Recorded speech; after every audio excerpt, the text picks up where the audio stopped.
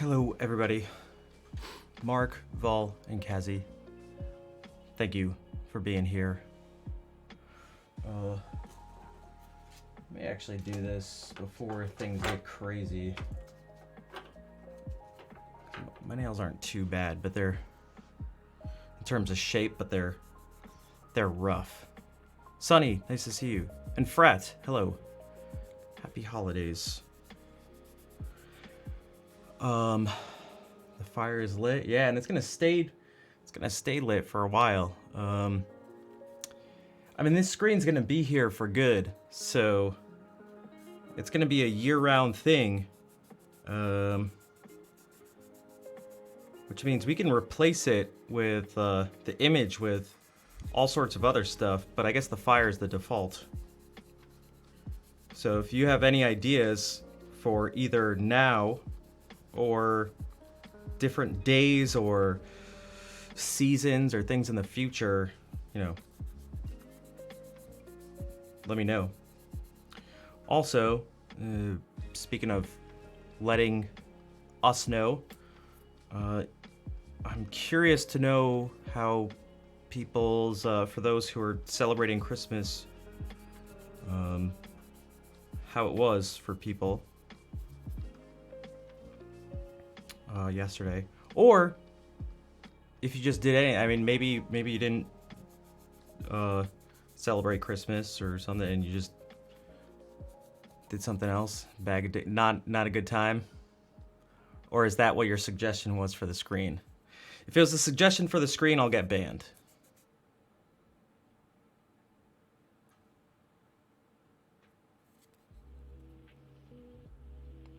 I guess if it's a bag, you won't see them though, so maybe I won't get banned.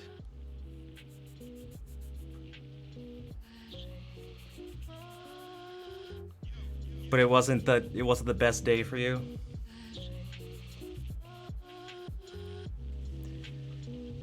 Fridge full of delicious leftovers. Leftovers are amazing.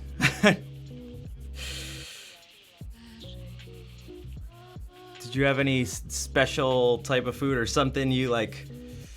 Maybe not even favorites, but if you do have a favorite, I know I'm terrible with favorites, but like, if there's anything particular you like, look forward to. Spending time with family and eating too much. I mean, that's what the holidays seem to be. I think, and I understand it, but I think we get I think we tend to get caught up in, at least what I would say is, too much into the origins of holidays, and perhaps don't I don't know. Maybe we should not focus so much on it.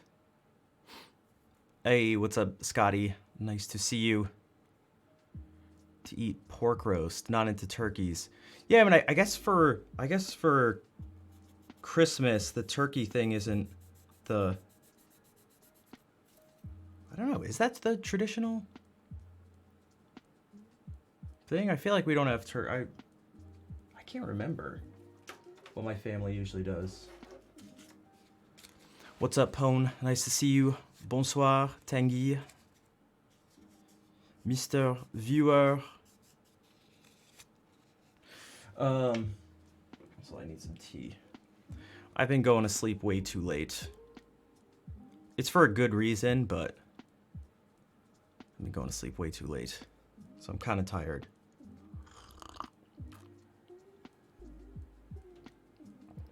Both your mom and your brother are back from the hospital. I mean, that's good. I don't know if you mentioned your brother before. I remember you mentioning your mom.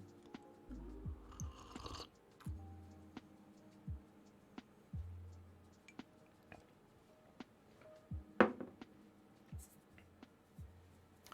don't know. All the sides of my family, we're all Armenian, but there's no, I feel like in terms of a lot of traditions, we're very much, wow, this song is much louder than the others. We're very, I don't know, it's a mix of American and Armenian tradition. There's always Armenian stuff in there. You know, speaking of Armenian traditions, now begins the season. Oh. Oh, no, we don't enable the tree command yet. Not yet. There's the period after Christmas where this is still up until January 6th, where I explain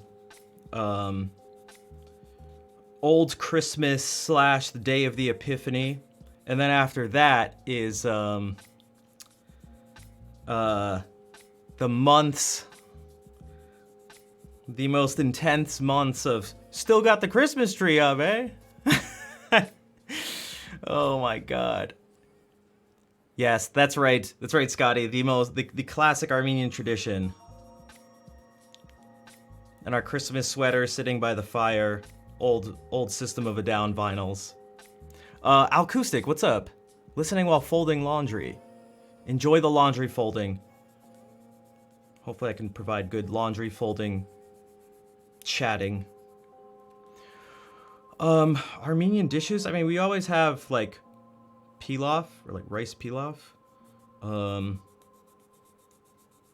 Oftentimes something, fasulya, which I've never eaten because it has green beans, which I don't think I can eat. But it's like green beans and like a red like tomato sauce. I'm trying to think. There's a lot of this stuff I might not even know because it's always just seemed part of what we do. You hate green beans? I've never even had them. I really just need to... It's just one of those things I just need to do. I need to just go to an allergist and, or just, YOLO it and just eat some beans and just see what happens. That's how I found out I wasn't allergic to, chickpeas. Except it wasn't on purpose.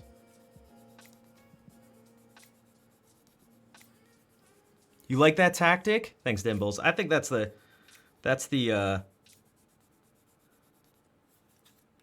cool way to go. That's the epic way to go. Right? What do you guys think? Should I do that? Maybe I should do it on stream too. Content.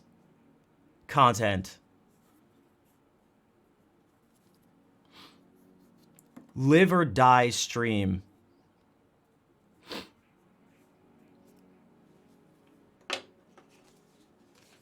I can have the most clickbait title that won't even be clickbait.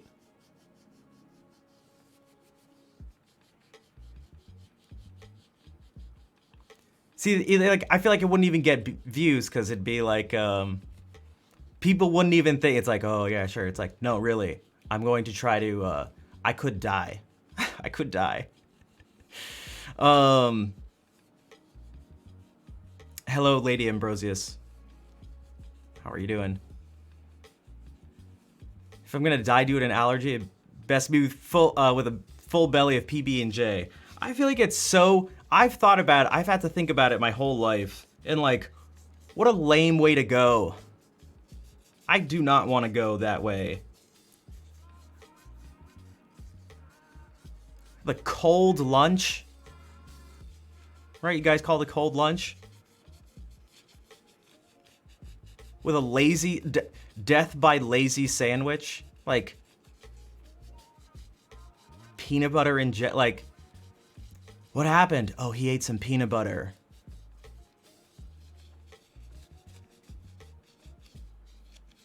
It's like incredibly not cool. There are a million other like tragic ways to go that are at least just like cooler. Like, come on. Peanut butter? Peanuts? It's pretty lame. But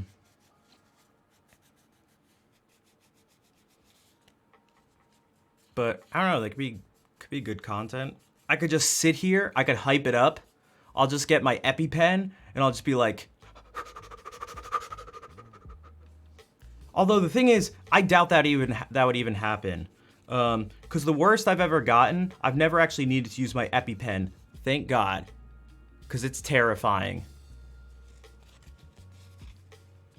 Yeah, EpiPen's sub goal. As the hives creep up my neck, and as my tongue starts to swell, guys, just find something.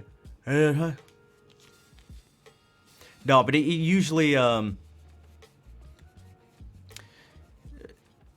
usually just makes it. It's only been peanuts really that seem to, whatever it is. It's terrifying. Yeah. I've only had to go to the hospital once for it. It usually just makes me puke.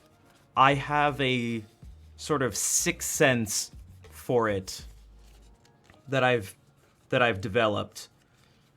For one, I know the smell of peanut butter, and peanut butter smells the worst. It's really strong. I'm really sensitive to it, but also it's not just the smell, but I can feel it. Maybe Vul actually knows what's going on here. I get a pain in my nose, like right here. I can like sense it. It's like sort of tingling / pressure. Not like pain, but like kind of right here. It almost feels like there's like squeezing on my nose when I smell it. There's no other smell in the world that does that to me.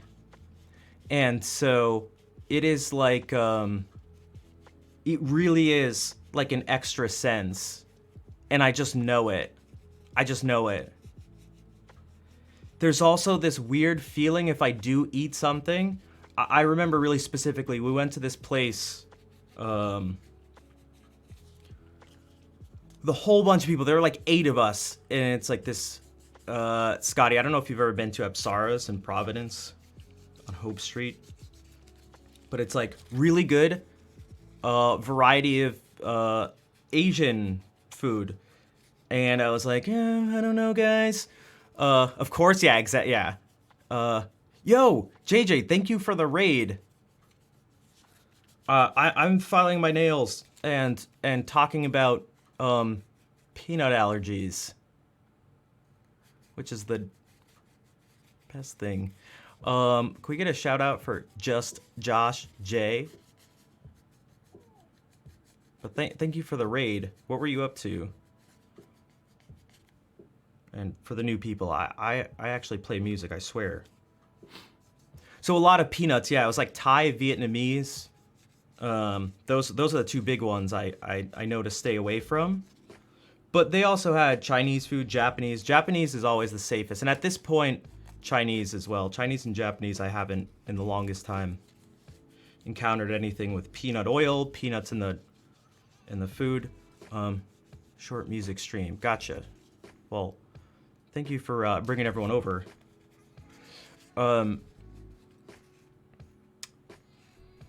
So I was like, okay, fine, we'll go. I can't, Piano Bean. We'll go, and I'll just get something safe. I know this. I was like, okay, I don't want to be the one out of the 8 people to like ruin things. I'll just go. And I got lo mein. Seemed pretty safe. I asked the waitress if they used peanut oil, because I always ask that. She said no. I ate a few bites of the lo mein, and I sat there and told everybody I was going back to the apartment.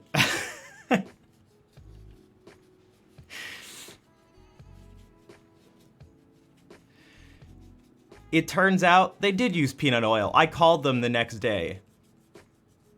How long have I been playing piano? I never like formally studied piano.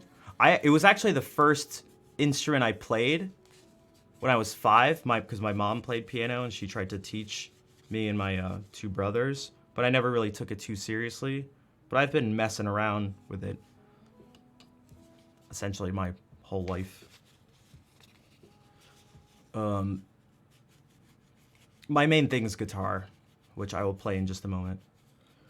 But yeah, I could tell, even someone telling me, yeah, self-taught, yeah.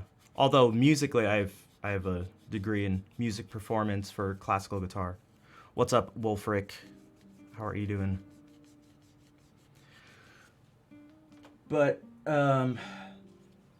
yeah, so I just knew right away, even being told that there was nothing in the food that had any peanuts or something, I just knew it. I just knew it. And I was like, gotta go back to the apartment. It's like, see you guys, I'm gonna have to throw up in probably 30 minutes or something. I'll see you guys later. I just knew, like, I just knew.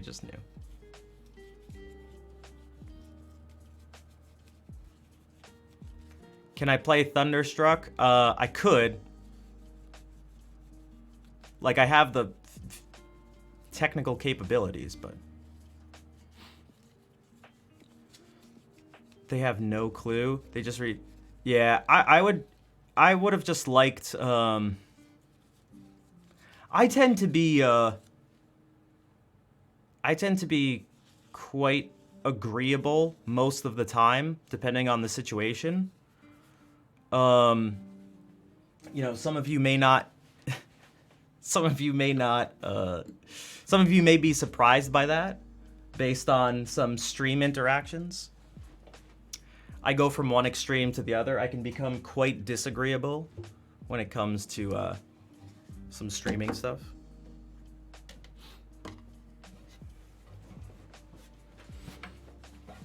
Yeah, I have a low tolerance for BS, especially when I'm very sure about what the thing is. But when it comes to when it comes to I don't know, restaurant stuff, I'm very likely to complain about food, send it back. Hannah Hawes, what's up? Welcome to the stream. Welcome to the channel. What's going on?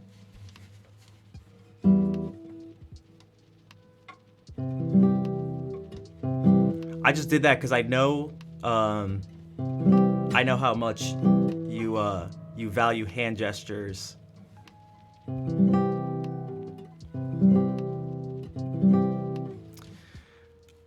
What? I swear you watch this stream for YouTube hands.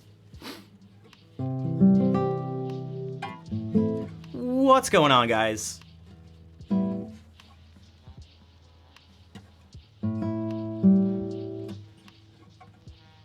Hannah, what's our question of the day? Quickly, what's the question? Thanks, Piano Bean. How's the laptop stuff going, or if you not started? Also, coffee talk. What's up? I know you're not surprised by the.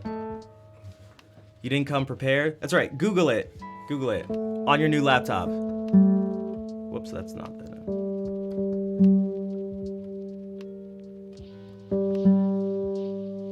I also love coffee. All right. You're just about to start? All right. Good luck. I know it should be simple, but again, technology, I just feel like there's always a problem. Somehow, I know it was simple, but somehow with the extra monitor, there were like no issues. But Vol, thank you for gifting that sub to JJ.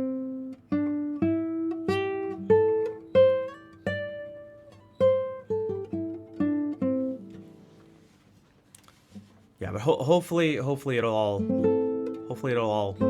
be fine.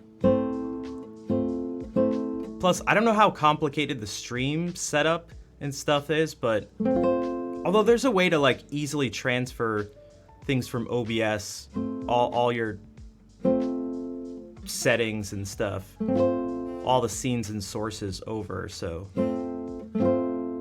that should actually be quick if you know how to do that.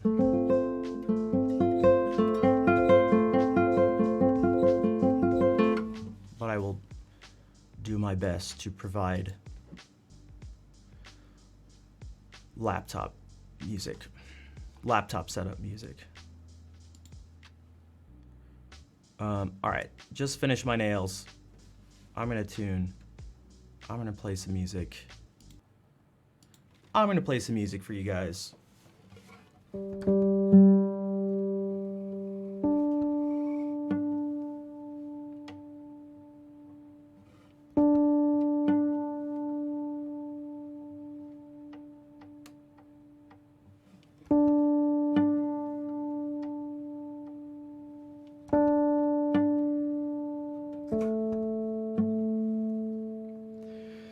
Yep, and none of the tunes will be Thunderstruck, unfortunately, or fortunately, depending on your perspective.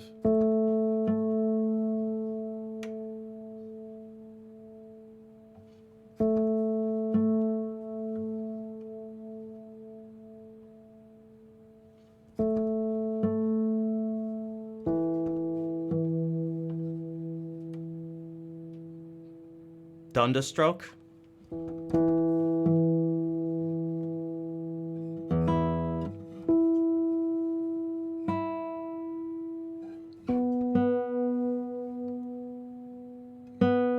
Kazi, thank you for the 300 bits. Do I have perfect pitch? I do not. I wish I did. At least I think I do. I think I wish that. If that makes sense. Although, knowing myself, I would probably be anxious about either losing it or perhaps worse, having it losing it as I got older, or having it, what seems to be worse is having it get off as you're older. I'm not sure what you're supposed to do. That seems like it would be incredibly disruptive to, you know, be like C sharp.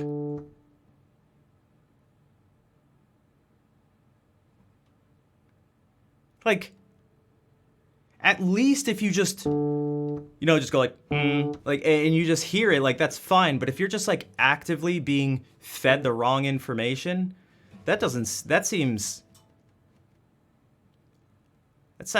terrible. But I mean, people seem to work with it. Bass register has been off.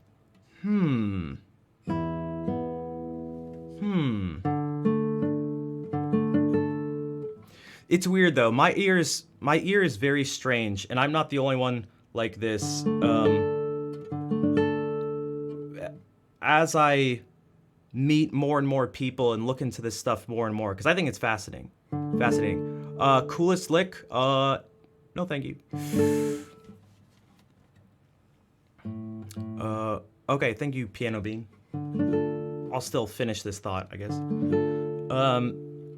Pitch perception is much more complicated and much less black and white than one may think.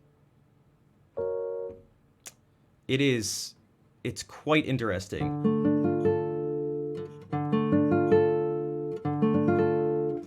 It would take a long time to go into further, but I've gone like a half an hour without playing any music, so I kind of want to play something, so but we could maybe discuss it a bit more later.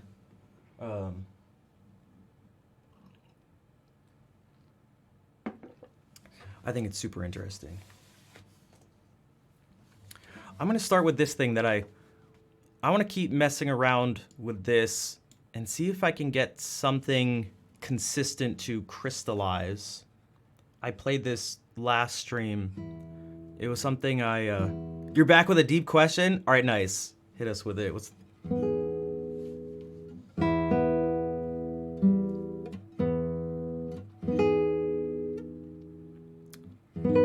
Happy holidays, Freddles.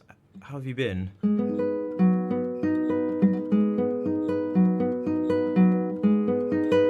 When, if ever, is it right to break promises? I'm going to think about that more. My gut, super fast gut reaction, is to say when it benefits the person whose promise you're breaking.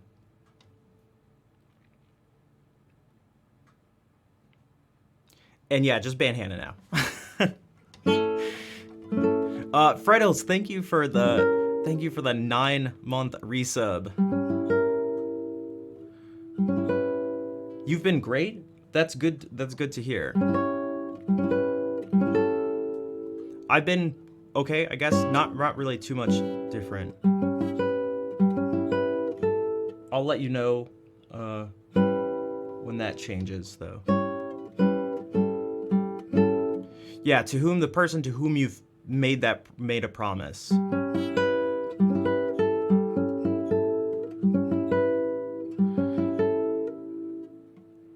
Oh my gosh. What's up, Count?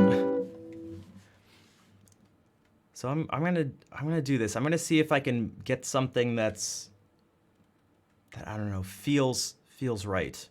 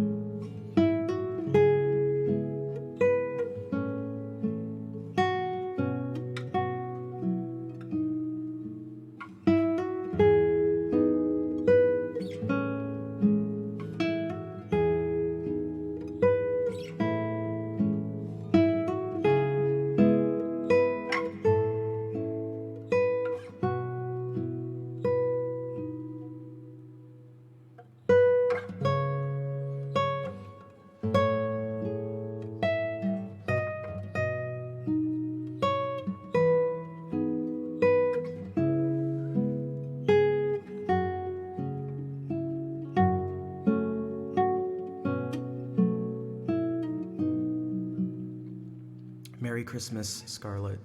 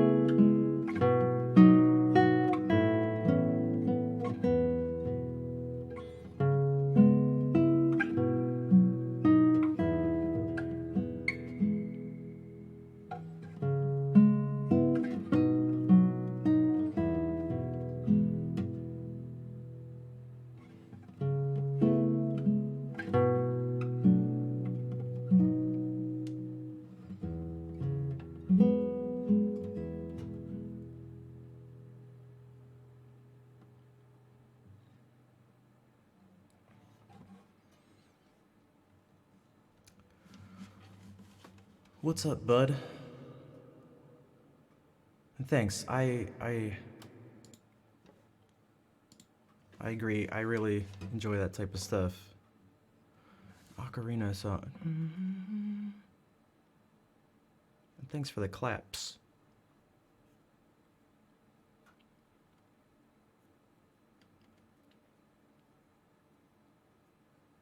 I didn't really think too much more about the question either. I was actually kind of focusing.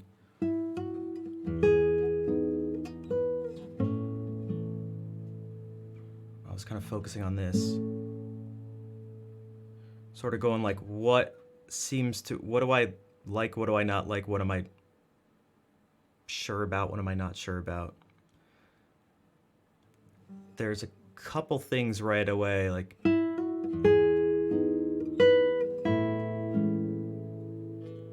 that versus as the melody, so versus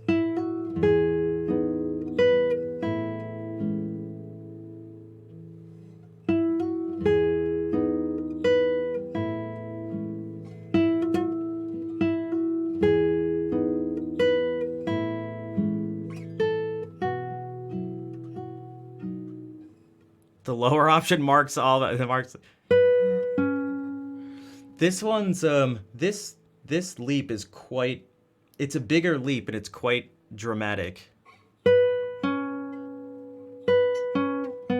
It's almost an octave. It's a minor seventh.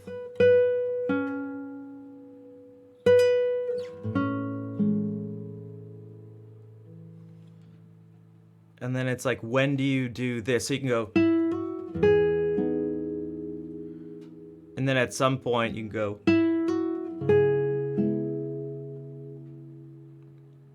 and reharmonize that same thing with.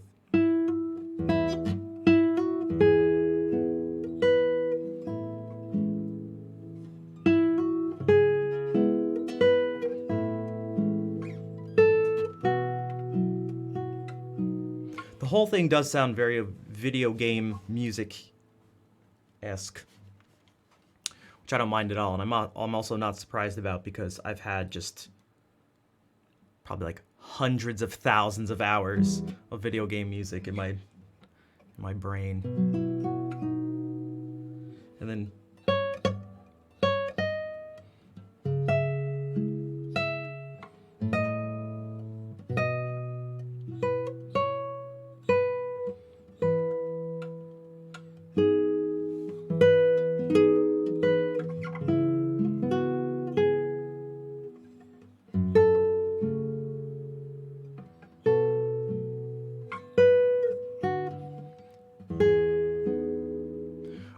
part of it is feeling like Count sort of mentioned something, like part of it's feeling like Epona's song.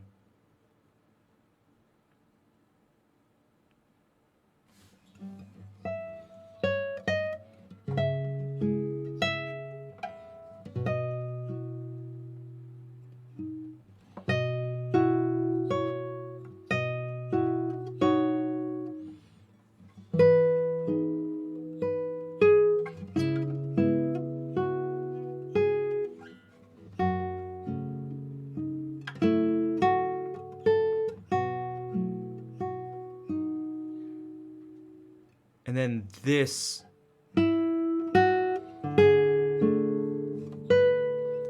ends up sounding like Zelda's Lullaby, actually.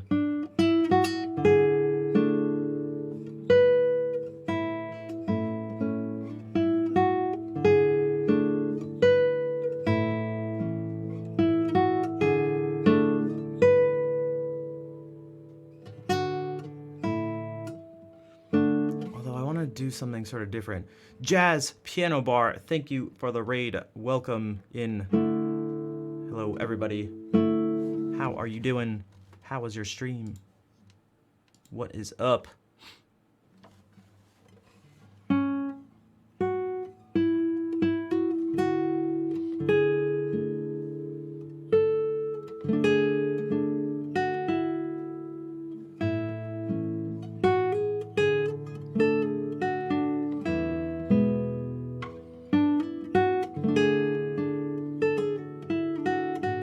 I know it's not specific to Renaissance music, but that's something that happens quite a bit.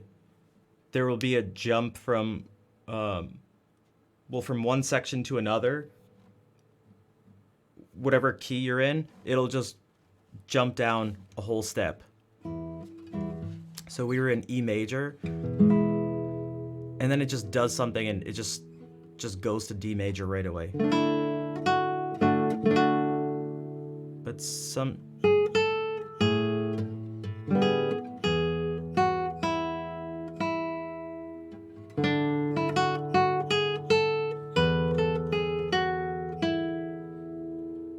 But it's not really D major, is it, in this sense?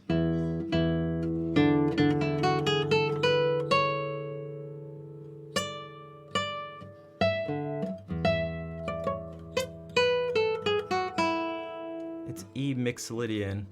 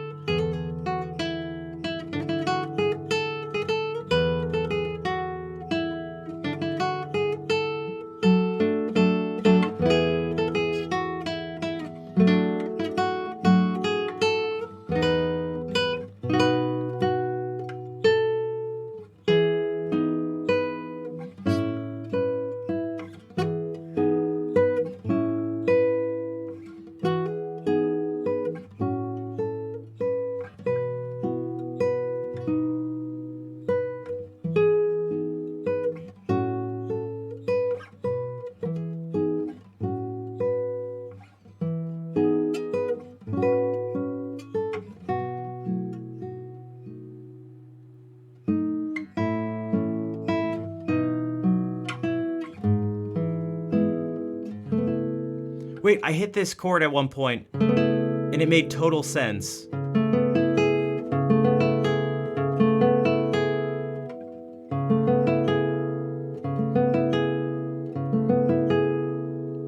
Where was it?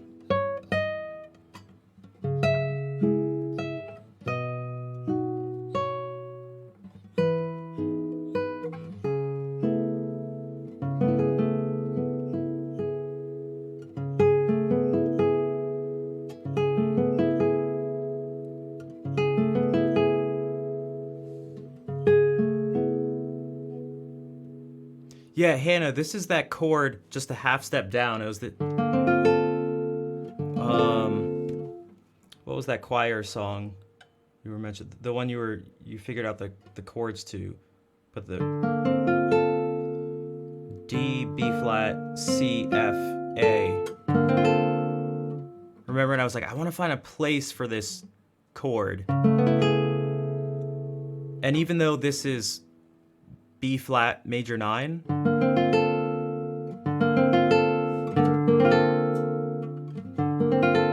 wait, those were your chords? Wait, so what were you figuring out? Hold on. Or is that just sort of like, were you just like inspired by it? So like this is B flat. Oh, the first one, just the first chord was from the arrangement. Gotcha. I see. Okay. Okay. I see. So for those who are curious, these notes are, I'm going to do a couple things on the piano. One way to sort of make sense of this, almost the simplest, straightforward way to make sense of this. Glissony, I like that. It's glisten. Whoops.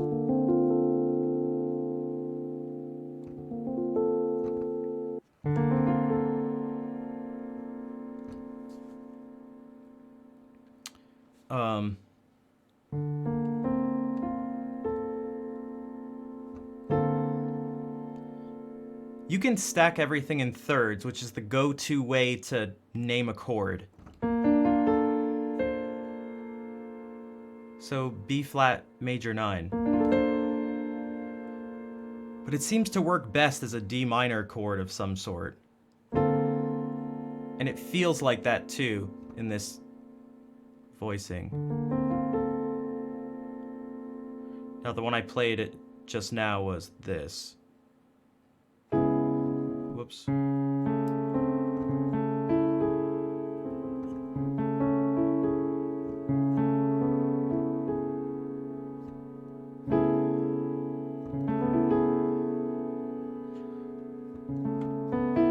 Stop distracting me. That's right. Do the laptop stuff. Do the laptop stuff.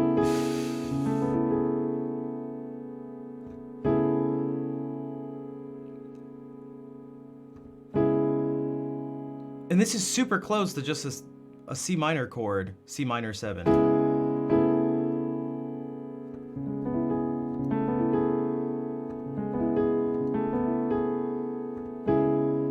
And that's how it fit here. So if we...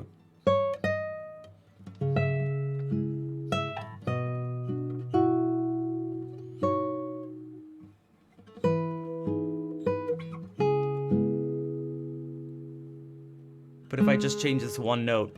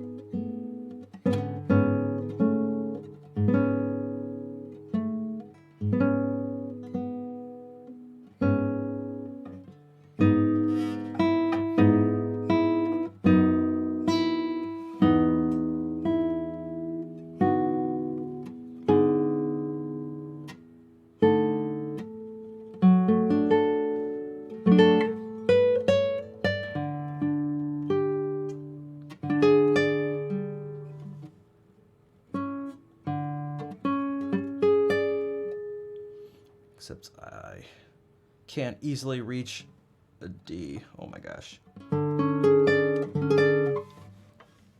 I need to spend more time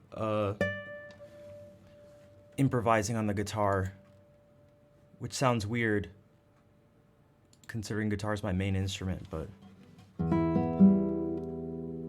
I think I've shied away from it because it's so difficult. It's actually so tough. Which is not to say that improvising on the piano is easy, but like, it is so difficult. On particularly on a few different levels. Melody or everything. Specifically not melodic stuff. Not that I'm some master of, you know, improvising melodically, but I mean like the thing that seems to be particularly difficult is harmonic stuff and harmony and melody. So, for one, you have access to more notes on the keyboard, and you're less tied down. The notes you play are much more independent of each other. So if I'm just playing something here. This happened a lot when I was playing with a friend of mine who was a piano player, and we were playing we played in quite a few different groups. But one of them it came up the most when playing in this jazz group because he was trying to like show me stuff and teach me because I have no formal jazz background and he does. And so he would, I'm totally just making this up based on what we did, but like this would just be an example. He'd be like, yeah, do this and just like, no, but voice it like this. Put the G here. And so where he could just put a G here, so I may be able to play this, the exact thing. Like, okay, and he's like, yeah, just put the G here. And it's like, dude, I literally can't. I can't just throw another note in there. The laws of physics don't allow it. For one, you can only play 6 notes maximum. You can't play more than one note on a string. You only have 4 fingers. You can only do a certain amount. Like, it's really difficult. And sometimes to just change one note, you have to like move all sorts of stuff around. It's really tough. Where like I could play this and then just do anything else I want over here, and it's totally disconnected from what's happening with my right hand. Whereas that's never gonna happen here.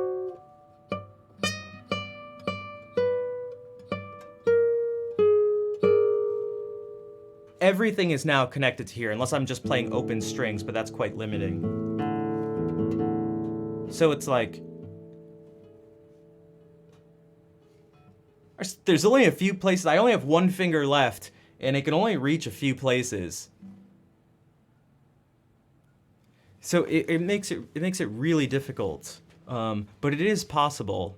And there are lots of people who are able to really get it done. I guess some of the first names that come to mind are people like Joe Pass and Ted Green, who I really should spend the time, making my brain hurt, trying to study what they did, because that's really the only way to do it. And I'm gonna have to spend time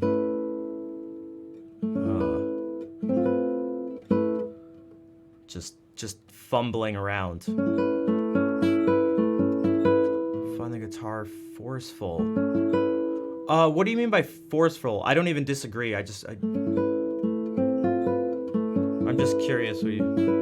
Brain pain? Yeah, exactly. We've talked about brain pain. Speaking of guitarists, Declan, what's up? Good evening, sir. How are you doing? And Poo Poo Smoothie. Hello. How are you doing?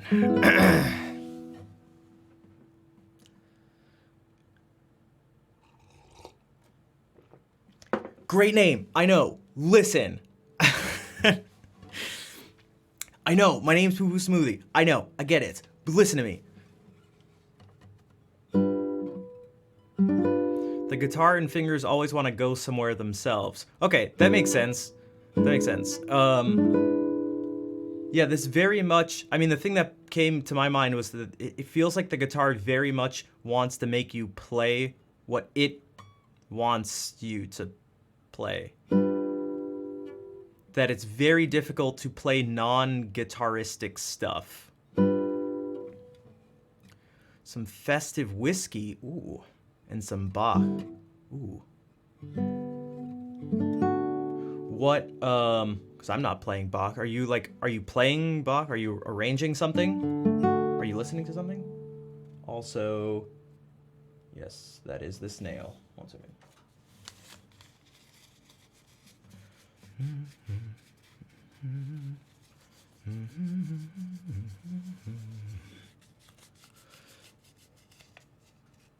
Brower and hot chocolate. Glad that made. Oh no, it definitely made sense. Yeah, I was just curious what arranging some Bach. What are you arranging?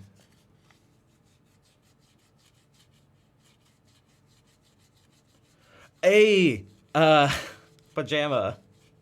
I noticed.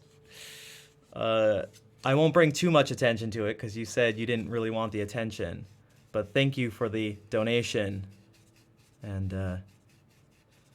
fijne feestdagen, Pajama. And dankjewel. Thank you for the donation.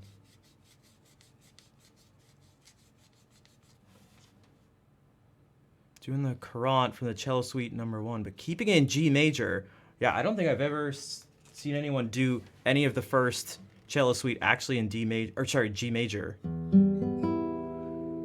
Drop G and D. Oh baby, like G and D. Whereas this is G and this is D. Yeah, not this being D. That would be absurd. G, and D. So each are down a whole step. And hello, Vera. Max Bax, what's up? Yeah, I just do it in D. If you've seen a Guitar Shredded does it, he has his own. He did the whole suite and he did the whole thing in A, and it actually works really well. If I had to do it over again, I really like his in A.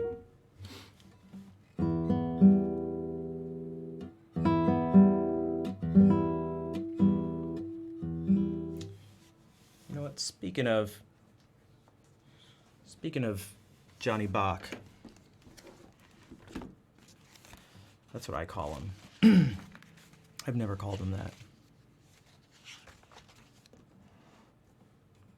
You've referred to it? Okay, nice. So you're familiar with it. Yeah. Yeah. Part of the back, whoa, broke during shipping. That is quite the bummer.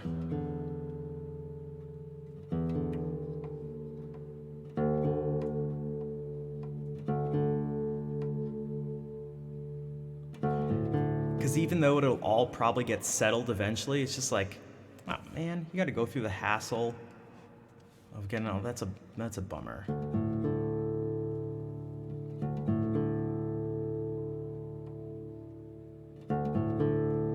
Yeah, I'm not the biggest fan. This was one of the first things I learned when starting guitar, and I just used an arrangement. This is from Michael Lorimer, and my teacher just told me to use this one. And looking back, I'm actually not the biggest fan. But it's like, man, do I really want to spend the time to, like, I don't know, do a whole new arrangement? I'd rather do other things at this point, but. Mayars, thank you for the 15-month resub. What's up? Continue to enjoy the emotes that I know you love so much. Contact support is a pain in the butt. Sending stuff back, waiting for the replacement, all that. Yeah, and it's just, yeah, that stinks. I'm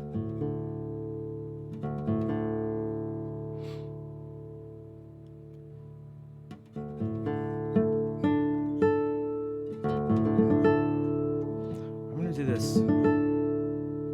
Oh, and Tina's here too. What's up, dude?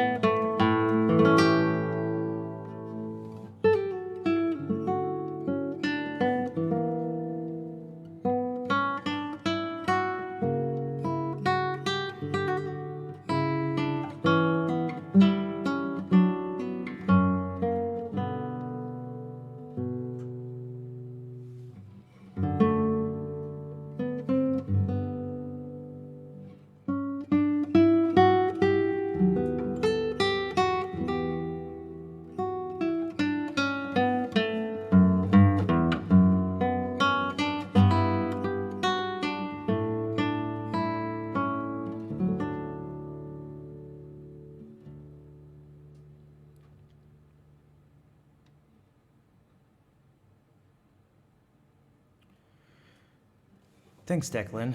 Um, I've talked about this on stream before. I used to do that. I've gone from being quite sort of conservative with the way I approach not just Baroque music, but just music in general, to kind of fly into the other end of things.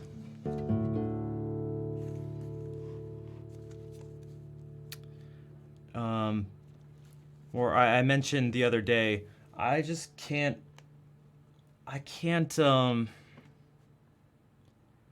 just can't play anything I don't sort of agree with or feel or something, and that doesn't. I don't know. A lot of people don't like the way I do stuff.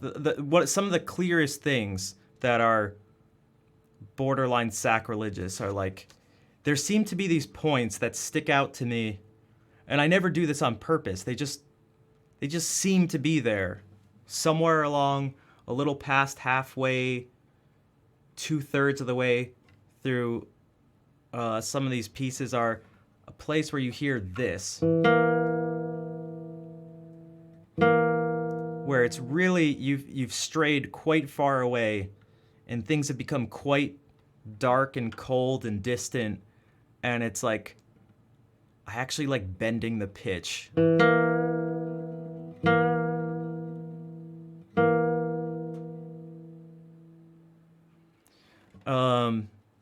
And I have no historical justification for it, but I kind of don't care. Or better, I kind of just don't care enough. I don't care enough to not do it.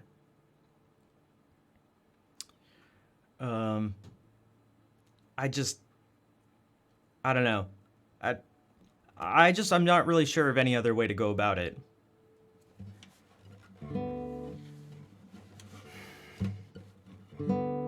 Like I'll do the other extreme example of a well, maybe I'll do some more stuff from, I don't know, it's hard. I'll do some more stuff here. The pitch bending, yeah, it's just like I want like it's like you're like what's good like so much like oh god.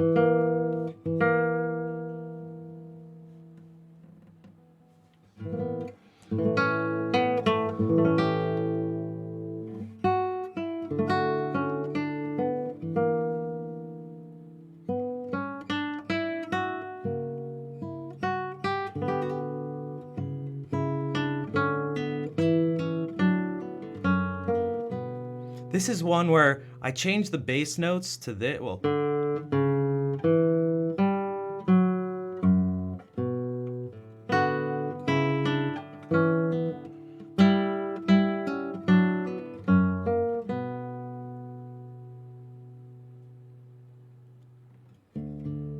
also Tina,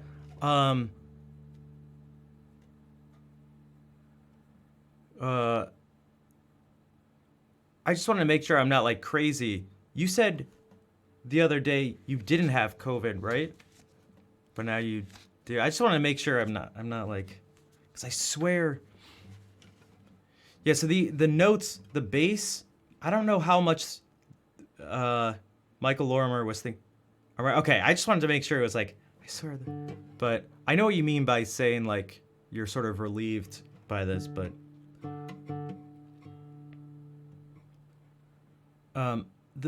I don't know how much he was thinking. I feel like this was very intellectual or something, because the bass notes end up doing this.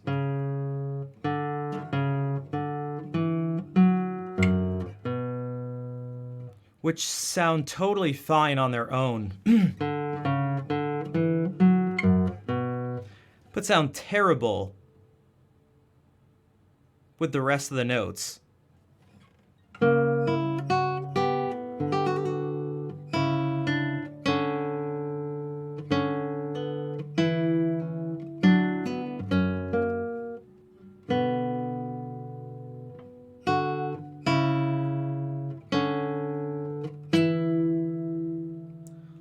the thing is, I said intellectual, but like even intellectually, actually, this kind of just feels really lazy, because this is like some pretty poor counterpoint.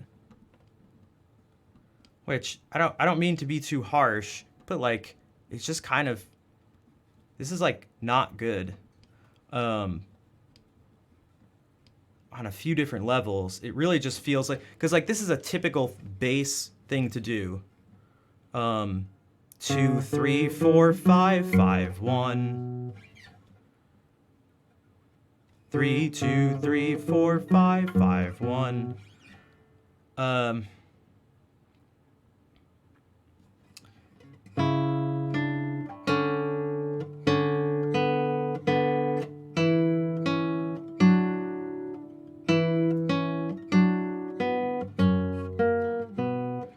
No, I'm not roasting Bach. I'm roasting the arranger.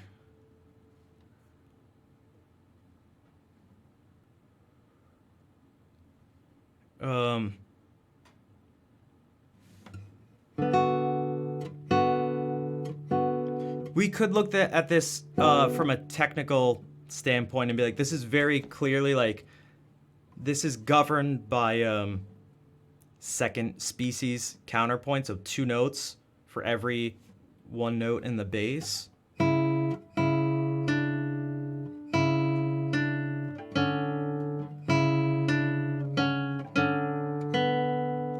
mean, I guess this does work. This is a consonant interval. This is dissonant, but it does resolve to... Actually, no, it doesn't.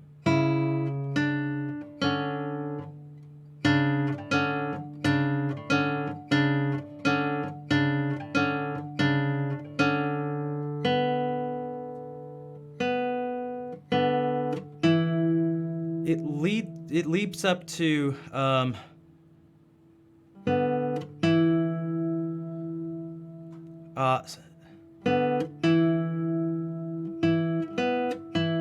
think these are direct octaves, right? It feels very empty.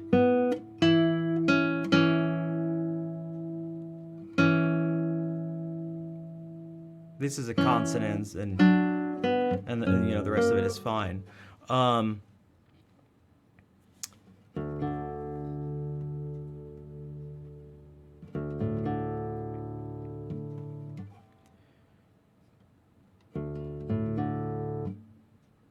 Because these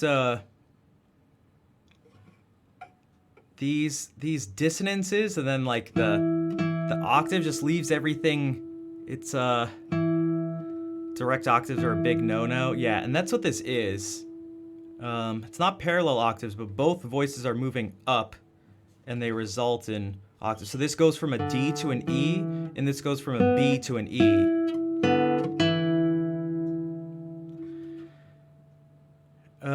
And it's not like, boo, like counter, oh, you know, exercise is wrong or something, but it's like the resulting sound. So something I thought was more interesting and also sort of fits better, I think,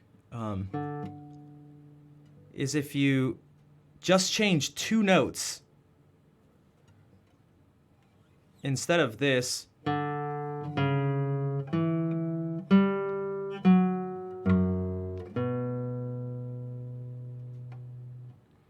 And what this does is this is almost like outlining a 2-5-1. 2, 5, 1 in B minor.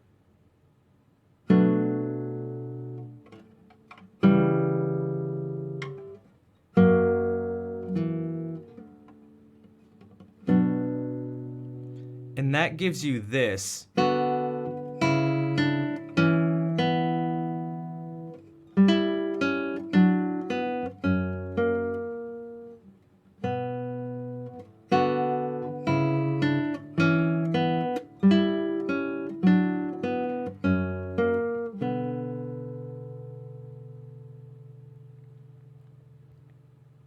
Instead of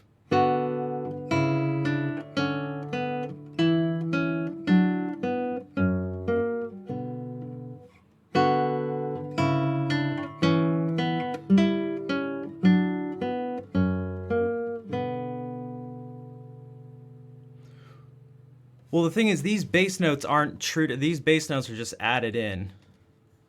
So Bach didn't write these.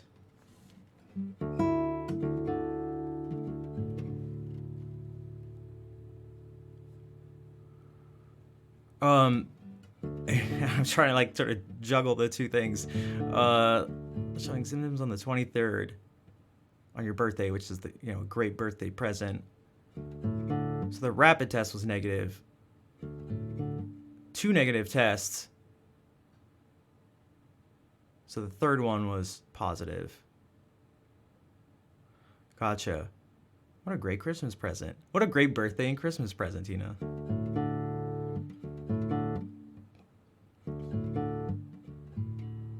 Well, hopefully two things. Hopefully you're able to feel, well, one, it's good that you don't feel that bad.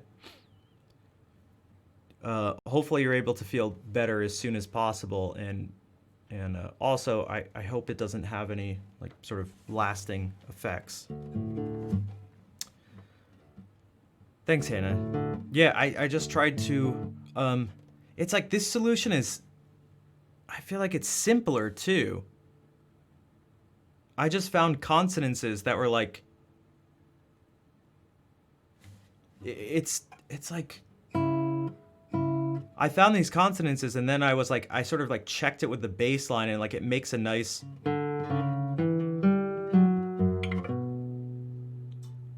you have there's a clearer, the bass implies something clearer. The combination, the harmony that's then created by the combination of voices is clearer.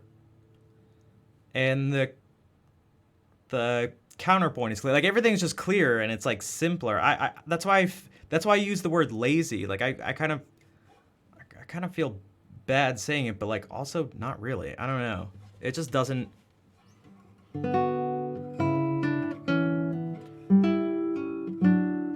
And I love, although it's 2 notes, it does feel like a 6 chord.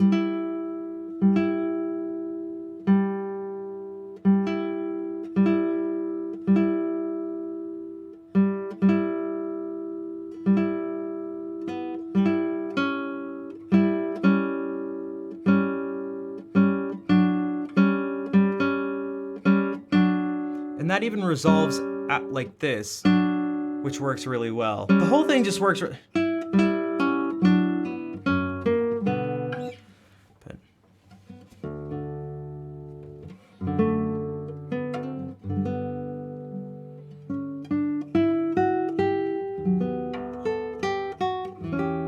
whoops.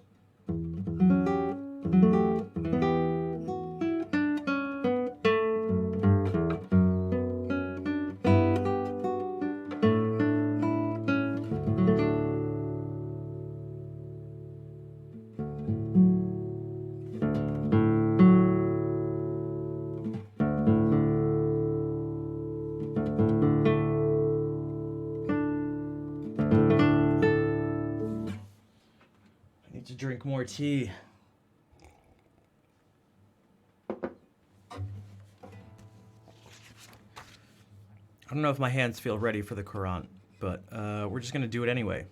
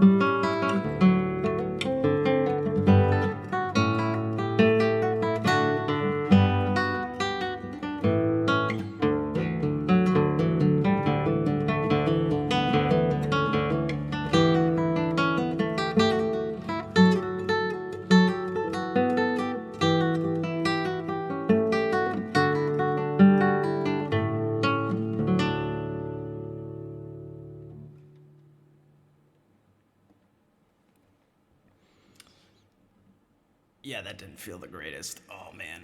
Oh. Oh. Oh, my hand is still like freezing.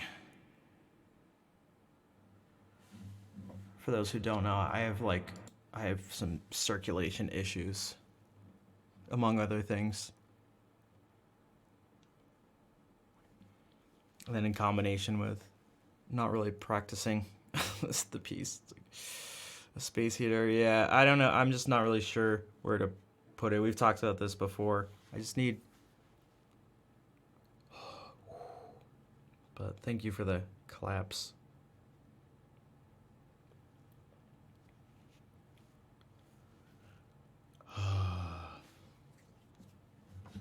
I mean, I've been talking so much, so like didn't warm up. Only played like a couple pieces. So there's, you know, even without any health stuff, I really shouldn't I shouldn't expect much. Which is why I said even before I played it, I was like, this is probably not gonna go well. But I really like it. And this is another one I like actually making quite intense.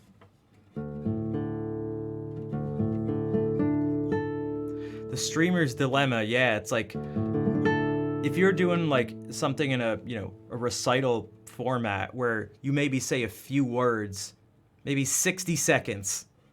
That's right, not even a minute, 60 seconds, right?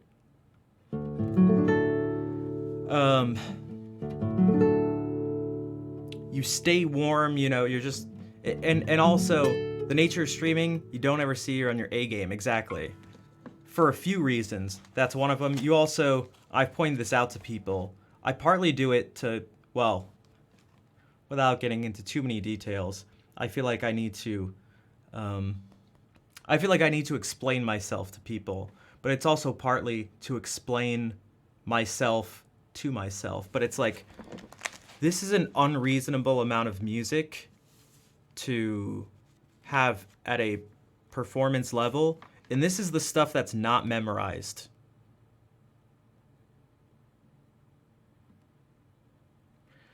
So this on top of, I actually have quite a good amount of music that's memorized too on top of this. And this is the guitar stuff, then there's all the other things. So like, that's very unreasonable. And to keep that up, it's just, I would have to dedicate my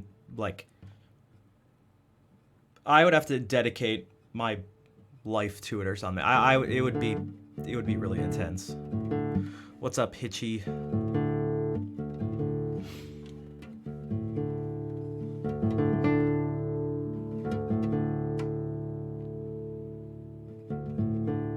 You don't have to worry about hijacking the chat. I enjoy. I know I can't really. I can't really respond as much as I maybe would like to, especially like.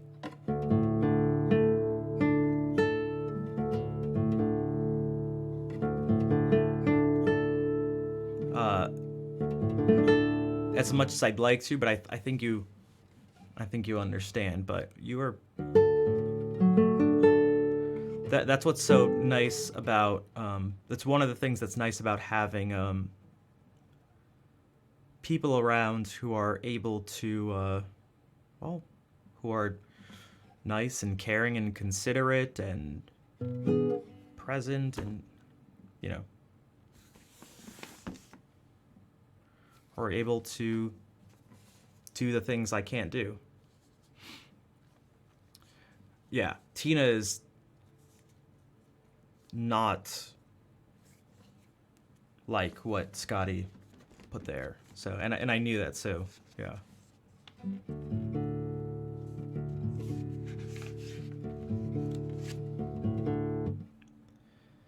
That Mex guitar guy.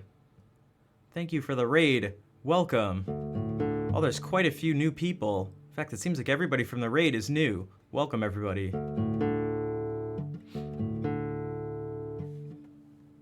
thank you for bringing everyone over. Hello, how was the stream? What were you up to? I'm assuming you were playing guitar. If so, what kind? Here, I'll do I was just about to do this. This is another one that people have told me I play it too fast, but I think they're wrong.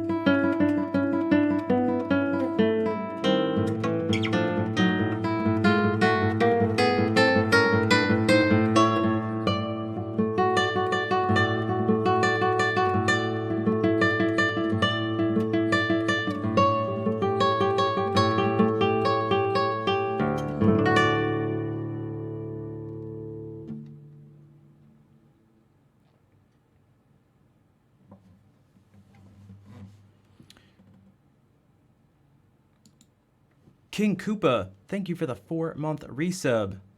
Yeah, the holiday was relatively chill, aside from my hyperactive nephews. But they're young, so that makes sense.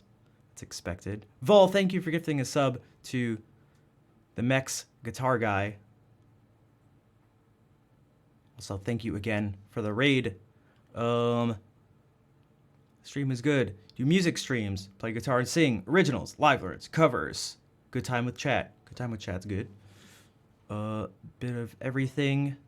Mainly live learning. Misguided Ghost by Paramore. I'm not sure I'm familiar with that song, but I'm glad to hear it went well. And thank you for bringing everyone over. Oh my gosh, Vol has 1 million points in the channel. Oh my gosh. And thank you for those who followed from the raid. Ultimate Woke Redeem. I don't know what to do. Vol's been talking about this. She said once she gets to 1 million, she has like a special request, but I don't know if I can, because I don't know what it is. I don't know if I can, speaking of promises, I don't know if I can make the promise to do it without knowing what it is, because, well, I guess I could make the promise, but I wouldn't want to break the promise. Also, Fair, what's up? Nice to see you. I like how you came in and instantly were in mod mode. Also, not to distract, but also to distract. Hannah, I don't know if did you answer your own question? Do you think, and we can sort of re-put out the prompt, does anyone think it's ever okay, and if so, when, is it okay to break a promise? Head out for work, have a great rest of your stream. All right, thank you, Guitar Guy. Thank you again for the raid. Enjoy the work. Take care. Thank you for bringing everyone over. 100 blindfold challenges. Oh, God.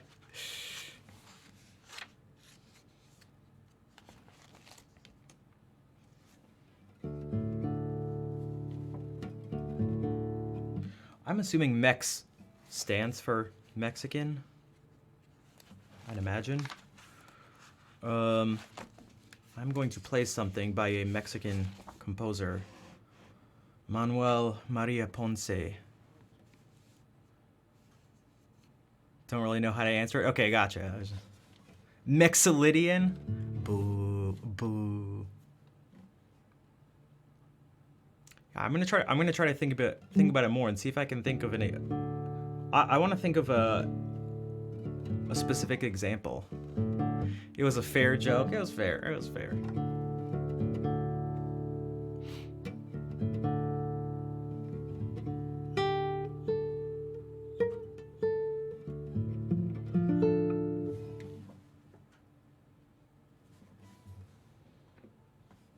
It's okay. I just boo all puns.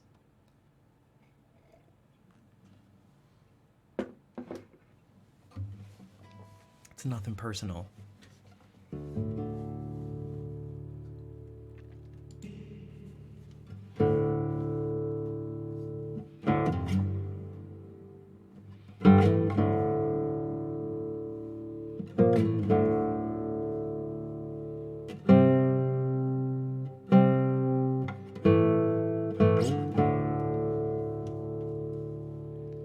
Man, what was the thing I did? It was like.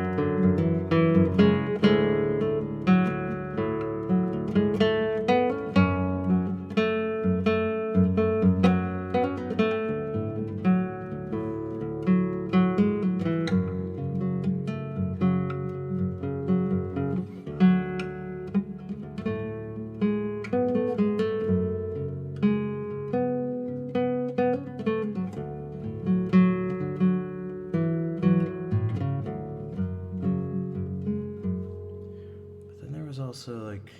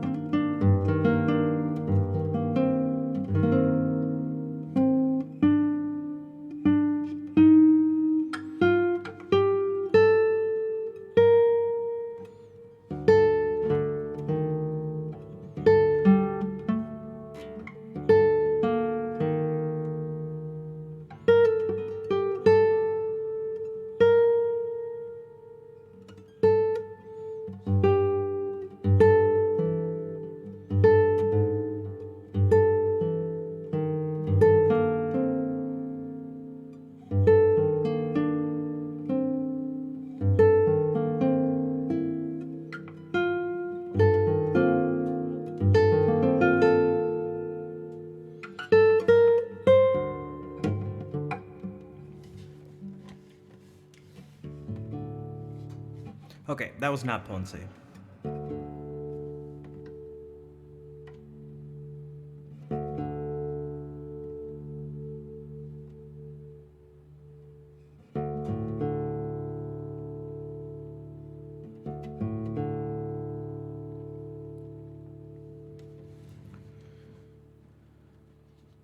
Yeah, right. If the net result of breaking it makes things better.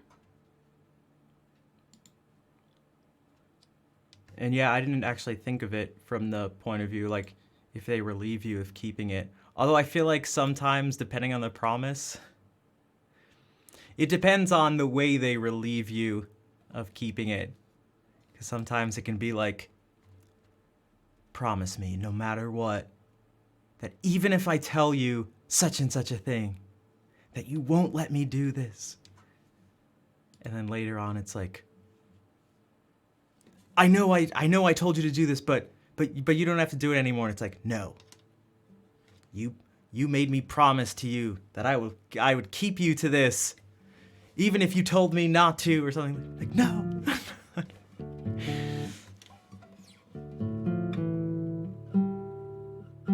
I don't know why this situation is like so dramatic in my head too, but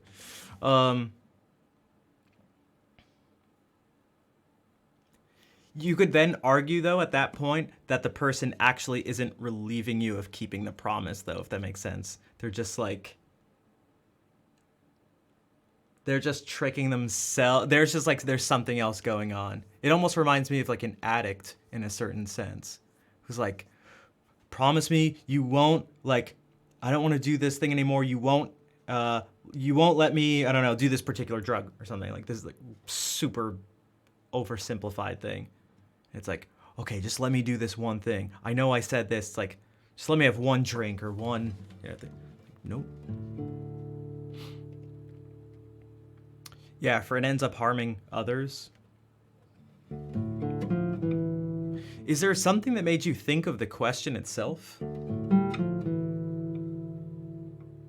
Or did you Google deep philosophical questions?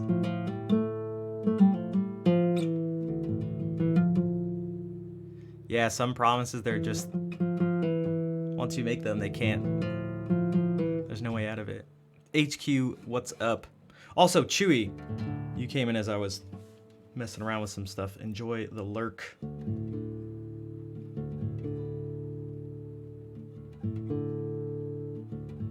Just on the top of your head. Okay, gotcha.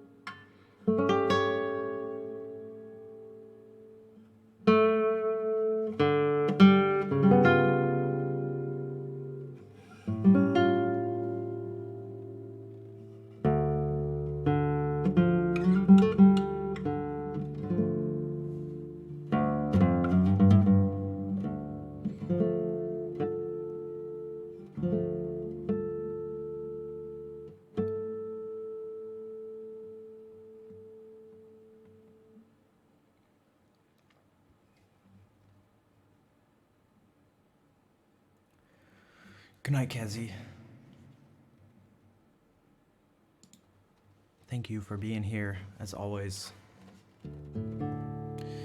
Yo, Rich, what's up? How are the teeth feeling? Or more, how are the spots where the teeth used to be feeling? Richard Sage got his wisdom teeth out. Got those pain gains? Nice. So what's up, Captain?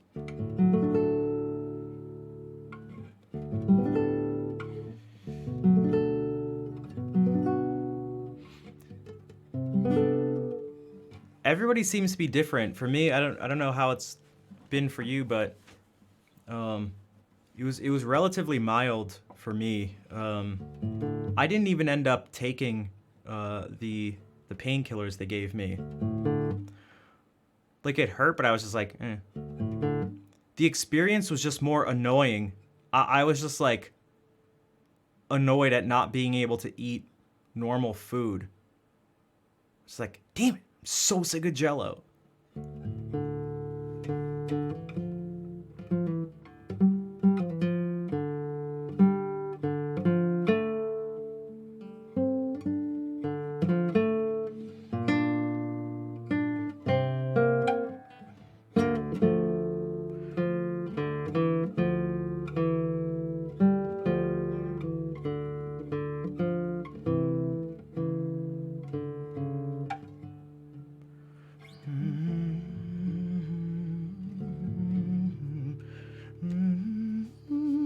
I was like, what is that from? But it's from The Lion King.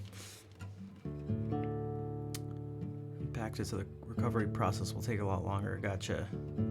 Is there any estimate on how much longer? Also, this piece left off like this. And so that naturally leads... It just leads into this. It's just asking for it. It's just asking for it.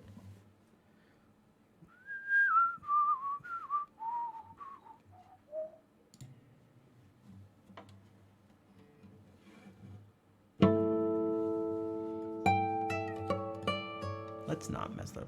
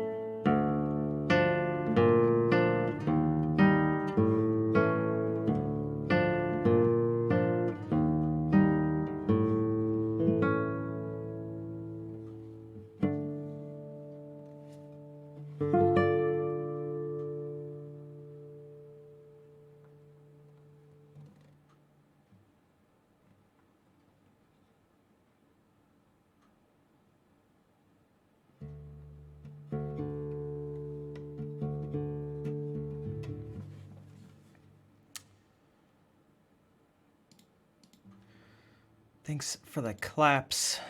Um, Also, we know Viva's not here because she's guaranteed to put a heart emote in chat whenever I play that. Auntie said What's your favorite piece? Yeah, that one's like that one's a classic. I mean, Tárrega he may not be the most well-known composer ever, although his music I feel like is more well-known than his name is. Never plays your favorite. Total Eclipse of the Heart. I'm sorry, I just Nokia put him in the top. Okay, there's that. Even outside of that, it's like the Nokia thing. Yeah, that's for those who don't know.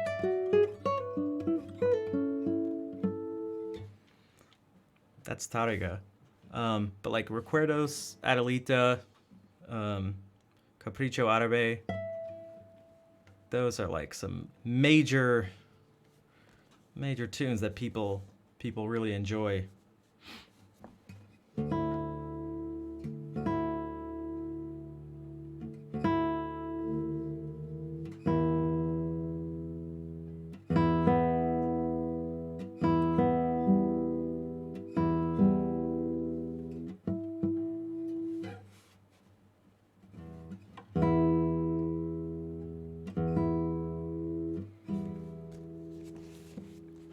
I had the urge to do some Renaissance stuff.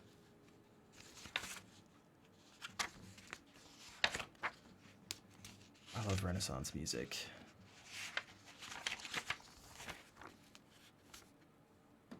Depends on the player, and that was fantastic. Thanks, Scarlett.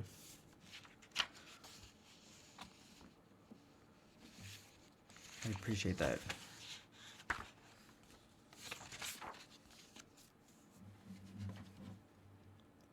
This is a Fantasia by an anonymous, most likely Italian composer.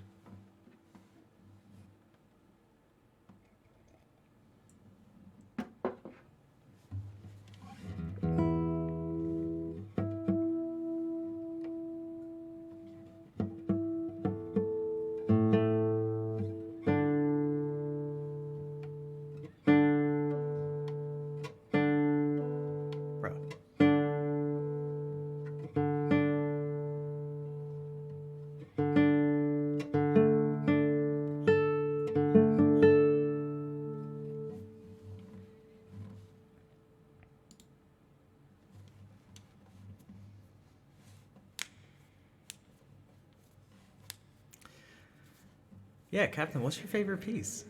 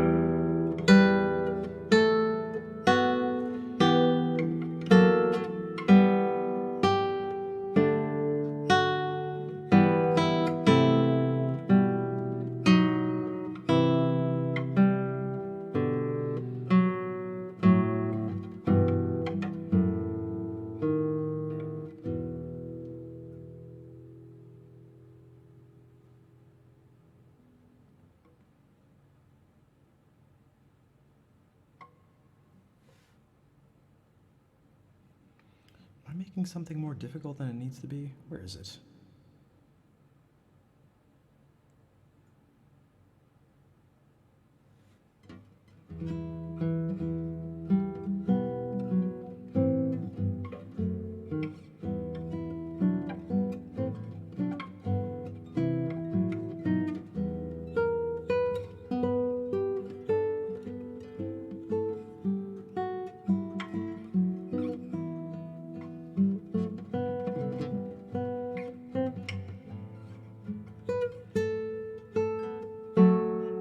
I am.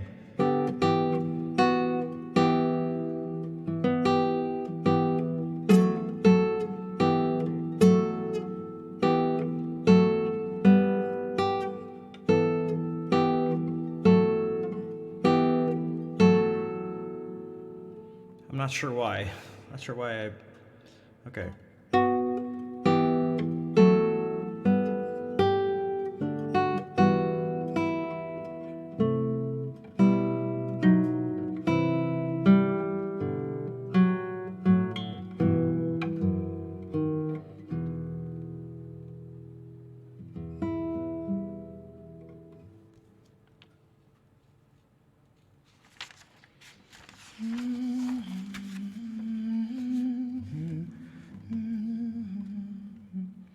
I'm gonna do some more Renaissance tunes that have a similar feel to that.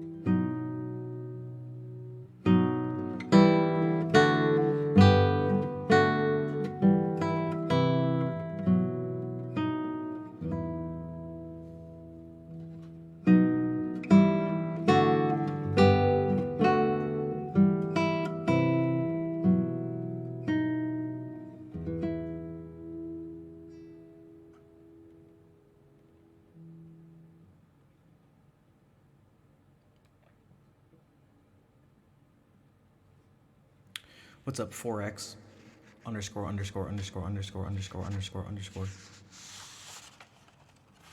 Peaceful? Yeah, these are like... Is meditative a word? Thanks, Cat Pianist, and welcome to the stream.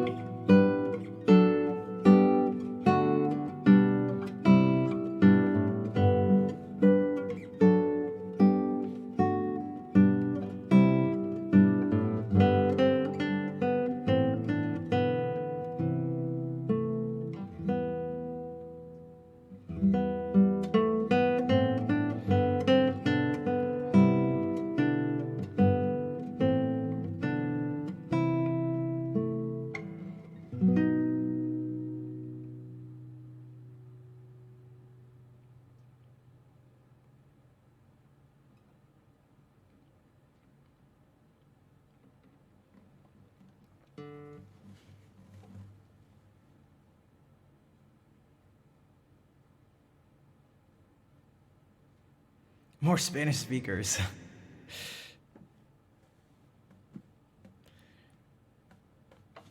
Bienvenidos, cat pianist.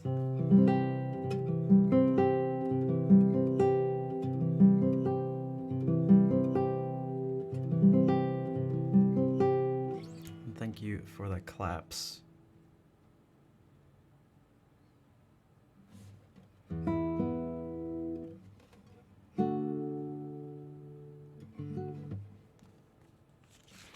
It's been a few Spanish Renaissance tunes. I'll do a couple more.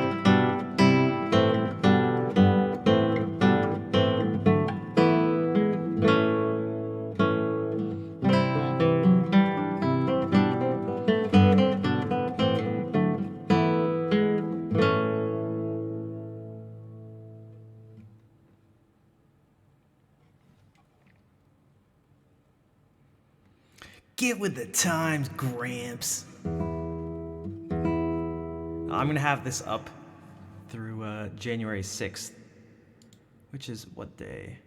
Oh, it's a Thursday, so yeah. Which I don't stream on anymore.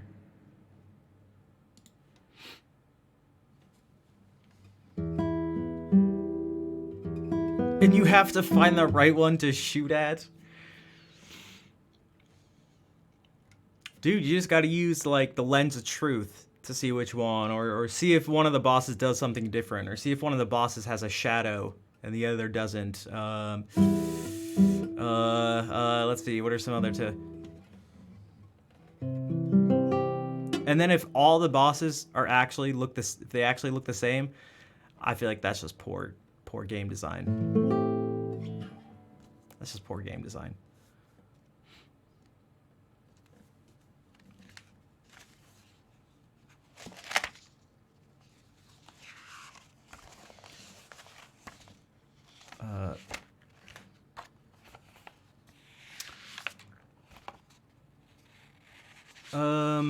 Let's see. When you fight Aghanim, the second time around, there's multiple versions of him. I can't remember. I can't remember.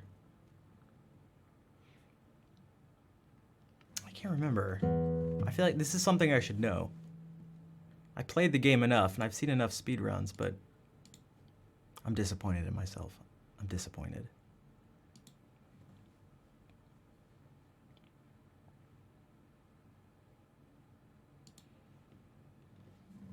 All right, time for some English Renaissance stuff.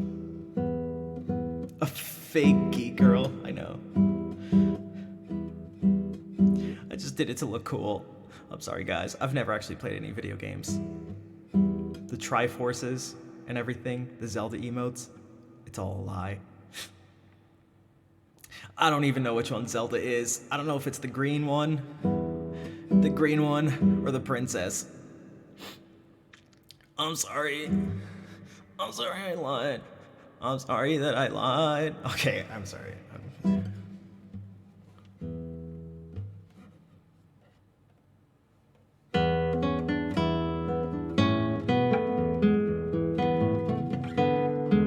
I knew I should have practiced this one thing.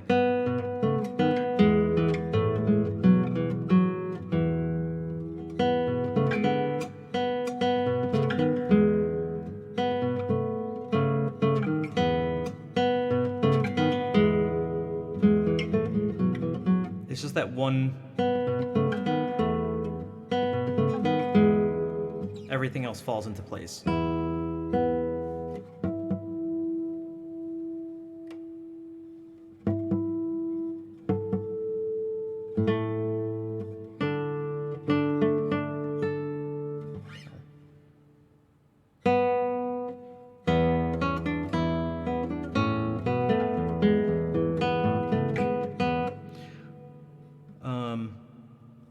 So I keep wanting to do this, so I'm going to not do that, but I'm going to specifically replace it with something instead of just telling myself not to do it. What's up, Bill? Bill coming in with a pause champ.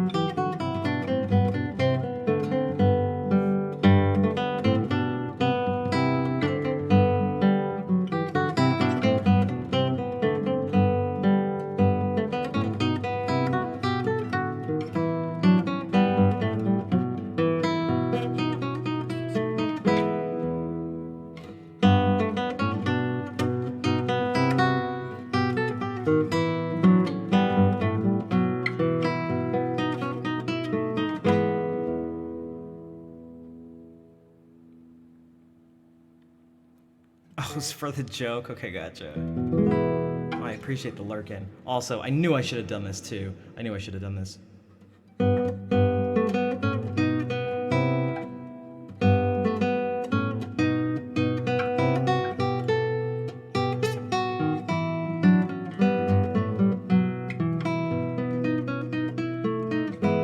If I just follow my fingerings, it's fine. But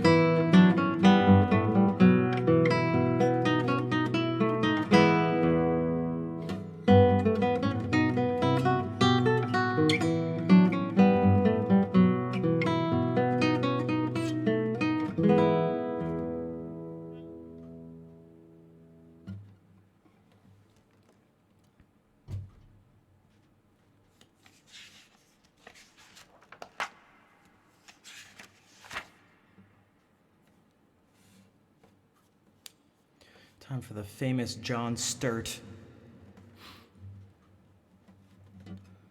ballet.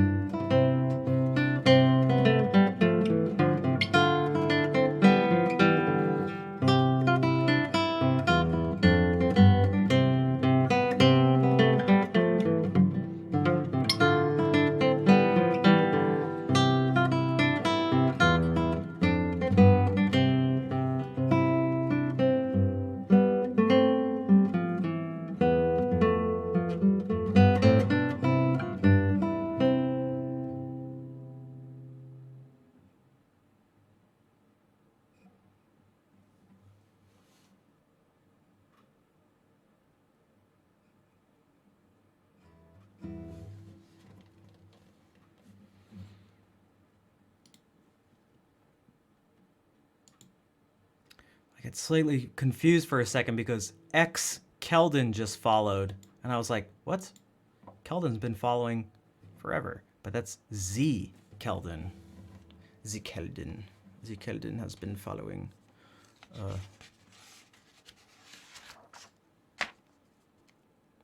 Thanks for the claps, everybody. And yes, what Count said. Thank you, everyone who's lurking.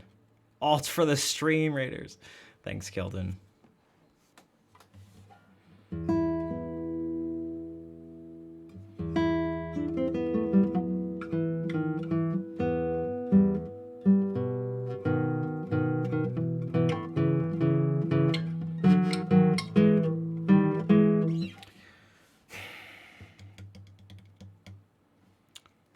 Part of me is tempted for a couple reasons to try doing another set of variations on Greensleeves. One is to just do it. It's another thing where I mentioned at the beginning of the stream, it really is taxing on my brain.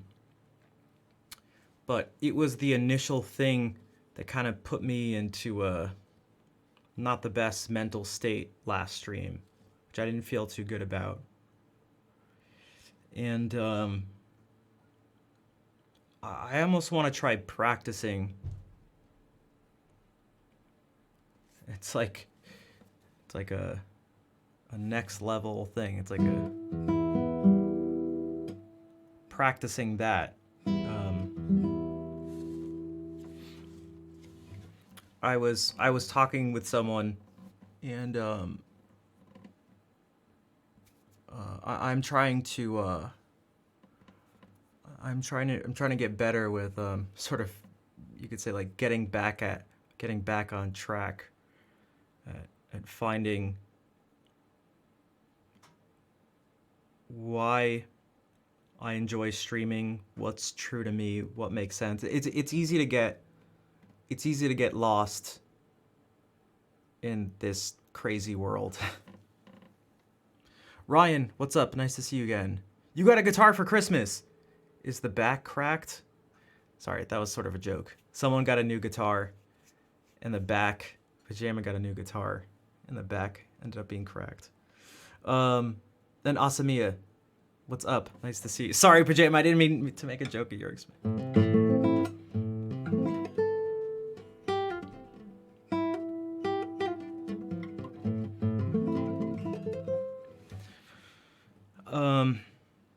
It's absolutely perfect. Nice.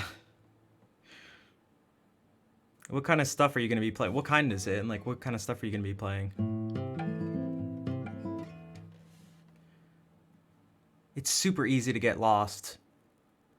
So many people, it's not just me too. So many people get lost, but like it kind of ends up well for them, you could say. It's so difficult. I never thought it would happen to me. But really, it's like the influences are very strong, and but there's someone who's recently been a really positive influence, who's been helping me out, and so I'm hoping for both my sake and all of yours too, that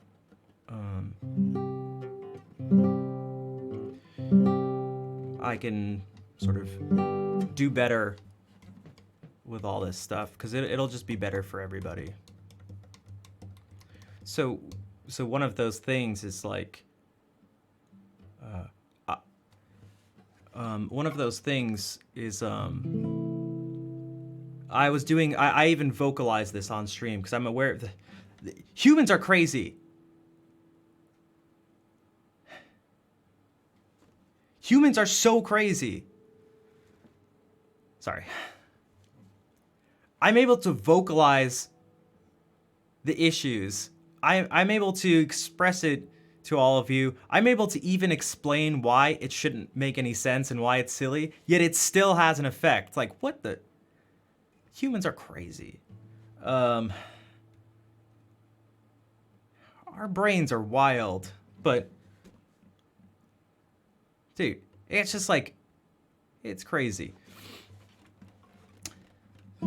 Slight side note, I'm so envious of like future humans that they're gonna have a better understanding of the brain. Perhaps out of all things, there's gonna be like scientific discoveries that I'm gonna be jealous of not knowing about. Advances in like technology and medicine and all this stuff, but like they're gonna have a better understanding of the brain, and I'm so jealous. Jags, what's up? Nice to see you. But so I was doing this theme in variations, and it is like, if I'm being totally honest, this is like wildly difficult. And I'm doing it in front of a bunch of people, and I got rated twice actually in the middle of it, and it's like I just felt so exposed, and I felt like such a bad part of me was being shown, and I just felt incredibly judged, and perhaps I was being judged and perhaps I wasn't, and most likely it was a combination of both. And it just it doesn't feel the best, but I don't think it's, and there needs to be a balance of everything in life, but I don't think it's the best to just be kind of safe with everything, or just scared, just going through life scared. Now it's easier said than done to just not be scared of decisions, choices, and situations, but I'd like to try to, well, I was gonna say I'd like to try to not be scared of them, but perhaps it's better, instead of saying I'd like to not be scared, I'd like to act regardless of being scared, or regardless of the fear or anxiety or something.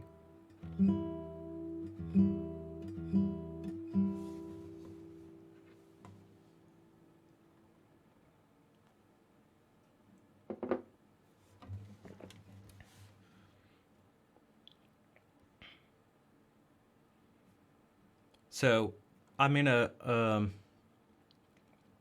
attempt to do green sleeves again with, oh god, a set of improvised variations, which I took note of. Hannah, I don't know if you've ever tried this before in terms of like expanding things, but I think this could be a really good way to move out of your comfort zone and play totally different things, like totally different things. And there's a couple reasons for that, but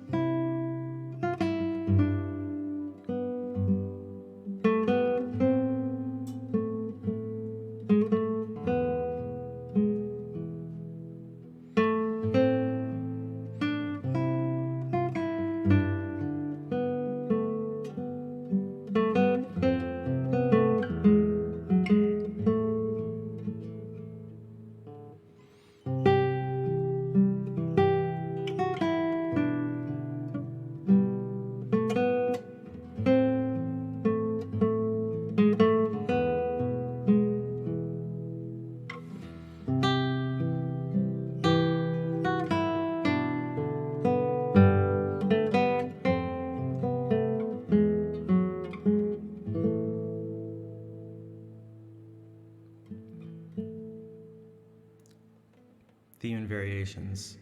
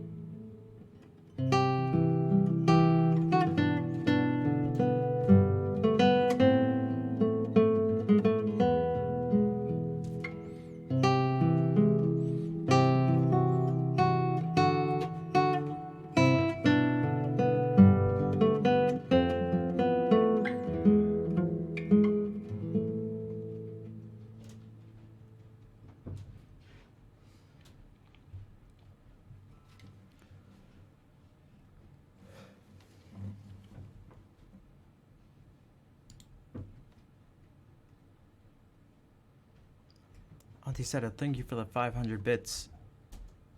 Hannah, thank you for the 300 bits. I do appreciate it.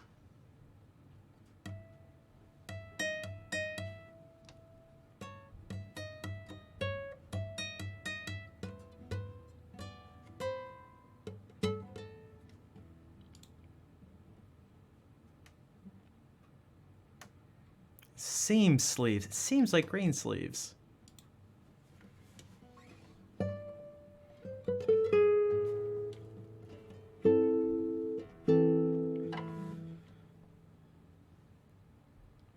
Merry Christmas, Joey's.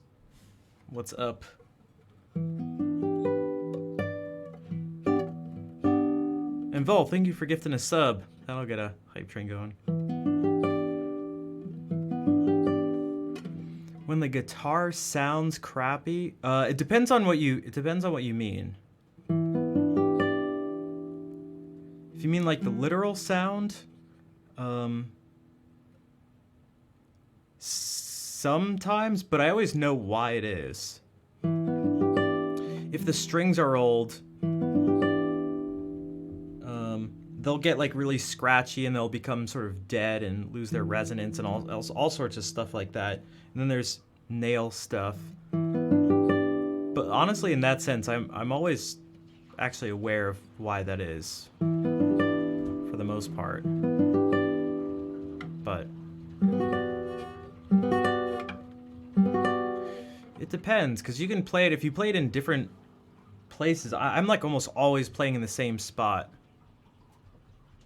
in the same situation. It's like actually quite controlled. You know, I'm not playing in like different parts of the world and different halls and different temperatures and different humidity levels and different like it's actually about as controlled as it gets. Vol, thank you for 5 gift subs in total, but 4 more gift subs.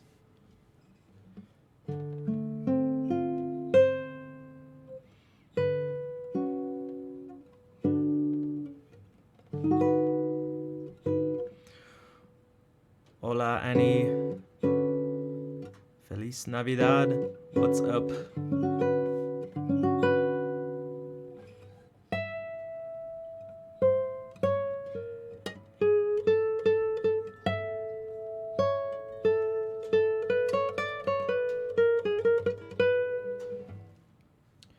But one thing I'd like to be able to do is I get very stuck in positions on guitar. Hello, Mark. That can make things very difficult. So like if I want to go like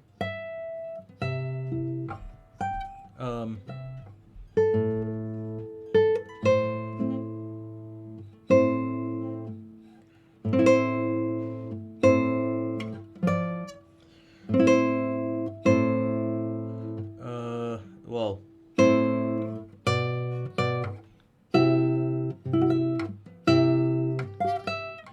okay, so now this is G. Auntie Seta, thank you for the 5 gift subs. And Fair, thank you for gifting a sub to Bill. I know there's like the cage thing, so one of them is like I'm intellectually, you could say, aware of the caged system. Putting it into practice is different, but then there's also like just doing it, so it's like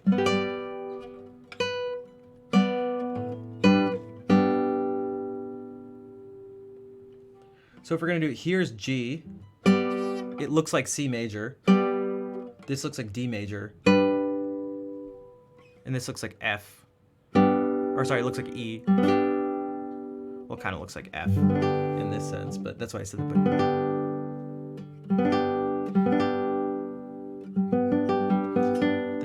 Thank you for all the subs. So switching between these and also not being stuck to like all of them, being like, okay, it's got to be this and all of these notes and all of these notes as well.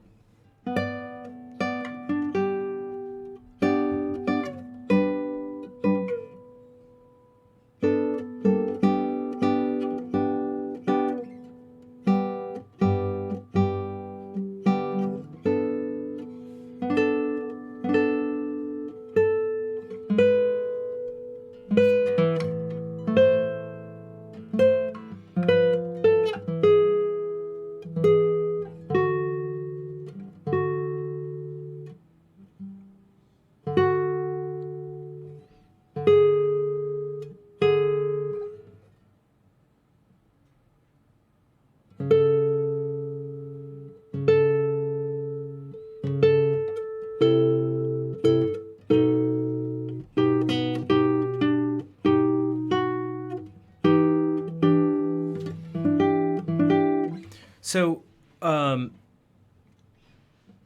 so I need to, like I said before, you need to spend time. Hey Amy, did you get? Oh, you got gifted a sub. Nice. You need to spend time doing things that makes your brain hurt. It's typically the sign of you learning something.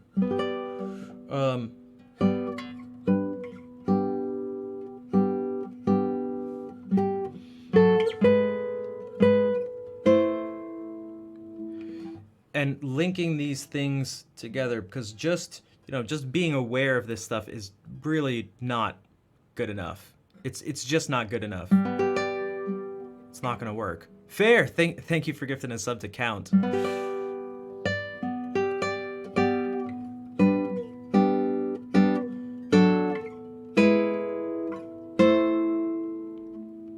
Exactly. No brain pain. This is a typically no pain, no gain does work here.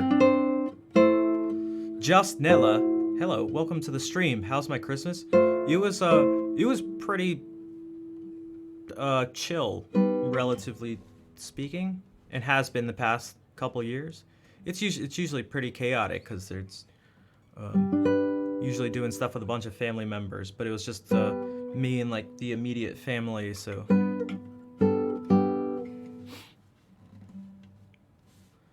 Although my nephews have a whole bunch of energy.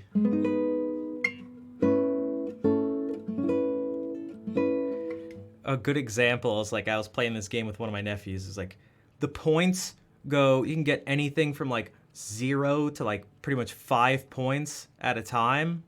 We're playing, it's like 7 to 6. It's like, okay, we're gonna play up to first one to 100 wins. I was like, oh my god.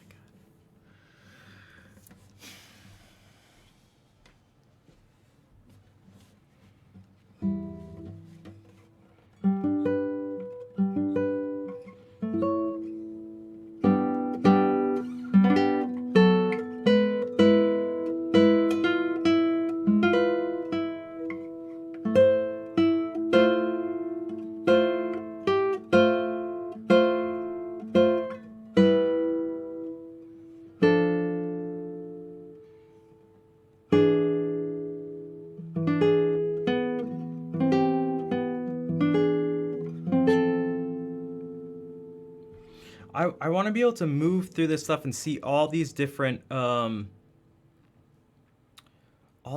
connections. I want as many. Maybe one of the ways to do it is like I want as many things to overlap as possible. And thank you guys for the level 2 hype train support.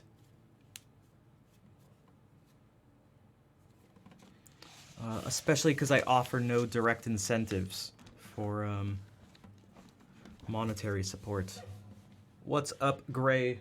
How are you doing? Something I've been thinking about more and more is inversions. I want to start thinking about inversions of like everything. Inversions, and more inversions. The other day, I did it like this. It's like this chord. G sharp half diminish, but also, so this is a 2 chord in F sharp minor. Because we did Jardin d'hiver. And this chord comes up all the time. Because it's just 2,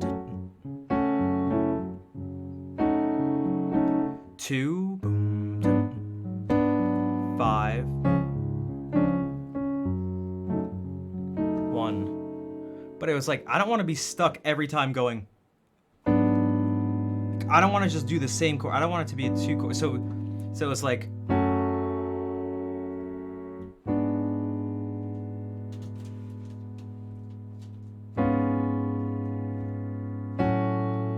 Inversions of this.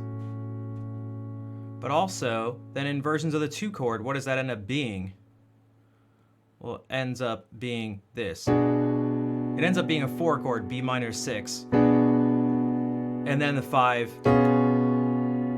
Now, purposefully not resolving it properly, just so we can continue this rising bass line.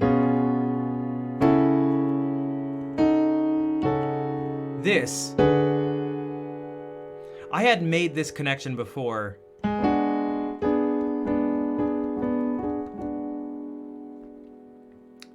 That 2 half diminished and 4 minor 6 are the same thing, but this is probably not the best way to think about it, but this is a 6 chord now in F sharp minor, but it's like,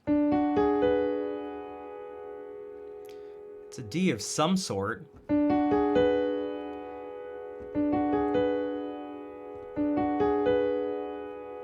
There's different ways to think about it. It feels pretty bright.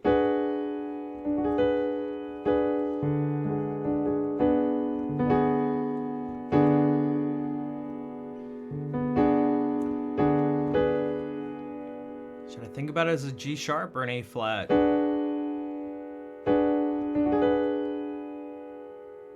I was kind of thinking about it as a G sharp.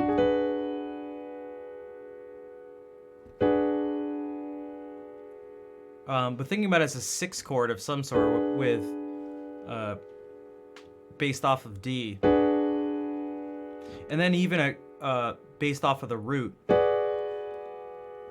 So now you can have this overlap.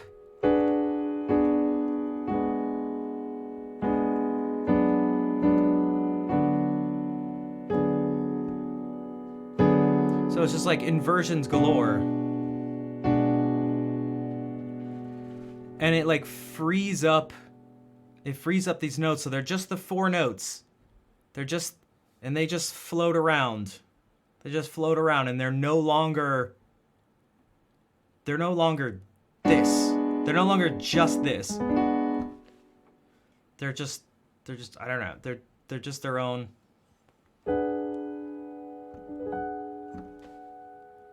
Because I was trying to improvise, and I was just stuck going like 1 7 5 3, and like it was just 1 7 5 3, 1 3 5 7, 1 3 5 7, 7 5 3 1, and it was like, no, I need to break.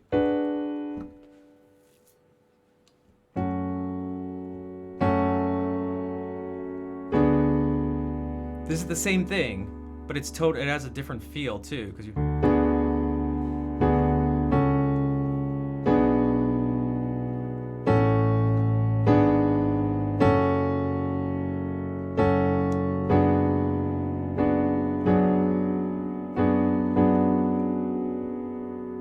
Well.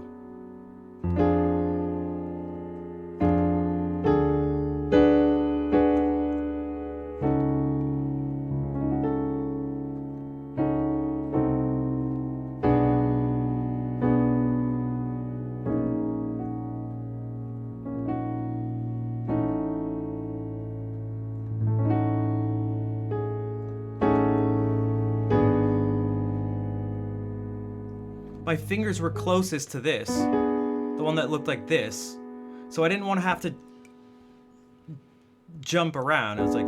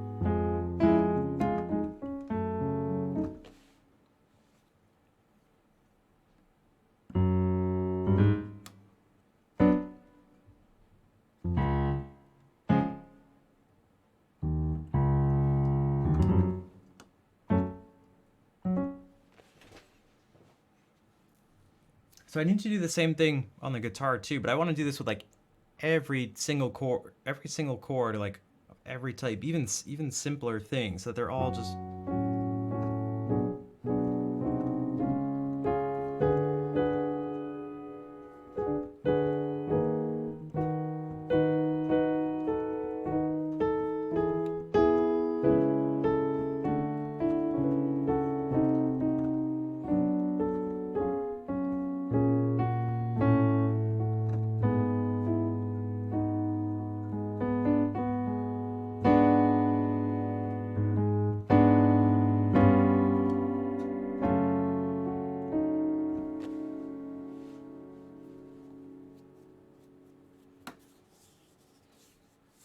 I need dense, dense web, large web, large, dense, lots of detail, lots of overlap, lots of overlap.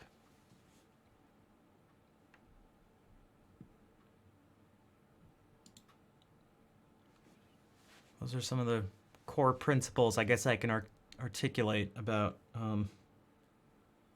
the abstract description of my idea of music theory.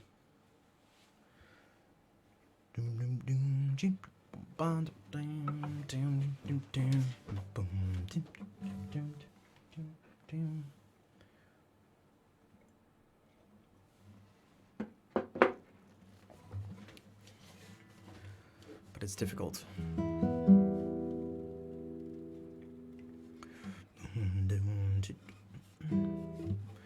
All right, more guitar stuff. Oh.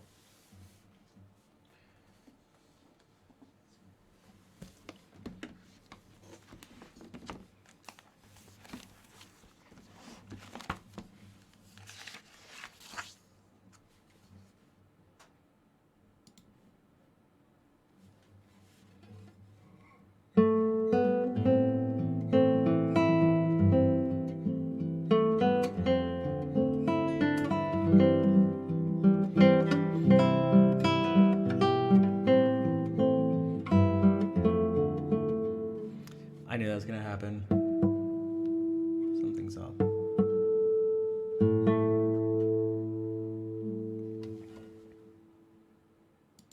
This is gonna bother me if I don't do this.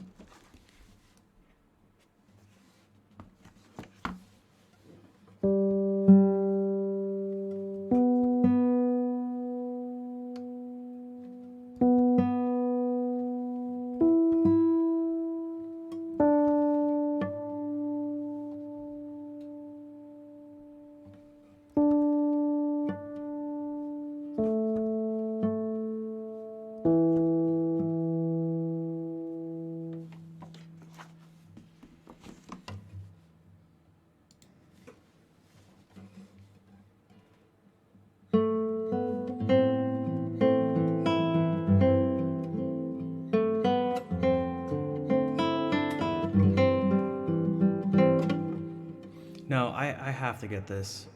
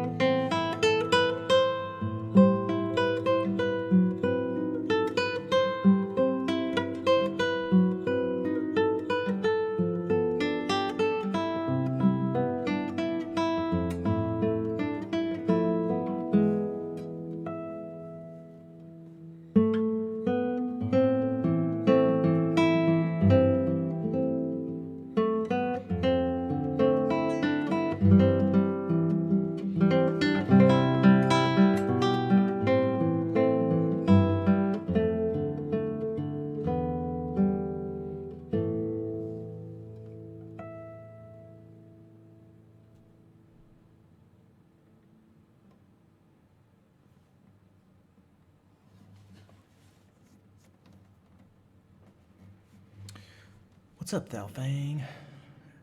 How's it going, Panic? Nice to see you. That's the first time we did it with the changes after listening to the different versions.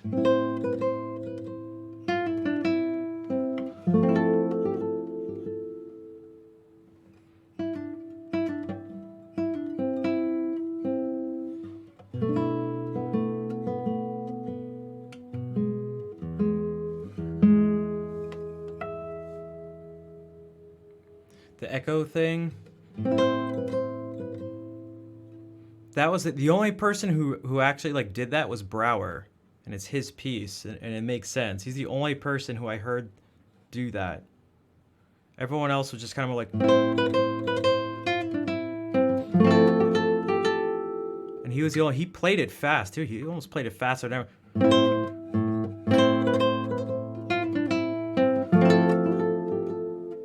Right, the speed is independent. That's independent of the speed.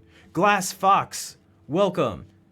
Here comes the raid from the Lil Foxes. Welcome, welcome, Lil Foxes. Scotty, are you a lost Lil Fox?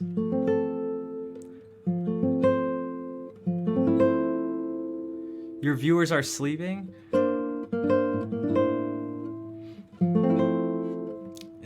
It's late where you are, I'm assuming? It's 7 a.m. there. Oh wow, that's later than I thought it would be. Oh wow. Well, thank you for bringing them over. I'll try not to wake them up.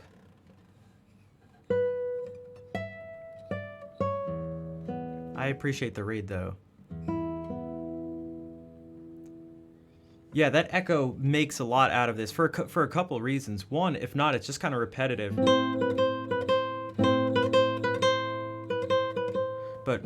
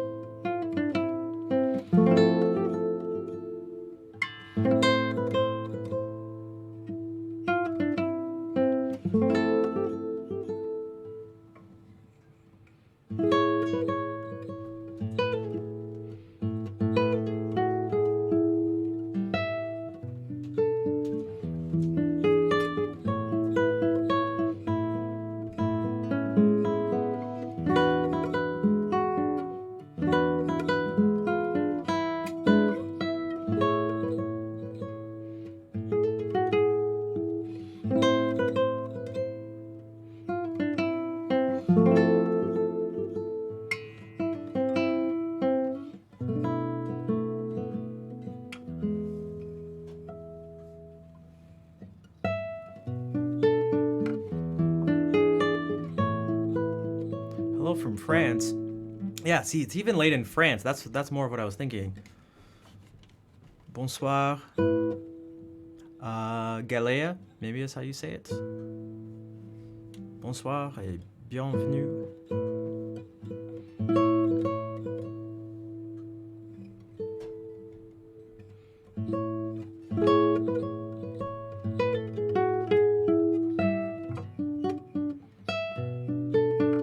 Oh, Gael. I know a Gael. I don't personally know a Gael. I know a tennis player. Right? Gael Monfils.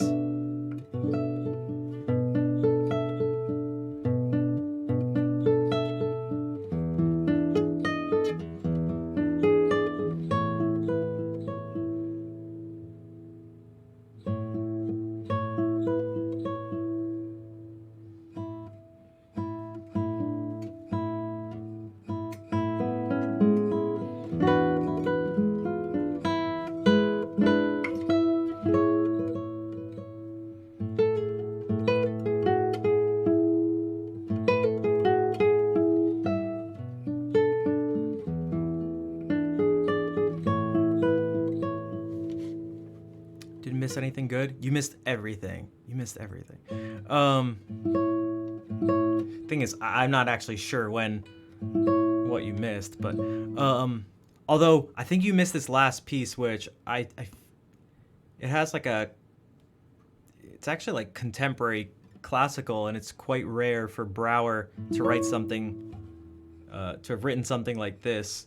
I think you, I think you'd like it, but outside of that, I'm not sure. But it's good to hear that the laptop is up and running. What about, like, does that include all the streaming stuff too?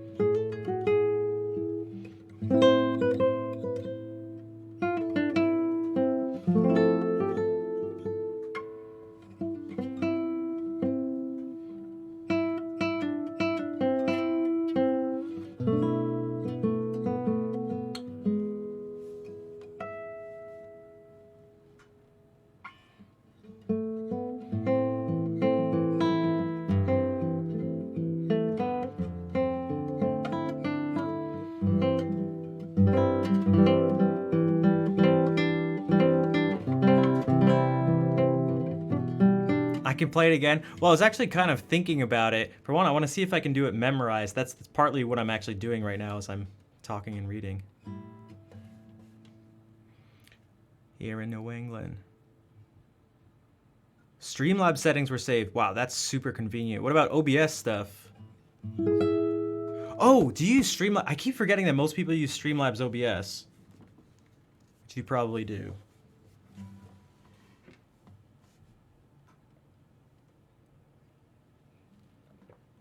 I have to use OBS Studio because of the way I have audio, the way I need to route the audio, but for the Middle East. Me? I guess in terms of like ethnicity, I'm Armenian.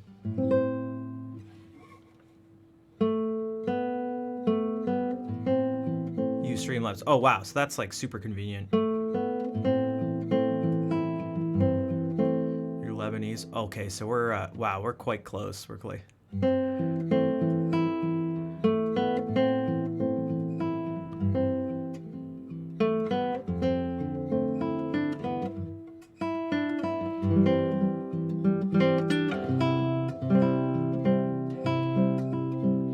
What's this?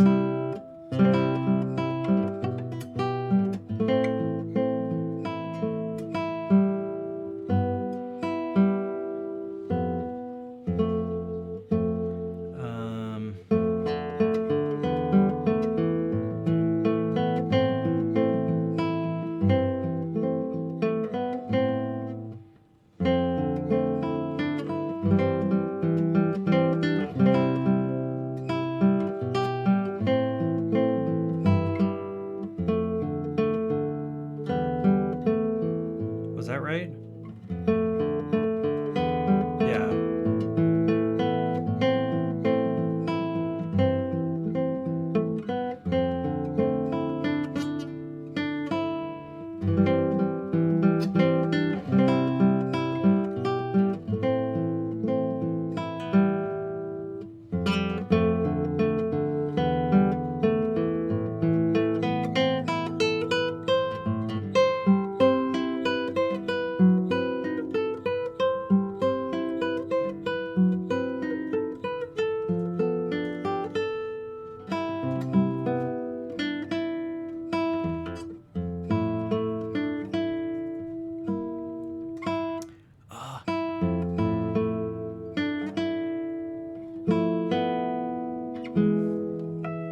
Is that how it goes?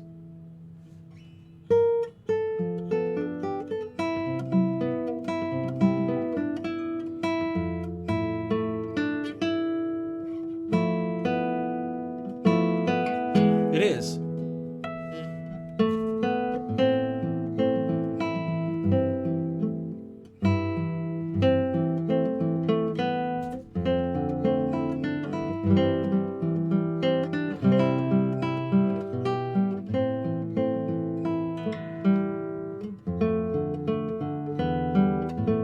Also, let me check something here.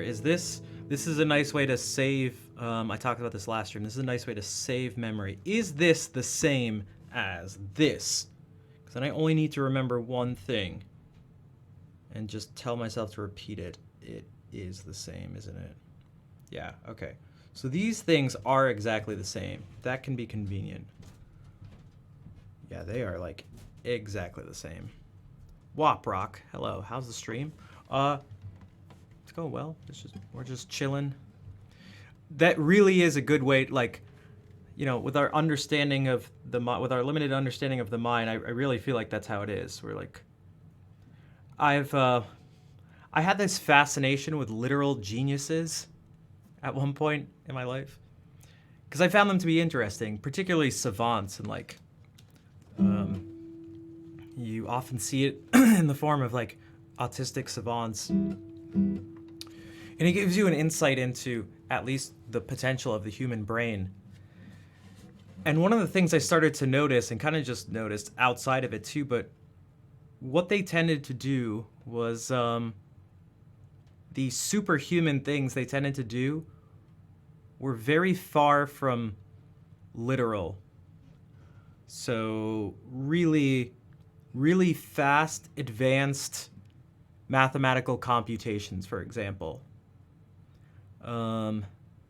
Daniel Tammet, he's from the UK. His way of explaining it was that each number had a shape, a color, size, texture, all this stuff. And the way he would multiply is by putting two numbers next to each other, and the shape that formed between them was the new number. And, well, he would just look at it, and he would just know what that number was based on the way it looked. And that's wildly abstract and also wildly efficient. It's like, it's so simple. That's like, so unfortunately you can't teach that, right? Because you can't teach the compression and decompression. That's where a lot of these things kind of aren't good as a teaching tool, although we try to do some of them. There's some tricks and stuff we can teach people. But like, he also memorized pi to 25,000 digits looking at it once.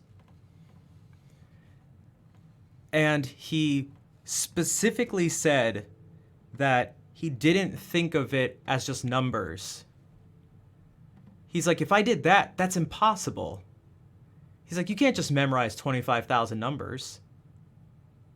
He's like, they all have a significance to me. And it's this story, and they each come with feelings, and there's just more to it. So everything about these numbers there's something more abstract, and everything was on the level of abstract. And he was even aware of it, and I was like, okay. And as I started to see just like more people talk about these things they do, there's all sorts of levels of like, you hear things like, I don't know, I just do it. Or, let me try to explain, and they explain it and it sounds very bizarre. So it's like, and it's part of what influenced me to consciously try to form as many different ways of understanding, memorizing, and learning music, for example, as possible. It's like, all these people, there seems to be something. I'm going to put my money on multiple modes, including abstract, seemingly useless ones, as being useful. I may not know why it works, or if it'll ultimately work, but I'm going to bet on it. So I'm going to go ahead and do that. But this is a relatively simple example of that instead of, and this is actually going on multiple levels, but we can take this chunk, and instead of having this chunk and this chunk, it becomes this chunk just times 2, and it's much simpler.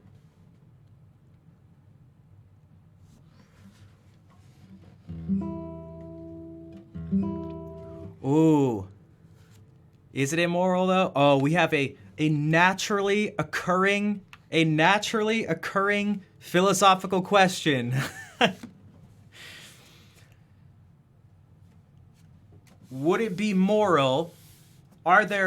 We'll do it like this because the app, are there ever any situations where you could think hypothetically where it could be moral to make genetic manipulation?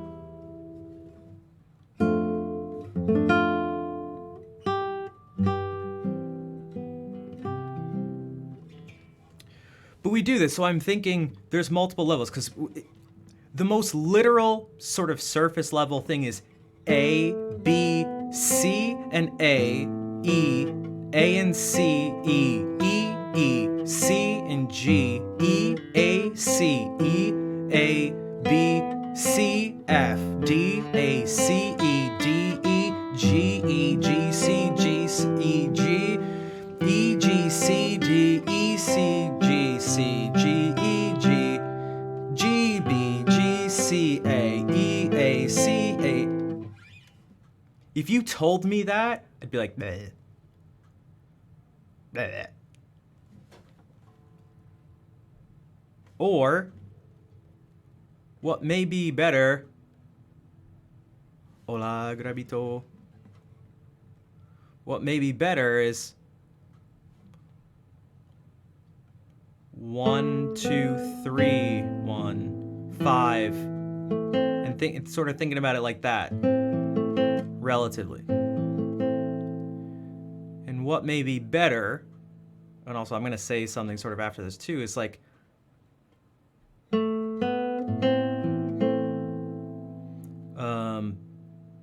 is that this is leading to we're in A minor, and this is our 1 chord. Our 1 chord over the lowered 7th scale degree. Over the 6th scale degree, kind of, but it's also forming a 4 chord. This is actually D minor, just in first inversion. This is our 3 chord in second inversion, which is the relative major. And although it's actually C major, it feels it feels like a dominant chord. It kind of just feels like G. And this feels like C, because it is. And this is, now if we're thinking in terms of C, 1, 5, 6. It feels like 5, although it's actually kind of like 3. But it'd probably be best to be like 1, 5, 6, 5, 4, and then 5, but minor, and then back to A minor.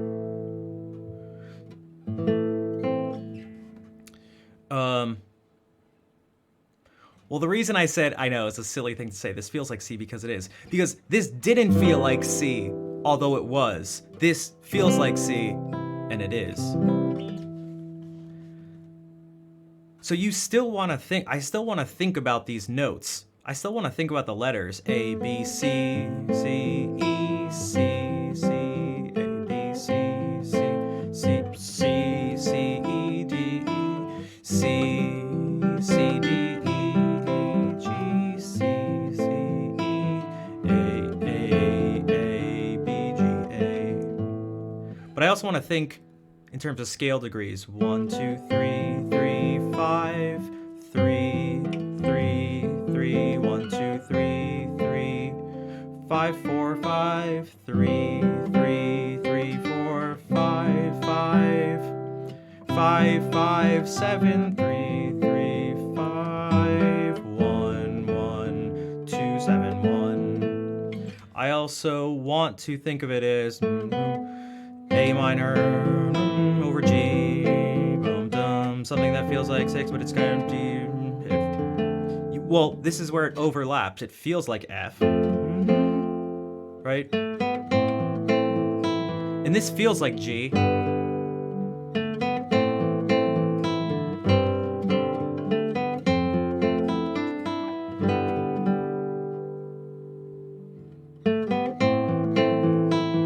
So some of these are like, what is the chord literally versus like how does it sort of function and what does it feel like? It's the same thing as when we were talking about this earlier. Most literally and precisely, it's B flat major 6. But most functionally, and the way it like feels the most, it feels more like a D minor chord of some sort. For a few different reasons. And so it's gonna be the same with these. It feels like A minor, G, F, G, C, G, A, F, E minor, A minor. Like that's a reduced version of what's happening here. Also, another thing that is often overlooked is really what all this stuff ultimately is. What piece? This is Un Día de Noviembre. Sight reading has become automatic. You process things in terms of melodic shapes. Well, that's part of it too, yeah. And I think you should do that, yeah.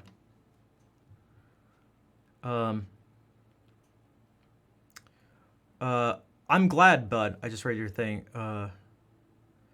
Theory, I think, is super important. Theory is just the way I see it is just understanding. And I get really almost kind of sad when I hear people just sort of bash it. I really find it to be quite foolish to rail against it. It's just a misunderstanding. It is for fear of like sort of speaking in absolutes about these things and like, I want to make sure I could be wrong about things, but like not this. I'm not wrong about this. This isn't one of them.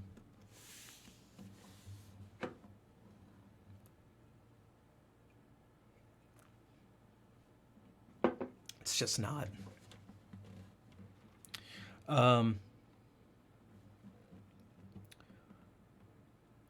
Oh, the thing I was going to say, it's like what's super important is that this is also this. Okay, this song is also what I'm about to do.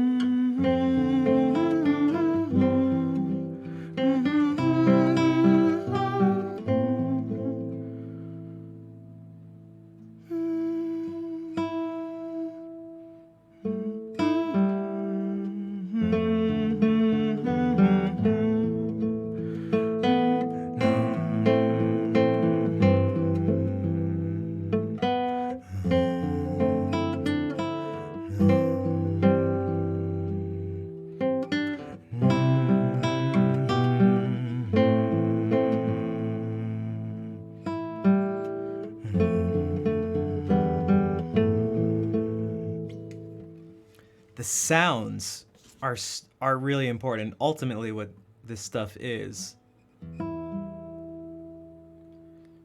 So if we can think about all these things and make sense of it in as many ways as possible. Also, not to mention that this is like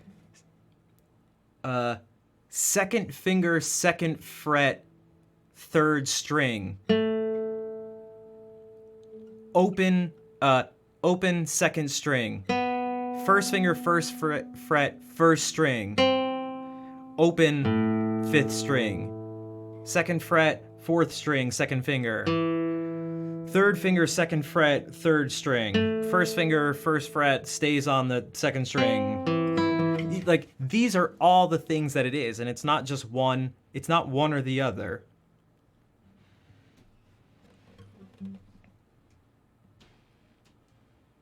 I've tried to think of a better choice of words than theory, because it's not theory, and it's not rules.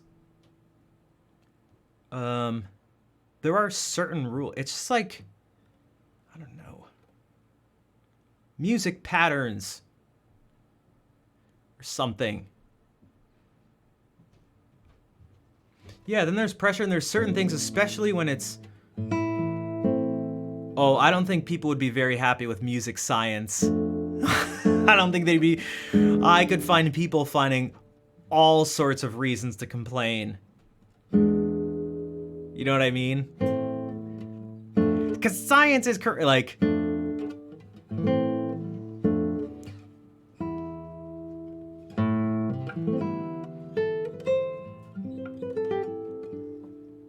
Like it's just conceptualizations of things, ways of understanding.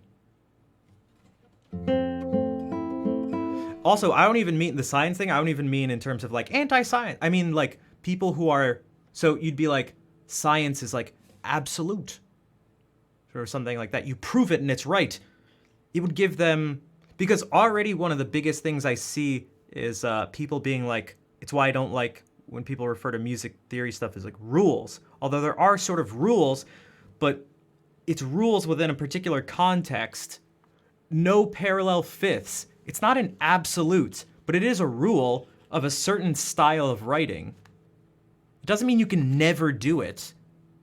That's the thing. It's quite foolish and quite, like it's people really missing something fundamental.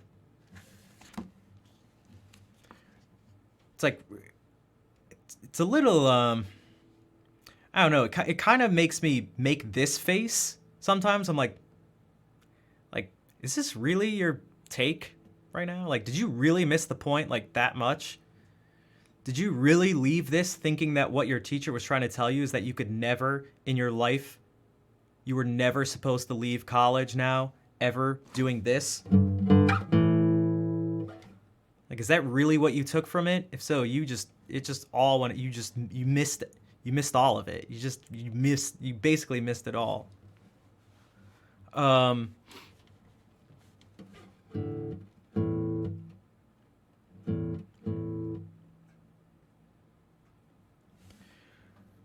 The thing is, it's not about, the reason I wouldn't like science, at least as an overarching thing to describe it, is because it's not about right or wrong, although you can find very clear general trends a lot of the time. And that's what these like tendencies and rules are sometimes based on. Because there's a reason that you're told in certain situations to avoid parallel fifths and parallel octaves. Because if it's in counterpoint and as voice leading rules, generally speaking, especially 18th century, 17th and 18th century, because you're, and I guess 16th century too, because the more this happens, these pitches are they're so close together that you're gonna start losing the independence of the sounds of these voices. They're gonna start to function as one. It's just how it's gonna be. It's just how humans hear it. So if you want to avoid that, if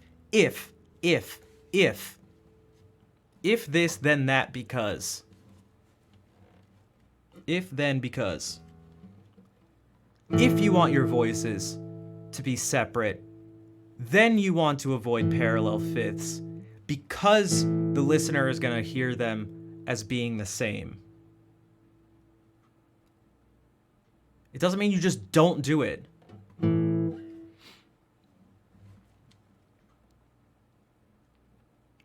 Yeah, exactly. Once you attend music school, you can only just ever do this. That's all you can do.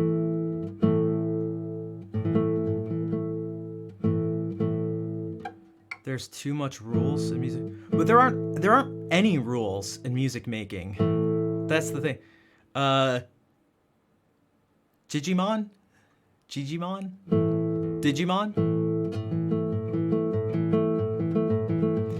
Now maybe, perhaps it's a big enough of a problem that it needs to, perhaps the misunderstanding is so, I don't know, prevalent that it needs to be stressed over and over by music teachers, because I don't know, people are apparently missing the point. I know a lot of people I went to school with were missing the point. And I always remember, I was like, what? I remember doing species counterpoint, and which is super strict, but it's a very specific practice from a very specific time. And we'd be doing exercises, and the students, who were all composition majors except for me, they were like doing all these wacky and wild things, and the teacher was like this just isn't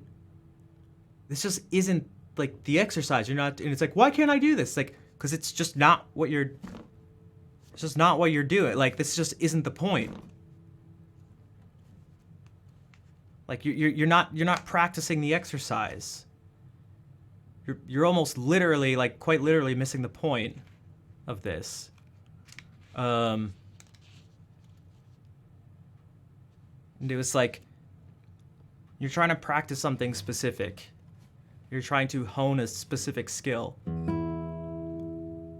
It is not to say that that's right or better. It's just like, you're just trying to do something. Like,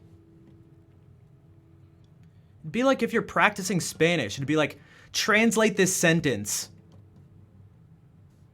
from English to Spanish, and you translate it to French. It's like, why can't I do that? It's like, you can, but we're practicing Spanish. Like, why'd you translate it to French?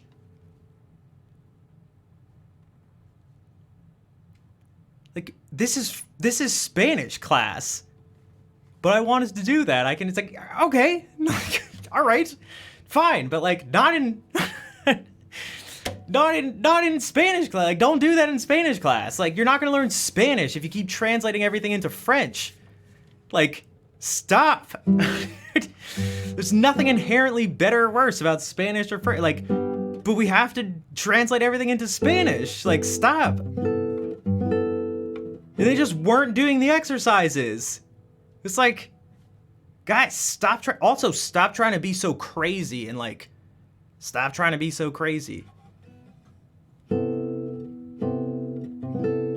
Trying to break the rules, but they don't even know what the rules are. They're trying to push boundaries, and they don't even know where the boundaries are. It's like, yo, chill out. Oh, chill out.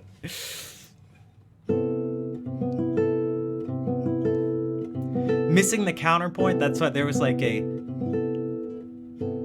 there were some layers in the comment. But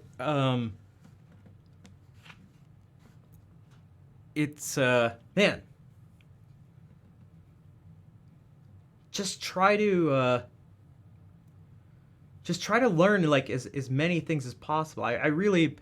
I really believe this. As many modes as possible, as many things as you can do, even if it seems silly. I was trying to talk to my older brother about this yesterday when we went to visit, because I mentioned to him that I ordered a book of Jacob Collier's music, and he was like, why are you going to try to play such crazy stuff? Just do the things that people like, instead of trying to play notes that only other musicians like and stuff. And I was like, nah, dude. Nah.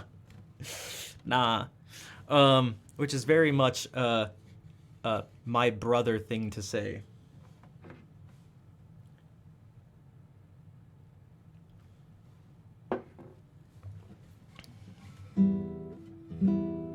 $333. Oh yeah, that's nothing. $333.33 too for a second.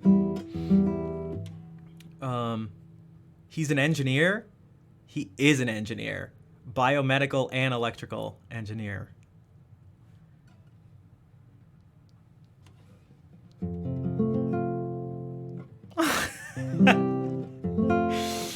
It's like, yeah, no, just no. And I was like, no, I'm not sure how to explain this. And I also showed and told him too. I was like, I can do that. Because what he was essentially saying was like, I can play in a single key and play with like all functional diatonic harmony. Like, I can do that if I want. But I want to, I just want as much, again, this thing that we use the term theory, I want the map to be as big, as dense, as detailed as possible. Yeah, it's another reason you don't. It's not science. It's not.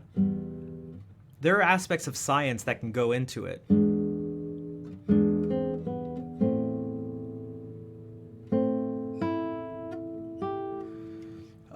I figured he was saying do what's simple and popular so you make more money. He kind of mentioned that too. He was like, the people on Twitch, like, they don't want you to play that stuff. And you know, he's like, he's not wrong. For the most part, I've mentioned this on stream a million times. Like, he's not wrong. Like, it's 100% right. But also, I don't really give enough of a shit to, like...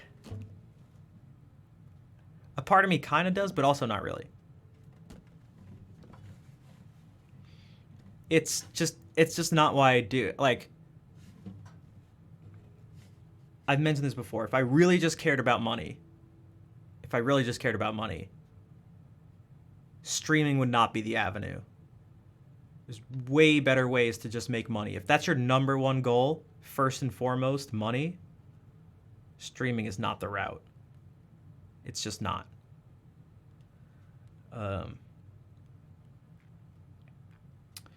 Thanks, Oblivion.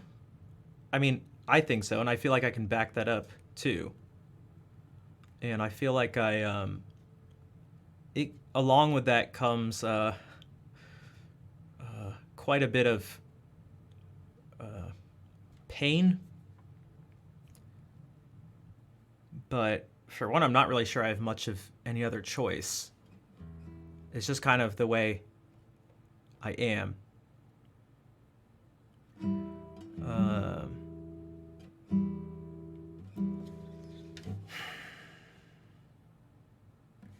It's just kind of the way I am.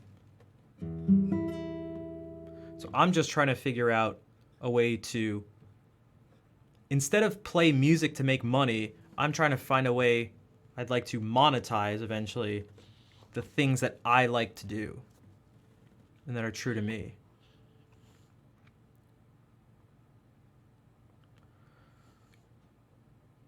Yeah, that's very accurate, Scotty. First stream you watch is someone already successful. Yeah. And in this, as I mentioned at the beginning of the stream too, this it's so you think you won't be influenced by things, and maybe you won't. I can't speak for everyone. I'm not gonna. I hate when people do that, because people are different. But statistically speaking, it seems like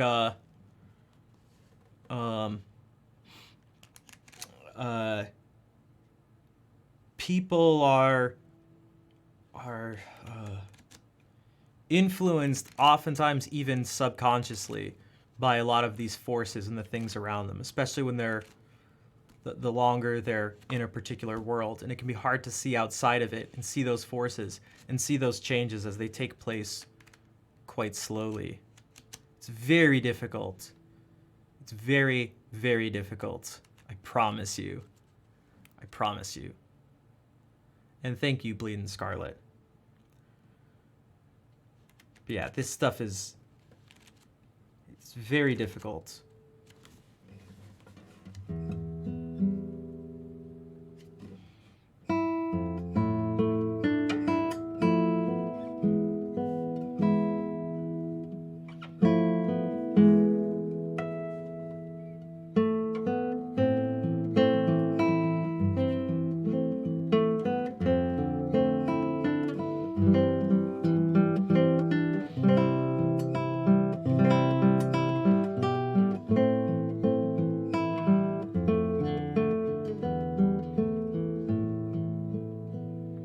Should I try this? Should I try this memorized? Was someone gonna do a blindfolded challenge?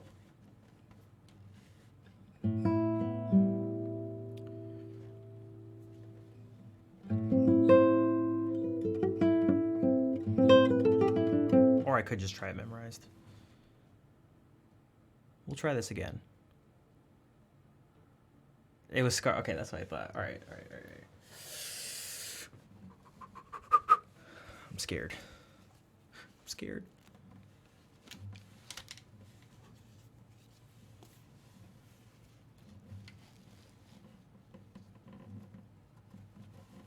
Thanks, Good Noodle Lemon.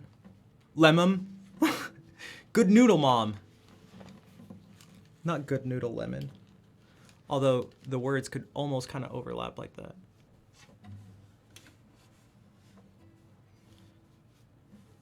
Thank you.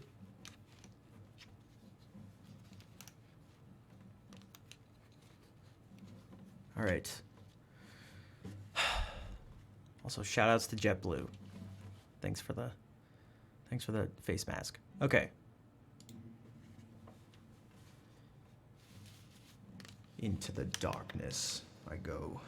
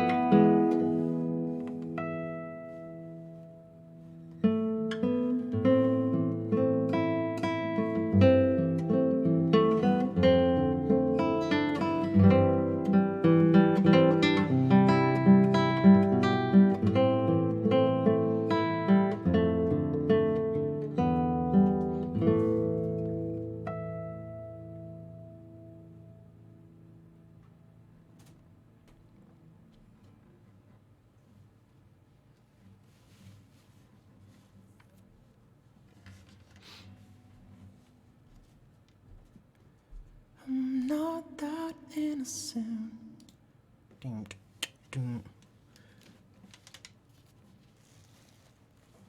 Bonsoir, Hélène.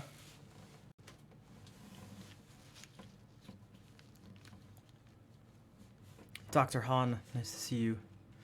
Yeah, these artificial harmonics are tough. There's no real reference. And if you're off at all, not above this fret, it's just all off. But thank you for the claps. So that was important. A couple things came up. Some mistakes were corrected, but there were a couple things. It was this.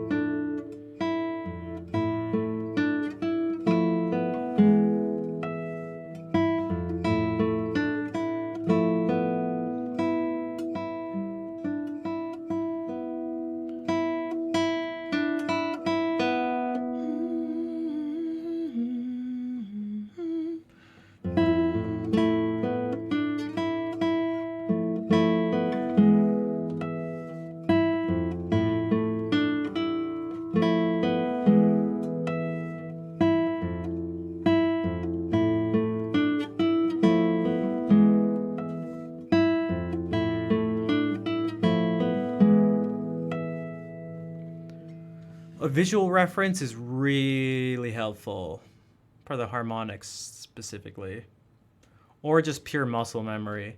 But I noticed that time when I was like,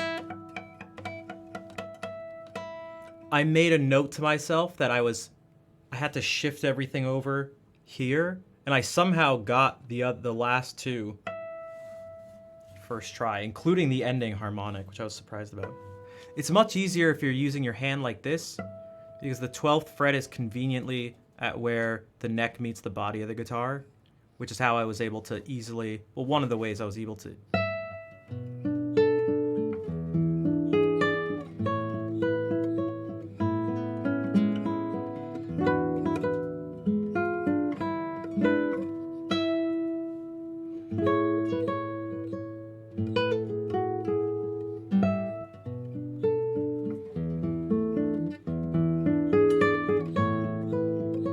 So that can be convenient.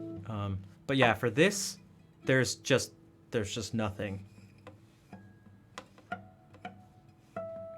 Which is why when we're doing the one of the Catalan folk songs, where the melody it's all artificial harmonics, it can be really tough blindfolded. But oh, I fixed this thing too.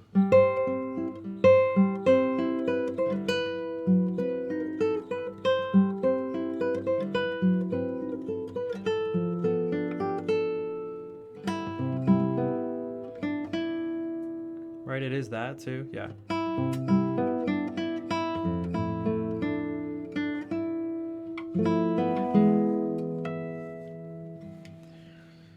So besides that, it was actually all there, just quite sketchy. But that's the gist of it.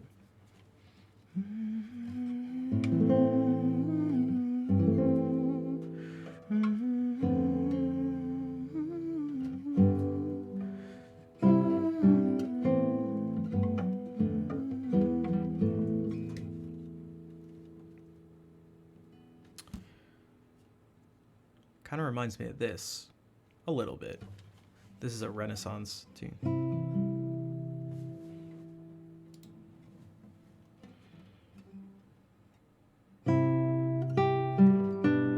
Except not that.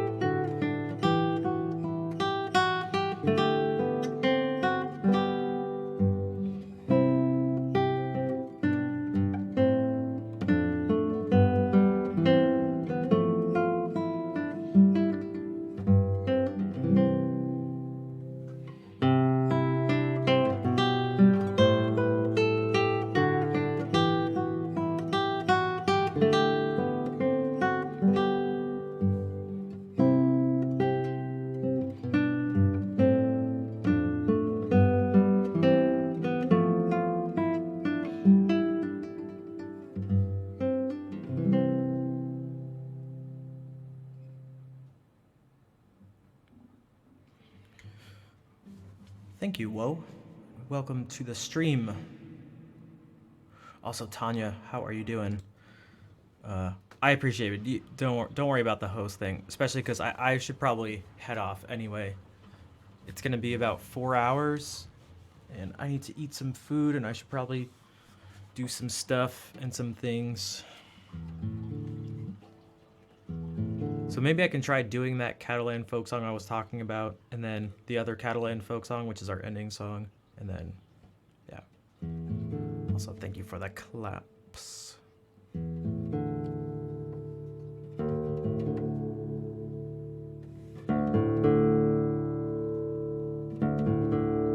My Boxing Day celebrations. That's right. Which I totally observe.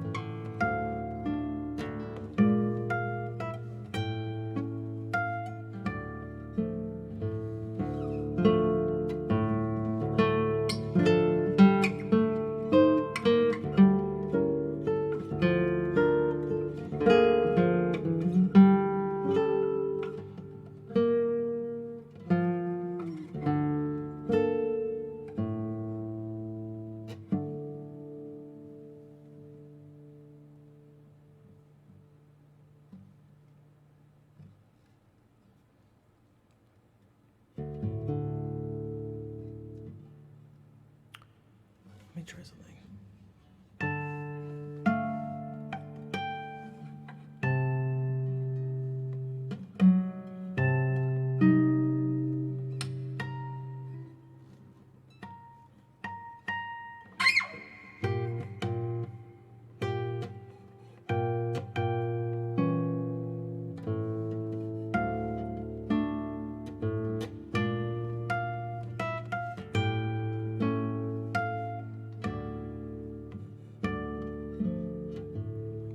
I should probably give up on trying to hold out all the notes.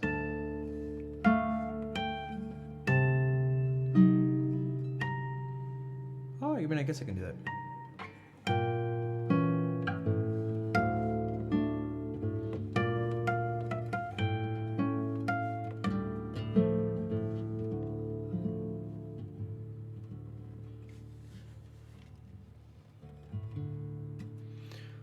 Hey, Fran. Hola. Bienvenidos. ¿Qué pasa?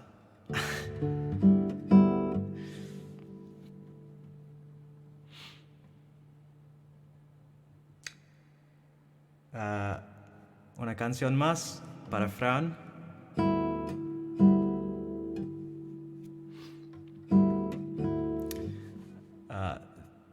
Fran's another music streamer. He's Spanish, and he plays piano.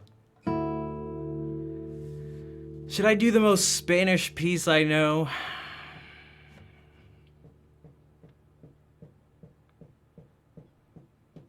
Maybe I should sing something in Spanish.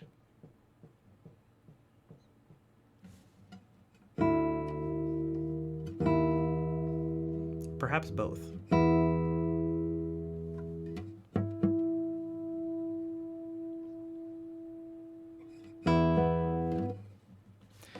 Maybe we can do both. That's right. Living La Vida Loca. Super Spanish.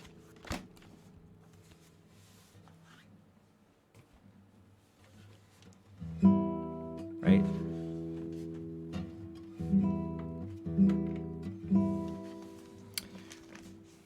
Okay. First. This isn't quite Spanish, but it's close enough, right? Ladino. This is the dialect of Spanish. So some of the pronunciation stuff is a little different, but I enjoy it.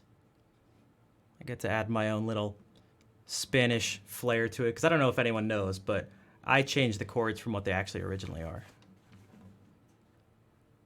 I also haven't sung anything today, so...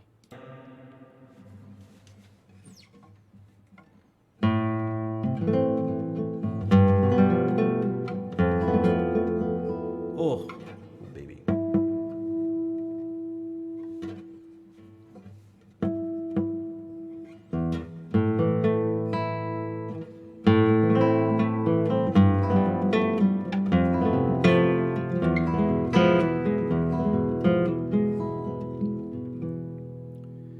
Io me innamori di un aire,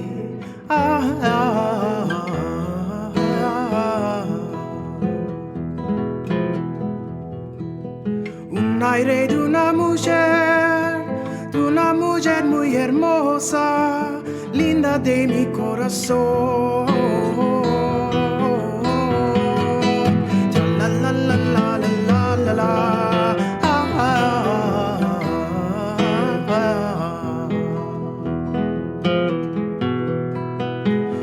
Enamori de noche,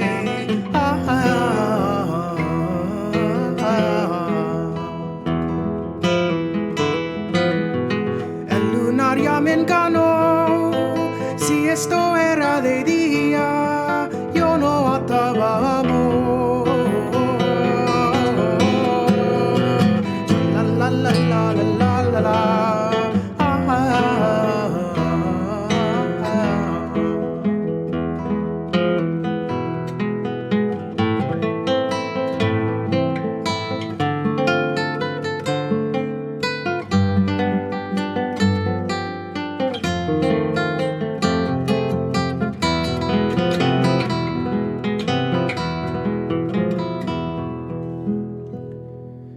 Si otra vez yo me enamoro,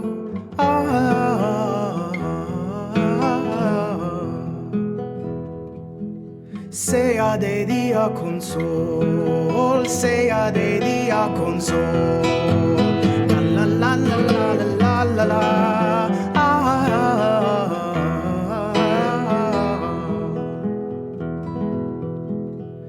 Sea de día con sol, sea de día con sol.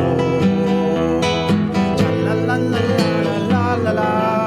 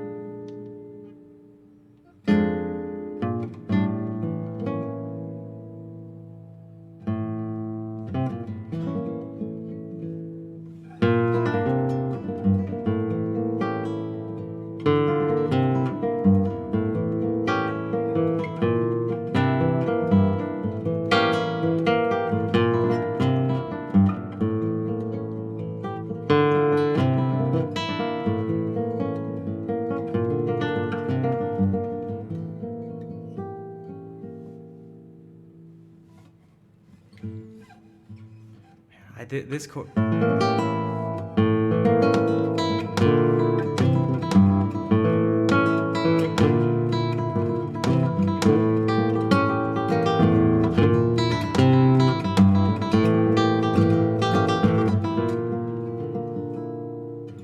it sounds like Andalusia.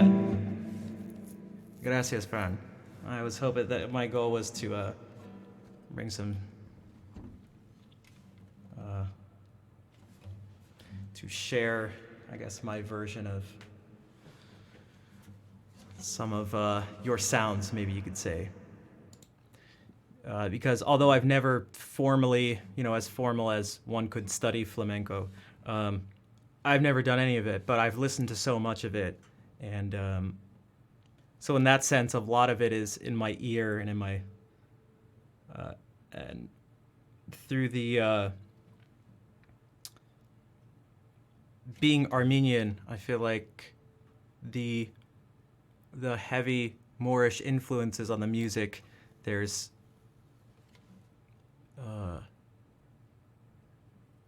part of that is also just sort of like in my blood, you could say. Also, Prak.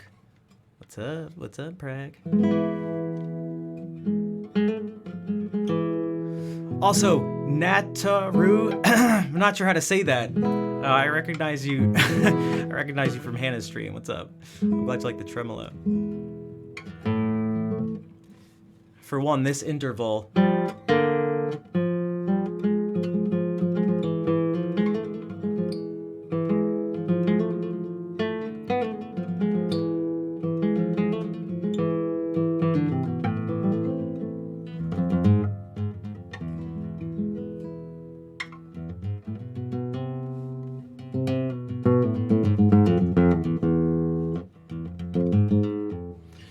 The articulation, especially that's used with the thumb down here,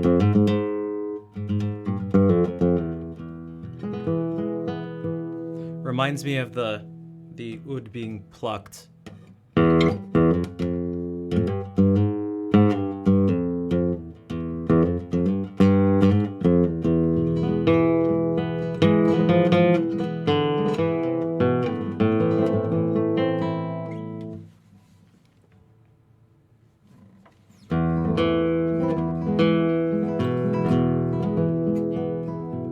Top the annual Twitch recap, yo, let's go, Schnapp. I appreciate that, Justin. I appreciate the support that led to that being the case. So thank you, Justin.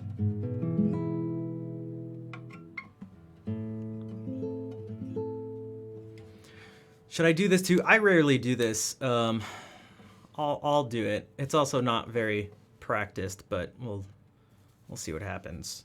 Hopefully my hands don't fail me.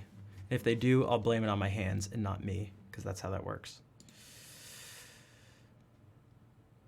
This has more Andalusian spirit.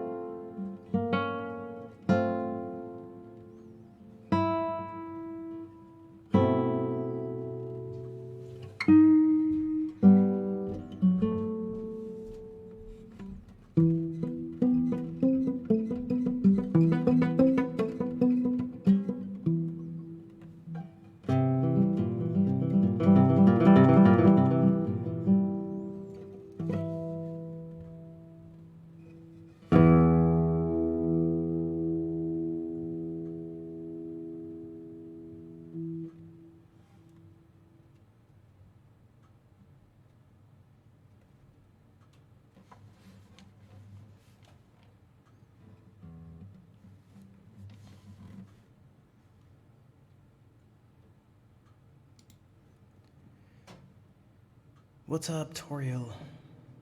How are you doing?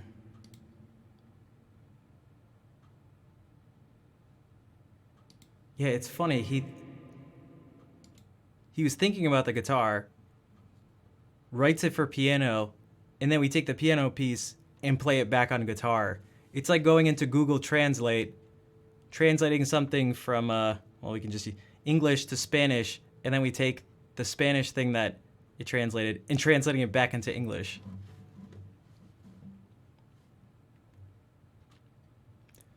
You, you know what my favorite part probably is? It's always elicited the most like bizarrely sort of specific thing. I always picture some like forest nymph, elf creature thing, like hiding behind a tree and like woo-hoo, like skipping away is this thing.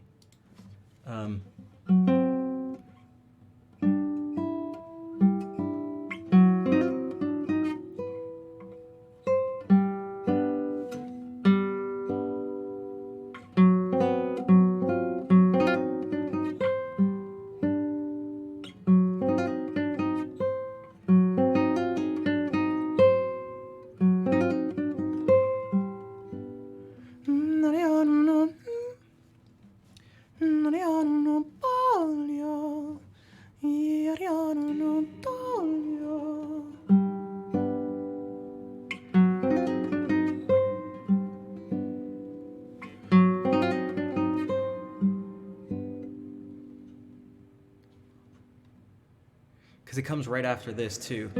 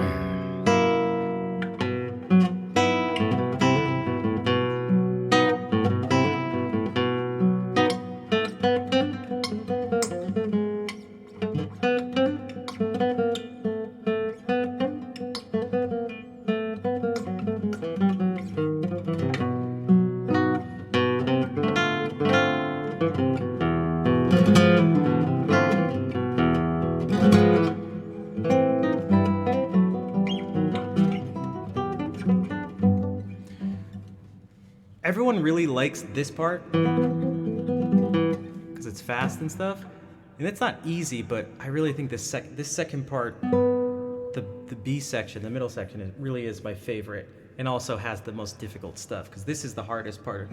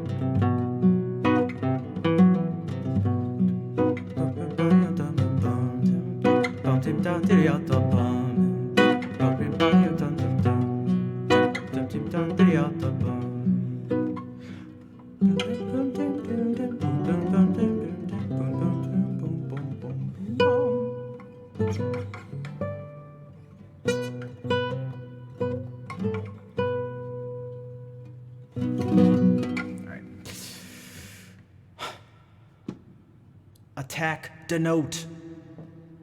What's up? Welcome. Also, Brian, hey, I saw you pop in. Demiurge, a few people popped in during that. Pete, what's going on? It's nice to see you all.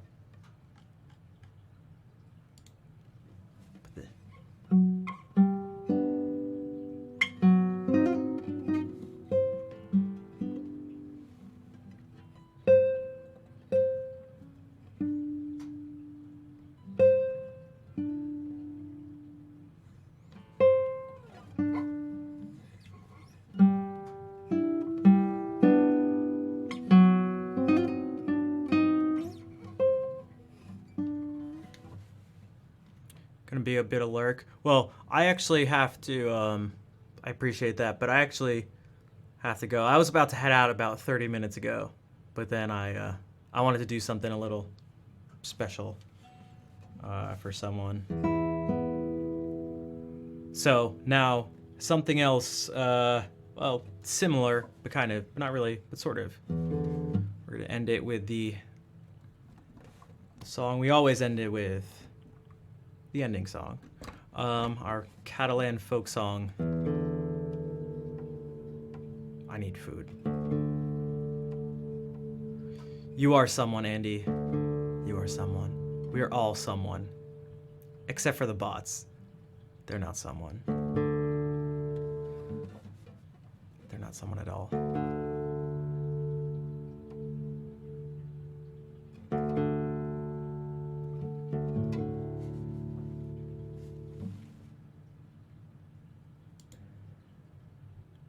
So thank you all for being here.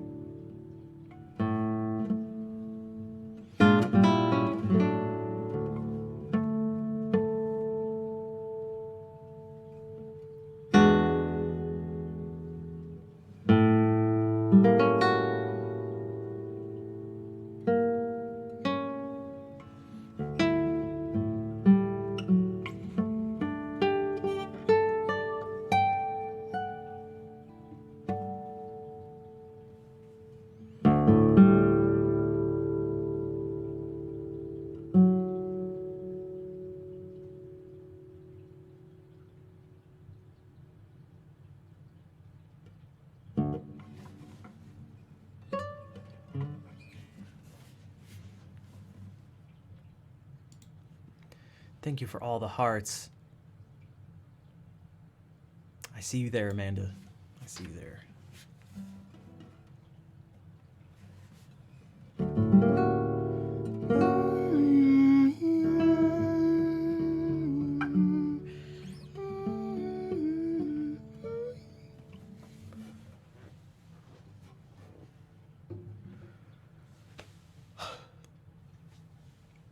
Excuse me. All right. And I still just don't know how to say this name. Nataruj, Nataruri, Juratan, Nat, Natara, Nataru, Natari J, Naruto, Narut, not a Rudge. Coucou, plein de bisous et merci. Oh, you got gifted a sub. Yeah, Vol gifted out a few subs earlier.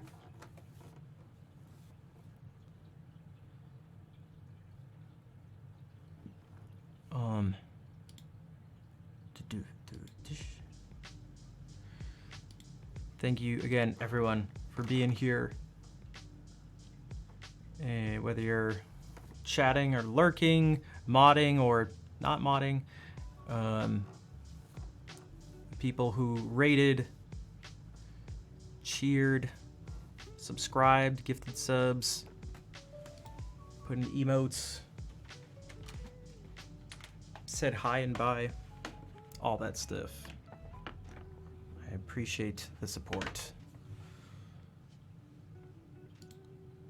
As I try to find my way through this,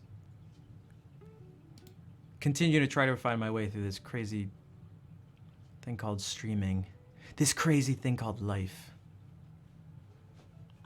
You are welcome, Fran. It was nice to see you in the stream. I'm glad you liked it.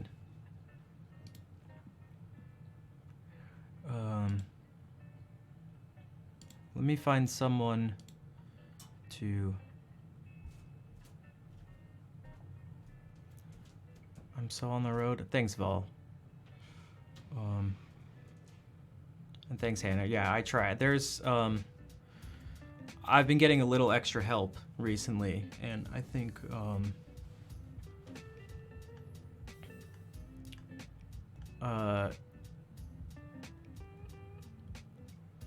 I think it's been helping at least a little bit, so.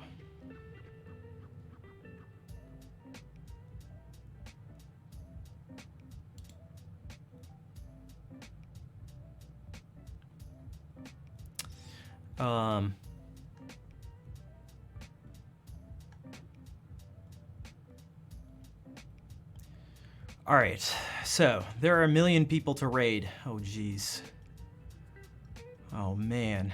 Are there always this many people on at the end of the stream? Oh my gosh. This may be the hardest part of streaming. Not really. Not actually, but it is when I'm following almost 1,400 people. Very close to 1,400 people. I've been on Twitch for almost 6 years now, streaming for over 4, and I have, you know when people give shout-outs and stuff? I almost always click on those. You know you can unfollow? I know. I partly feel bad, but then it's also like, it's not really that big of a deal, because I can just scroll by their stream. I don't know. And it's like preparing for that one time. I don't know, maybe they're like, we're at TwitchCon or something. And they're like, yeah, I mean, you can just see you're following me, right? It's like, you do, I don't know, something comes up and it's like, oh, whoa, Twitch must have just like unfollowed me. Whoa, weird, that's strange. Oh, whoa, weird.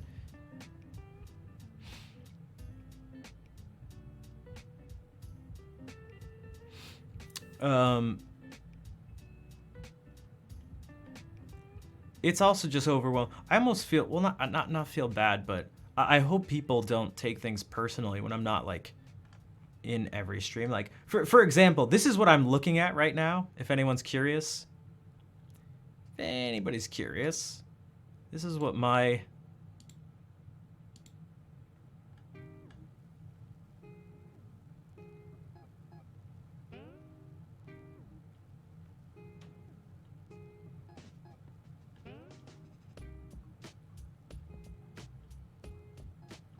I feel like that's actually pretty tame, right? A lot of you have seen my following list at the end of a stream. I feel like that's actually pretty tame. Still not sure who to, oh. Still not sure who to raid. Scotty, there are other people. There are other people. You just saw some of them. So what I usually do is I try to spread it out and go like, who haven't I rated in a while? One of those people is Subby, Subtracticat. So that may be a good option. Maybe we can do that. And then when I get big raids, or like if I have more viewers than normal, which I don't believe this is the case, although there's quite a few. I'm actually surprised by... I'm surprised by the number of people, right? We didn't get, like, any humongous raids. Whoa. That's interesting. You have over 100, you feel bad when you do, yeah, I'm the same way, but like, you just got, it's just impossible. I think you just have to hope people understand that that it's not personal. Unless it is personal. Twitch is doing the front page thing again? Oh, am I on some people's like, am I on like the mini front page? The fake front page?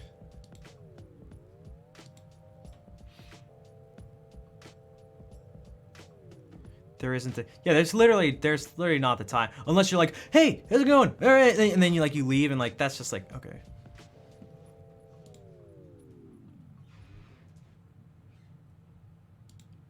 Already have one. Jeez, that was loud. I was hoping that wasn't gonna happen. I mean, I have a pretty good feeling for how this insane viewer counts. Well, this one, yeah, I mean, unless you're on like front page, like in that main carousel, it won't be super crazy. Like for those who remember this past summer, especially those 2 streams where we were at like over 7,000 viewers, that was so wild. Oh my God. I literally got sick because I streamed, I streamed for like 10 or 11 hours to just milk it for as long as possible, and I actually got sick.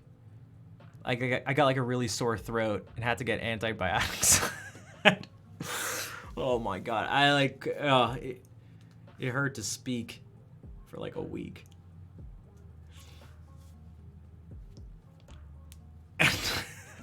I spent my time, also, I spend so much time on the front page doing this, and I don't regret a moment of it.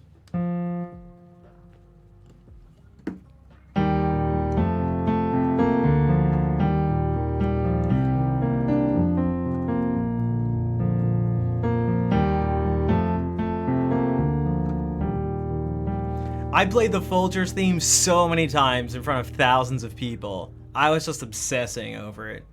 But it's so good. The best part of waking up is Folgers in your cup.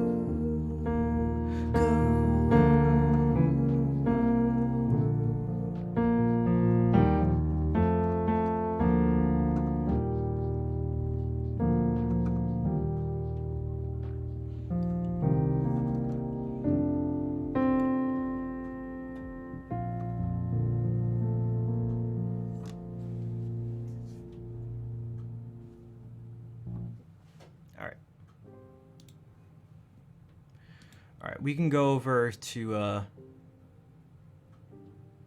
yeah, people came back. Dude, people were actually like, dude, they were really digging the Folgers theme.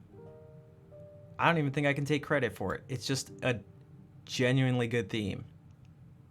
This one chord in particular is just like,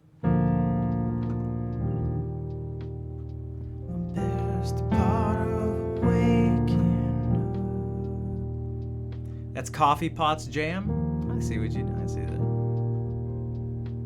Hello, Chris. Merry Christmas.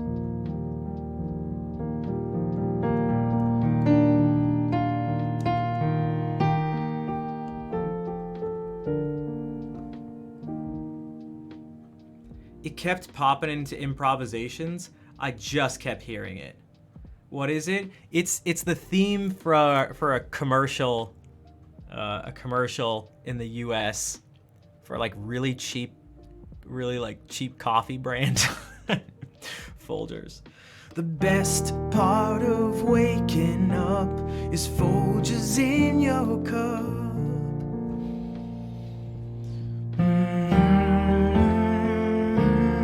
But this chord in first inversion, like landing.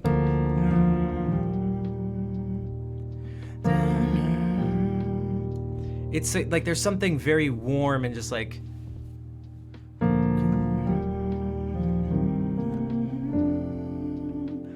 And these 6 chords are always very comfy and warm. Cheap burnt coffee.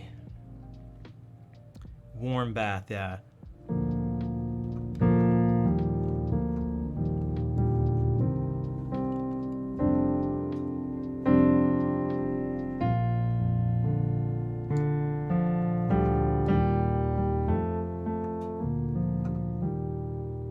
The best part of waking up.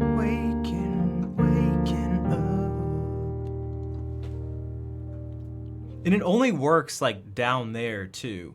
And so the key like ends up mattering too. Because even if we do it here, if we go like.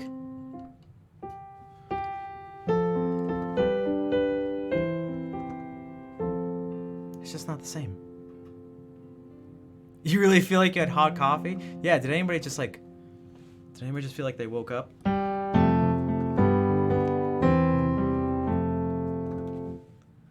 Also, I wonder, I feel like this isn't.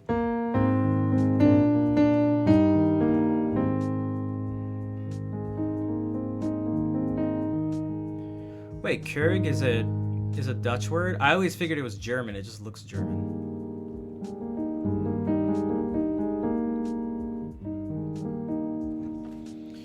Johann Borchers and friends. Music quest. I hope we can help you. I did the chords E minor, D, G, B, but B isn't in the key of E minor. It should be B minor. Change B to B. That's a secondary dominant.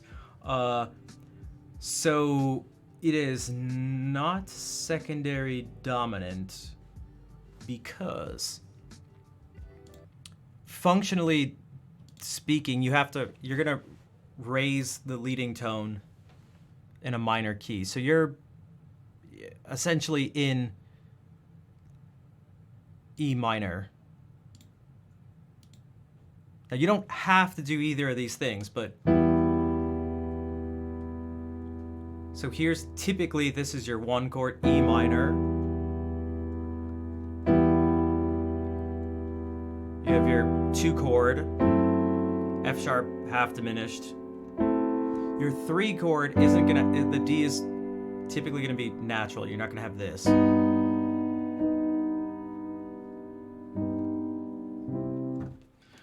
So 1, 2, 3, 4, 5, 6, and again, it's good. This is gonna be raised for.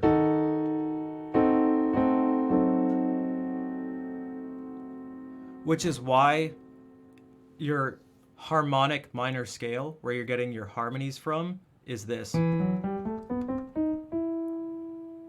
Because these are the notes you're gonna build your chords off of, for the most part.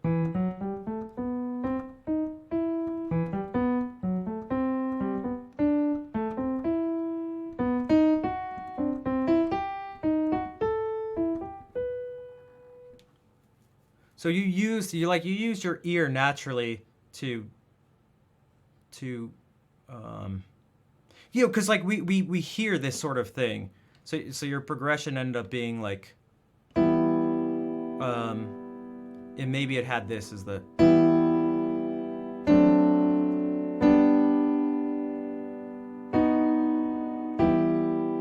Maybe there's an F sharp in the bass.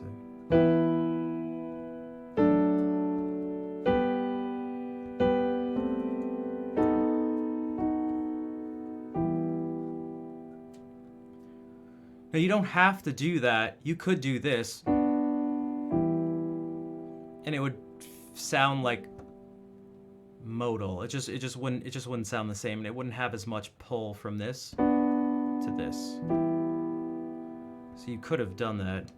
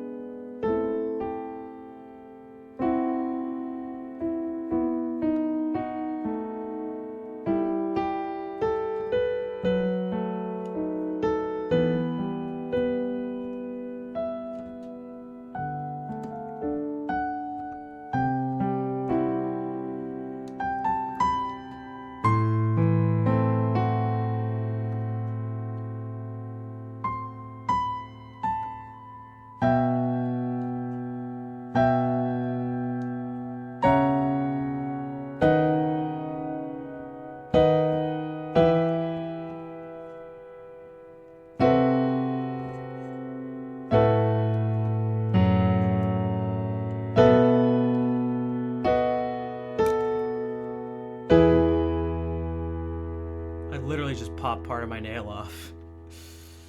Well, the glue on my nail. It's alright, it was coming off anyway. So I used the secondary dominant at that part. I played F sharp major. It was actually F sharp 7.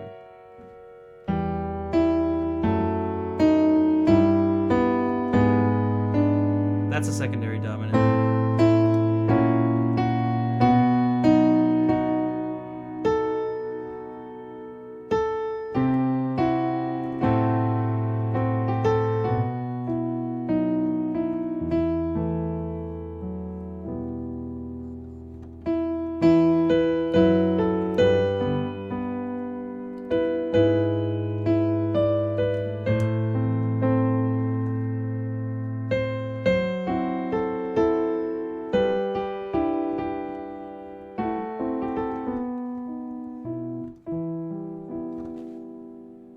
It just wasn't what you're looking for, yeah, and you're good. A lot of times you ultimately want to let your ear guide you. We were kind of talking about that earlier today. That you don't want to let rules guide you. Like, you want to use them as tools. Let the music theory rules be tools. But they should help you, not force you to do something. Be like, I just really want to play this. But I guess I can never play that in my life. Aw, man. I can never play that because I was told I can't. It's like, that's the...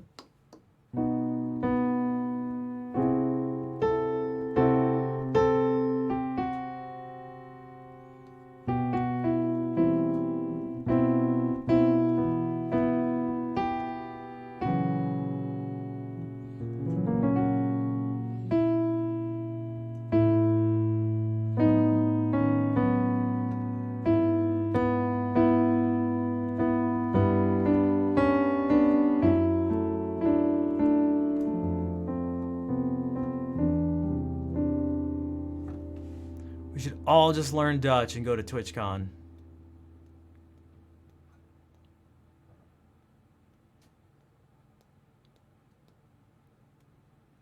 Maar ik spreek geen Nederlands. Have I seen the video, the Adam Neely video about why most music theory is Western? Yeah, it's a really, I love Adam Neely. It's a really bad video. It's a foolish video. I talked about it on stream. It's a foolish video, and I wish he never made it.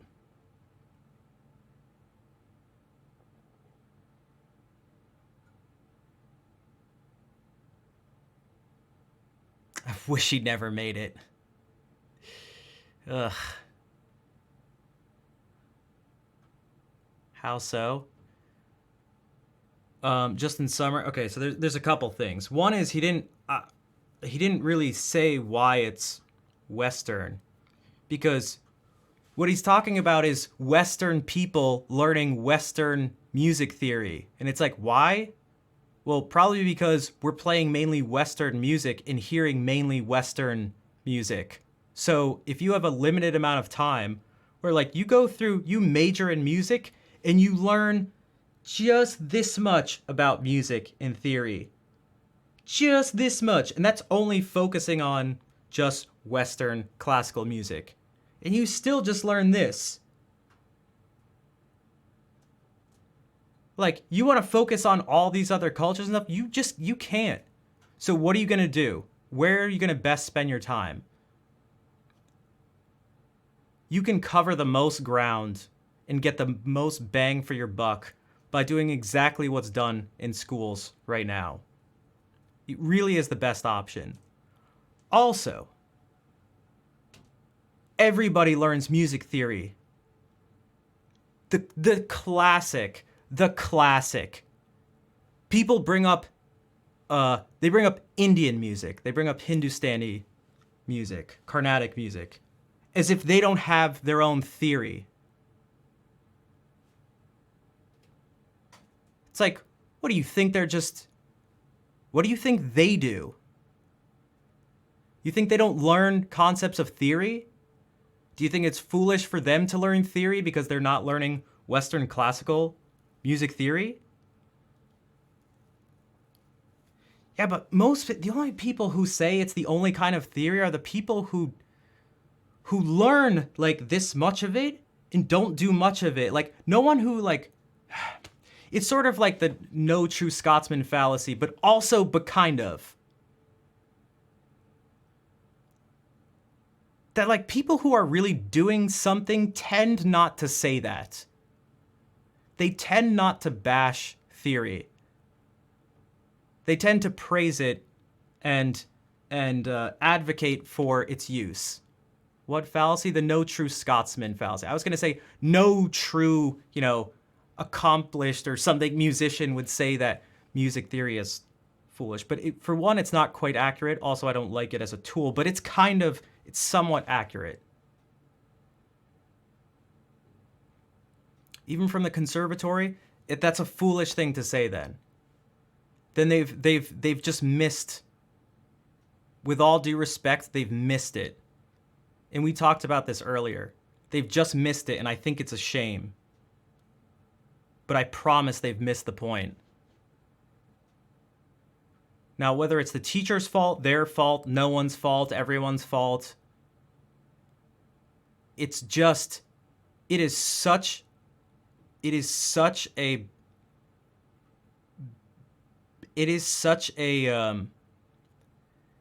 bad view to push. And by bad, I mean it doesn't lead to things, it's not constructive. You're not going to make anyone a better musician. You're not going to empower anyone. What's the there's also no alternative being presented. It's just not, that's why I use the term foolish. It's not stupid, it's just foolish and incomplete. It just does, I don't like it one bit. It doesn't make me very happy. It doesn't make me happy one bit.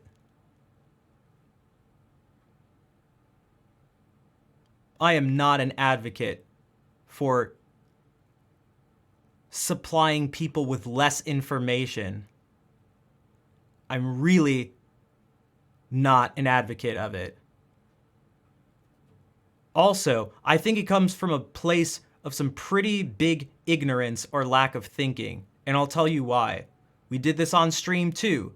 People love bringing up Indian music because they think there's like nothing similar between our Western classical music and their music, when there's actually a wild amount of things similar. And the only reason I think they could say that is just, well, there's a few different reasons. But it is really just, what I can say for sure is that there are a ton of similarities. And it's more sort of, I think it's more beautiful and more unifying and more empowering. It's also just more correct to bring up these similarities and to not use it as just like, but what about Indian music? It's like, what about it? What about it? Why is this the go-to like counter case for why music theory is bad? There's just no basis for it. It's stupid. It's not stupid, it's foolish. So, and Adam has quite a bit of influence, and so I'm not happy about that video. I also wasn't happy about his music theory as racist video. Not happy one bit. I talked about that one on stream too. For all the same reasons, not happy. It did no one any benefit.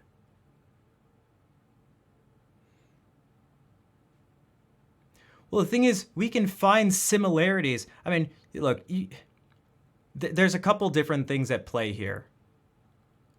One is like, sometimes people can miss all the similarities by only focusing on differences.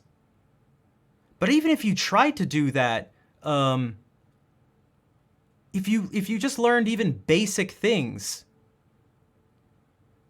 about Hindustani classical music, you'd see that they share so much stuff in common.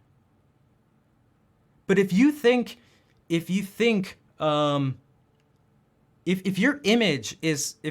of that music is based on basically nothing, and you think it's just like, yeah,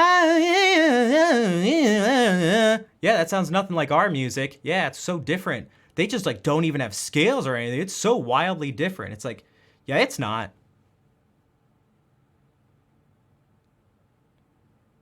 It's not. They have their own solfege. They don't call it solfege. But it's made up of 7 notes.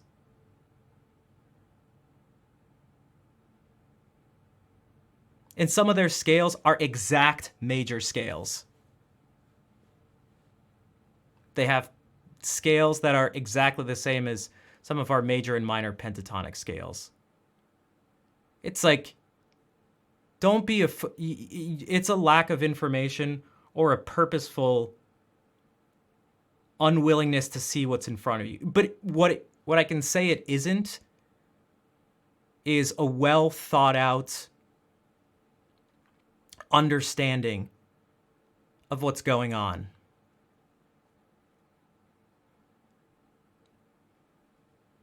So, now no one stole anything. I know it's a joke, but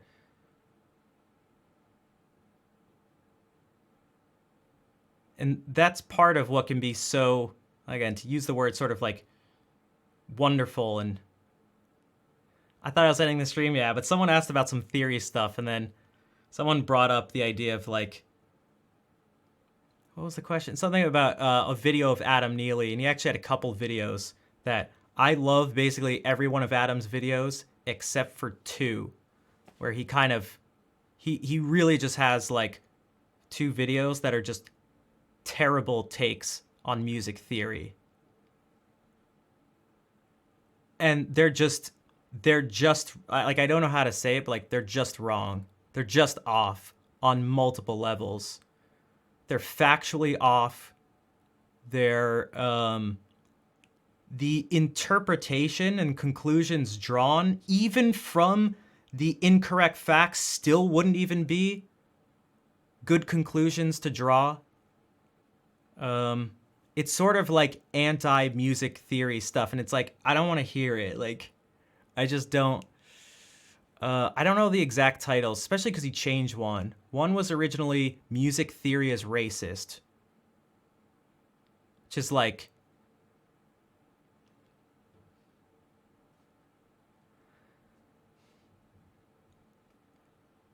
the other one, I forget, but it was like Adam, I have literally seen every single one of your videos ever.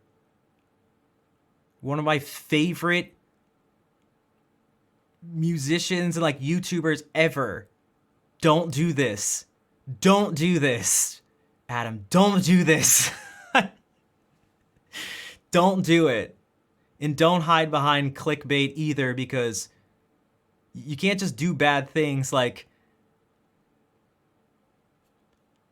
yeah, I watch every single one of 12 Tones videos too.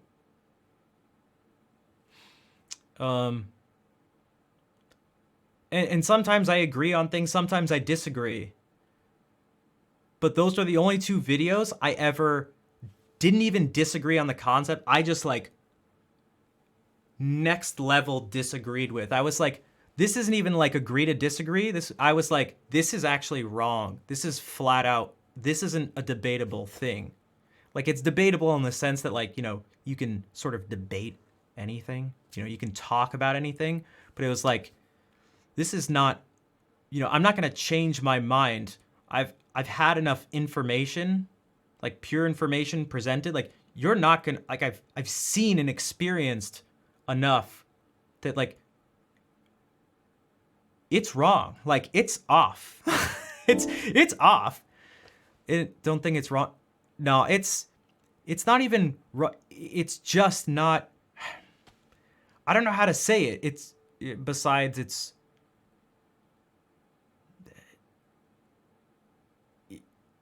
it's just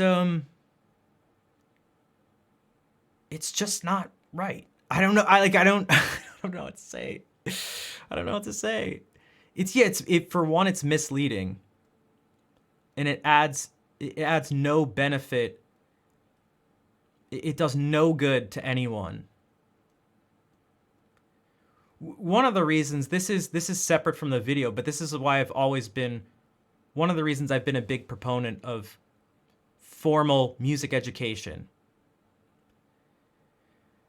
And trying to be as precise about it as possible, is that if you tell someone that music is anything and everything, and that there are no rules, and there's no criticism or critiques to ever be had. Ballnut, thank you for the raid. I'll play some music. I don't know how much I can do, especially because I like broke one of my nails, but maybe I can do something on piano.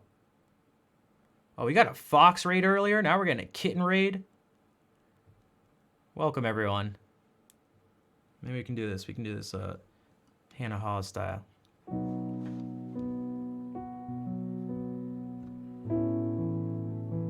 Actually, we'll do.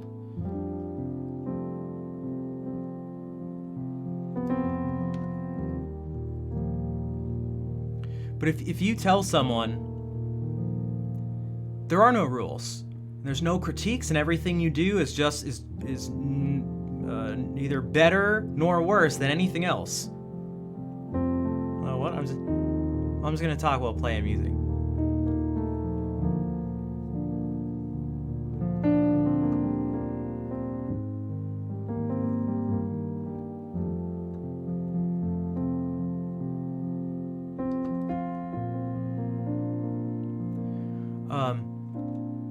What's gonna happen for a lot of people is they're gonna play something, or they're gonna struggle and they're not gonna know what to write or play. And you know what they're gonna conclude? They're just not meant to do music. Because how are they supposed to improve? There's nothing you can, if you're not telling them anything, they just don't know what, they look at this, what are they supposed to do? There's no sense. They're just, music is just this magic thing that you just either have it or you don't. There's no rules, or there's...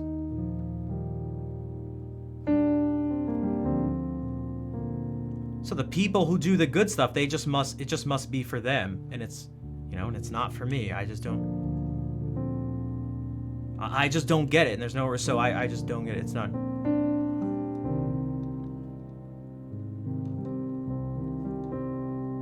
Because yeah, some people are better at naturally making sense,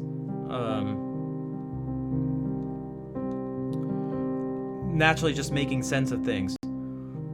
And it seems like it's always in the attempt to like empower the people who are struggling, but what you're doing is the opposite. Because what you really should be doing is going, oh, hey, you're struggling? I can actually give you tools to make sense of this.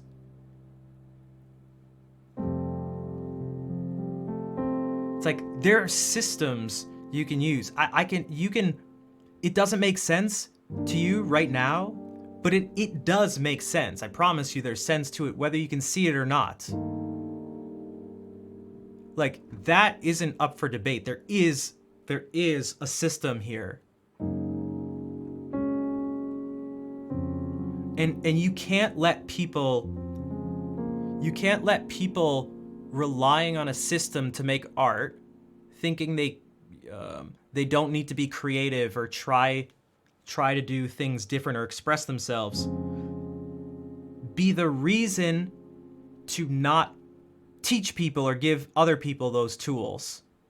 Because you'll be like, oh, well, I don't want to squash their creativity by giving them these limitations and boundaries. It's like, yeah, they're not only not going to be creative, they're just never going to touch an instrument ever. So I'm not sure. I'm going to go ahead and say that's not better.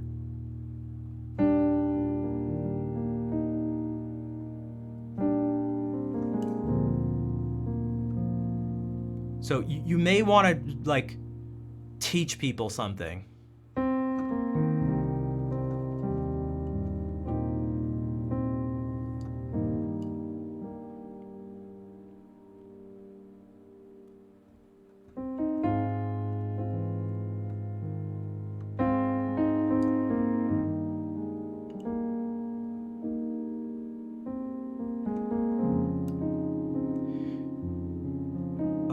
or slap everything down that was out of the ordinary. Yeah, so those are people who are just like bad teachers. That's not music. That's nothing that's inherently wrong with like the music systems or something.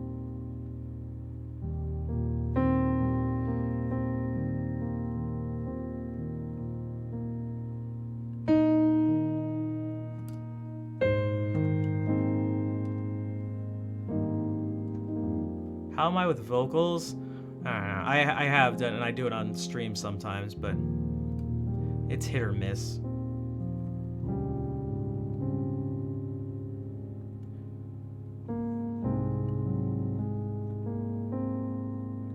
But I just fundamentally disagree with empowering people by withholding information. I just don't agree with it.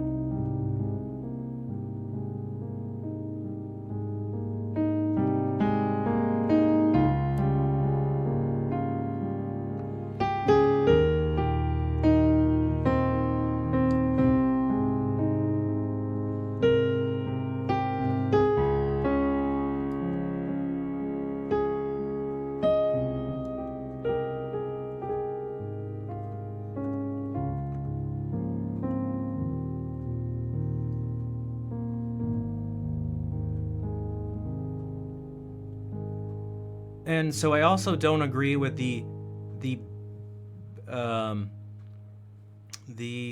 sort of tearing down of, again, not the methods of teaching, not the specifics of teaching, but the thing itself. Especially if it's not even accurate, which is what I saw in those videos and what I just see like all the There was a teacher at the school I used to teach at, and I remember him saying one time, it's like, I wish I never learned this stuff because it made me, I wish I never learned any of this theory stuff because it made me like a worse musician. I was like, nah, you were just, nah,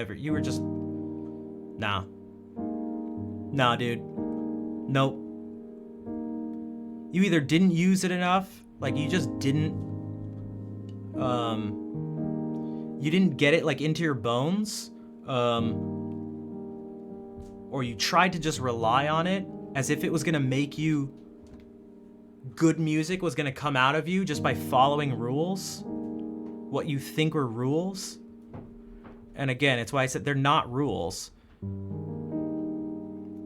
I said it one time on stream, and I've kind of said it again, and it's, we all know this to be the case, that like if these were really rules, and these rules were really meant to make the best music, then our exercises in our textbooks would hold the best music ever written.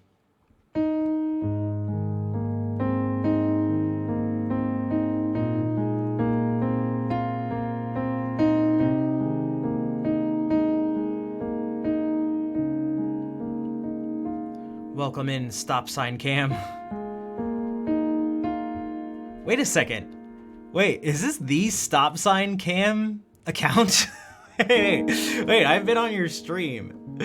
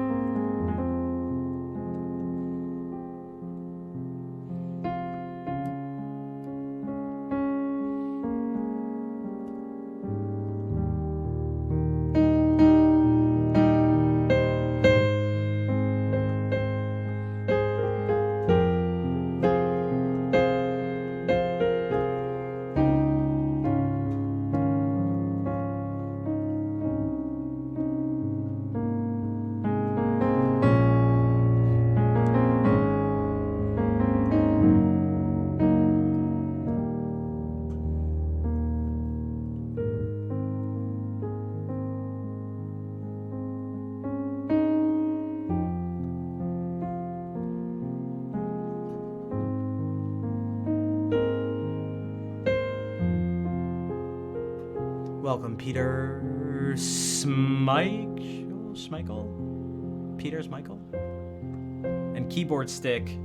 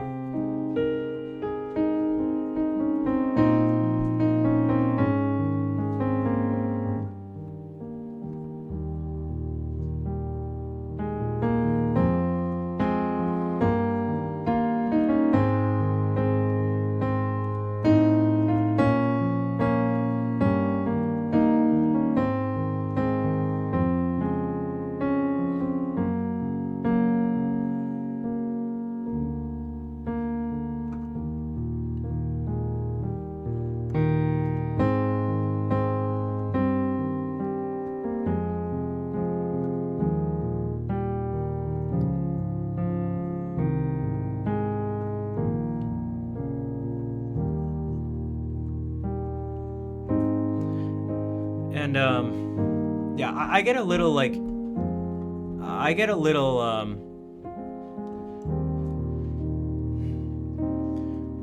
perhaps more passionate about this than maybe one would think I should get, but that's for a couple of reasons. I mean, one, I just think it's important, but it was also, there's something sort of personal about it. I feel like I was robbed of that when I was younger. I just went up until college. No one even told me that there was anything to be learned.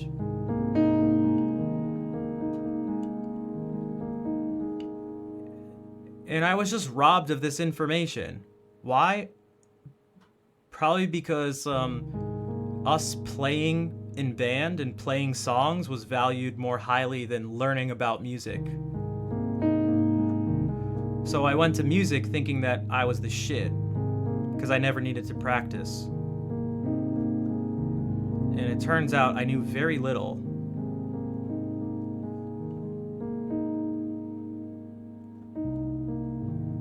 And I remember telling myself, like, oh my God, I don't plan on teaching, but if I ever do, I am not gonna do that to my students. I'm not gonna have them do that. And I fought really hard for the years I was teaching, and no one agreed with me, including the other music teachers. One of the most common responses was, why does it matter if students learn about music as long as they have fun? And I was like, wow, you should be ashamed of yourself.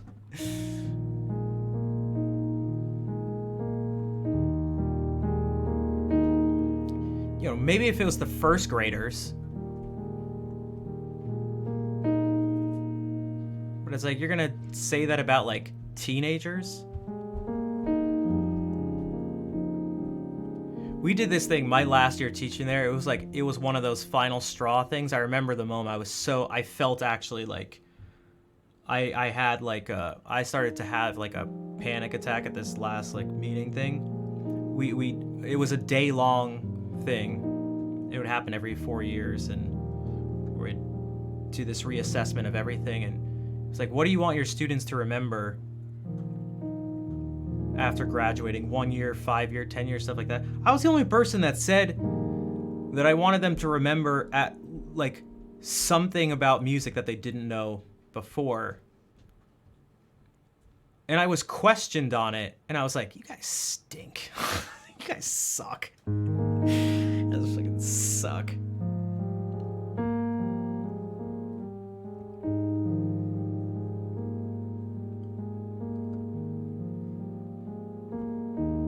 No one says it about anything else in music. No one goes, I don't care who cares if the students learn about algebra as long as they have fun with numbers? It's like, no one says that. And it's super like disrespectful. And also it only hurts, it doesn't help anybody. Going to sleep. Thanks for this time. Thank you for your music, your opinions. I've not been able to understand everything. I'm sorry. I'm sorry, Fran, I know.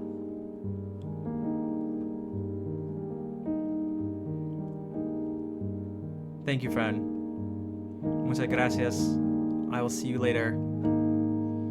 Buenas noches.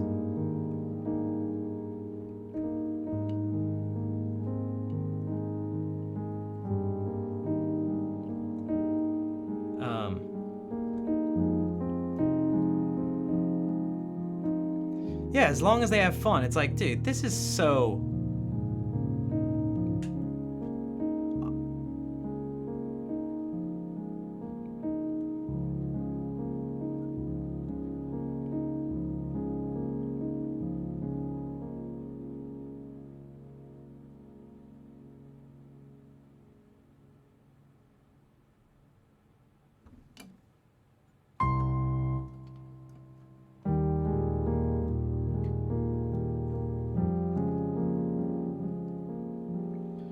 Woprock, I see you have a problem with subscribing to my channel.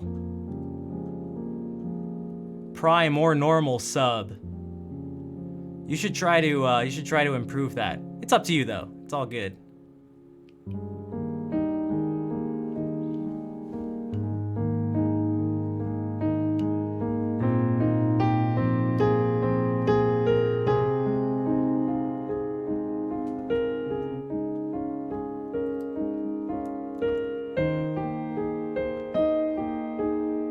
In my 4 years, in literally 5,000 plus hours of streaming, I have never had someone complain about the fact that I didn't touch certain keys.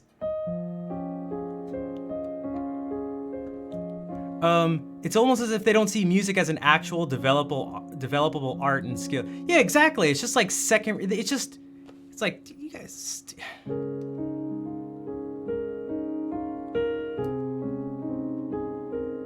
Thanks forever, Cheetahs. But Cheetahs, I didn't play C5 or C2, or no, C3. Wait, I've been playing C3 all the time. Hold on a second. Woprock, your dumb comment isn't even accurate. I've played this note so many times. You mean C2? Never mind, I can't. I shouldn't focus on this. Sorry, I get a little aggravated sometimes. I'm trying to improve on it.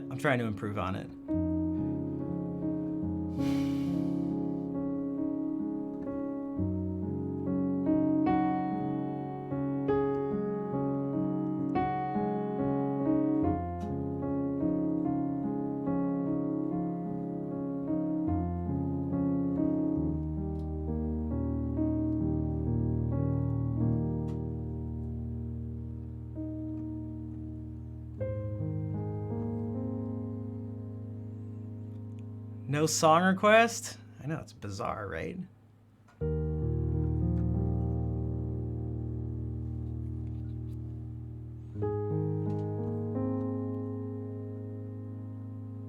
It's like it's not even a music stream.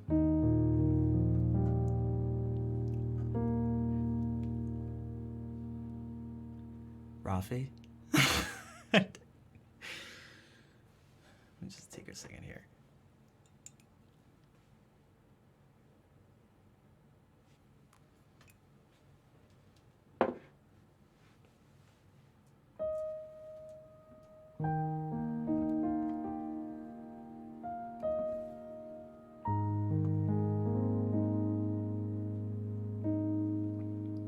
This display is actually coming from MuseScore.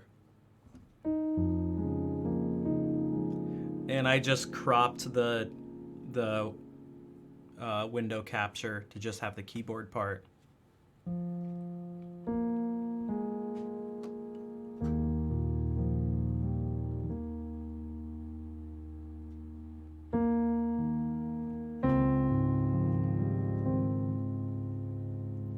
Claire, Robbie?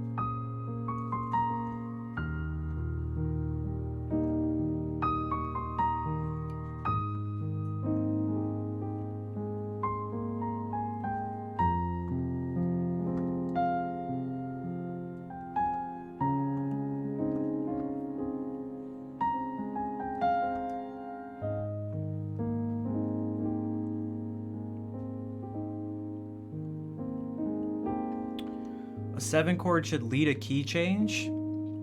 It depends on what type of 7 chord. A dominant 7 chord.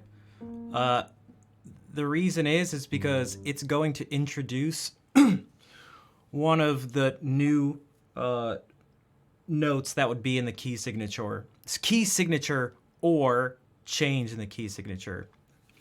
For example, if you're in C major and there's no sharps or flats, try this. No, thank you.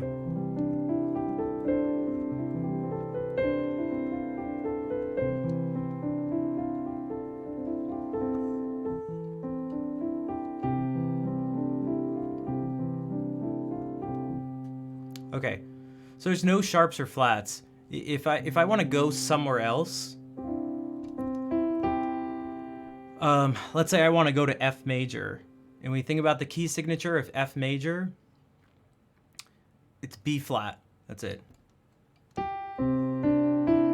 And the 5 chord in F major is C.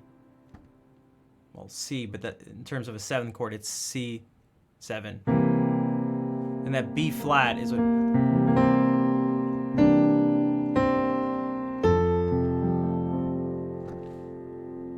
So we start to hear the change in color that is specific, partly specific to F major. Well, it's not specifically the leading tone, although the leading tone is present, and that's important because that's another thing that's specific to F major, is that there's an E natural. So this tritone that's part of the 5 chord, this is something that's like really I thought was interesting. If you this tells you something. I'll bring up the circle of fifths. It tells you something very specific. This tritone, the B flat, gives us the difference between F and its neighbor clockwise. And the E natural tells us the difference between F and its neighbor counterclockwise, B flat. Because B flat, yeah, it shares a B flat with it, but it has an E flat. So this E natural makes it different from B flat, and the B flat makes it different from C. So this tritone is very specific in this way to F. Does that make sense?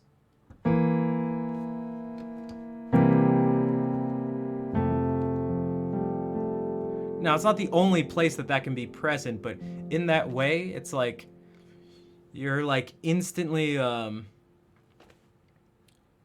you're instantly hinting at the colors of the new key. And that's why, like, you know, if you go from C, whoa, well, we're in F.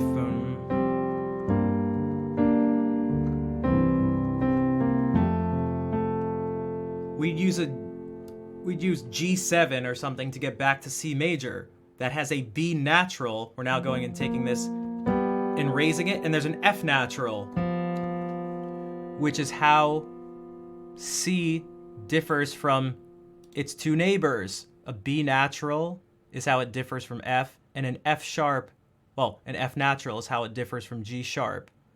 So these two things, you can always look at the surrounding key and how it's different, and those two combined.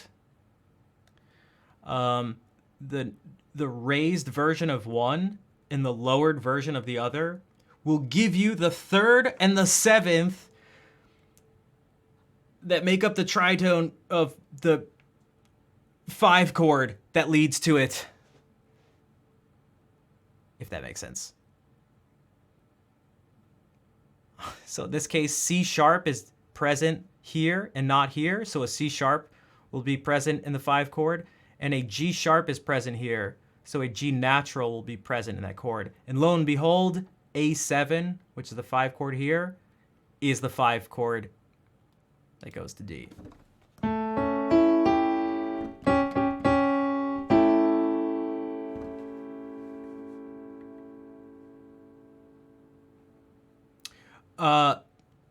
Yeah, FIFA, I'm not going to play any chords that you put in chat. So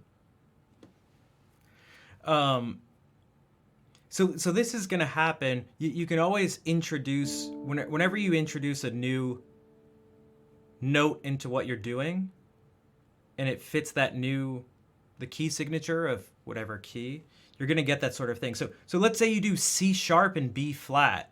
Well, it's like no key signature has C sharp and B flat. But I promise you that fits. Does anybody know what C sharp and B flat is going to tell you? That really tells you something specific.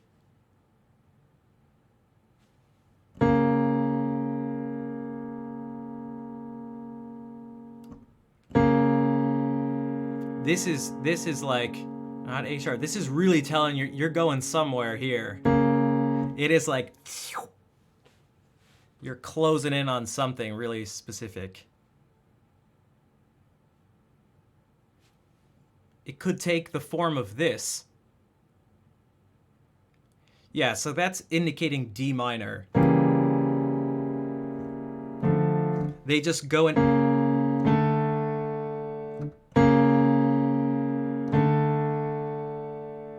So that could be a C sharp diminished chord.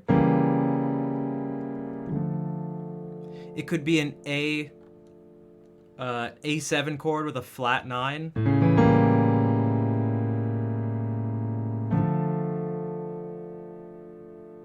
I mean, those I feel like are going to be the two main things. But you're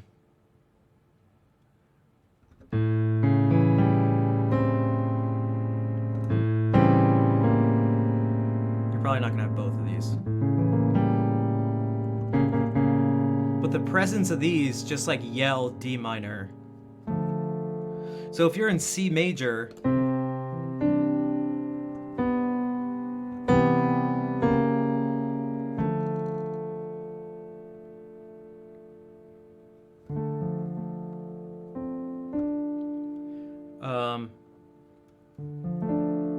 and you introduce these somewhat regardless of the other stuff, not totally regardless, but it's going to tell you things. It's going to lead your ear different places. Get lost in the flow. Also, Thitus, welcome to the stream. I started playing the piano when I was quite young, but not really ever formally. Get lost in the flat 9s and 7s. That's okay. That stuff takes some time. As you start looking at the upper extensions, so like you want to start and like understand these triads like pretty well and be able to move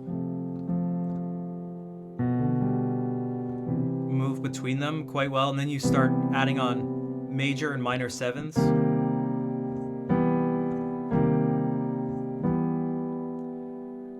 And then you add 9ths.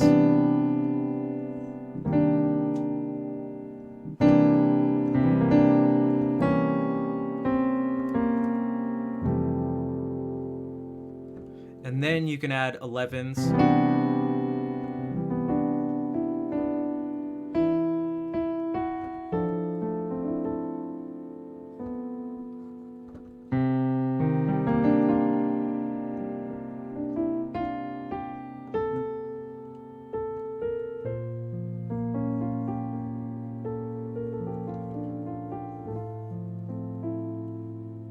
And then even 13th.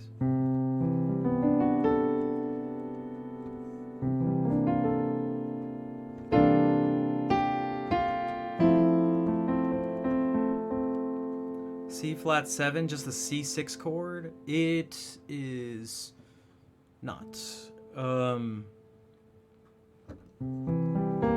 There are some chords that are gonna overlap. Teclado. Ahí, no, gracias, Bololo. Loco. So C6 is actually A minor 7, just in first inversion.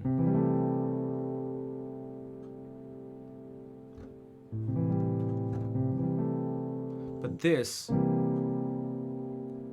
I mean, you can start to see, this is something I was talking about earlier, is that it is useful to try to rethink at some point, probably not right away. If you're having trouble just thinking initially about just like, and somewhat automatically about 9ths, 11ths, and 13ths, it's probably not best to start overcomplicating things. Because you could, I mean, you could think about this as like, I don't know, something based off of E. And this is like an E diminished triad. But how would you involve C with this, and what would you do with it? Also, to bring it back, so Hannah said, I hear it leading to F major. That was this.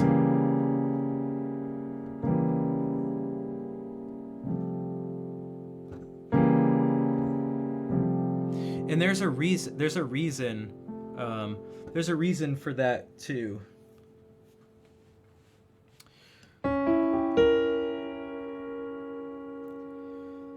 This is like the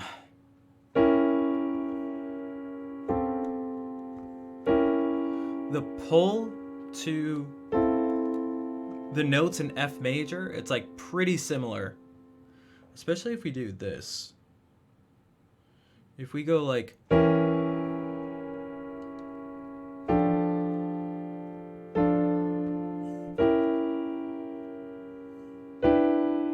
could even do like that. Although that's kind of nasty.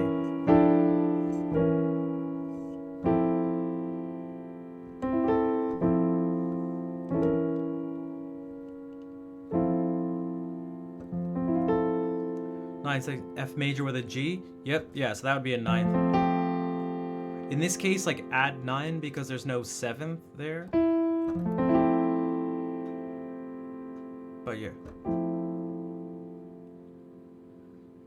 Because the difference, if we have, think about the difference between this chord, C sharp diminished, right? That sounds like it's very far away from C7, but it's literally a half step. One single note is a half step away.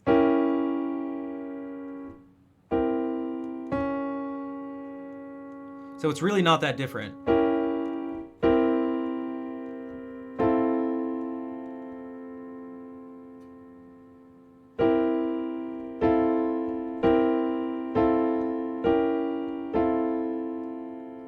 And there's a sort of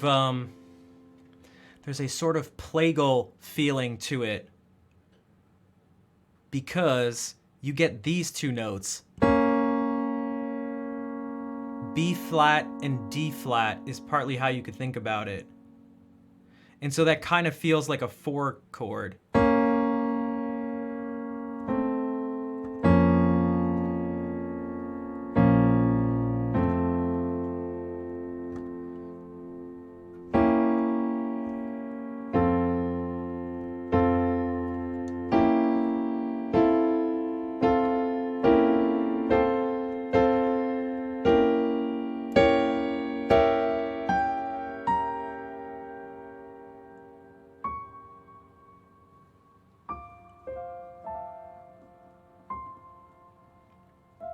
So C sharp diminished is pretty close to C7. It's also kind of close to B flat minor. It's like, it's actually the same as B flat diminished, but that's not too far away. Oh man, we can actually do this.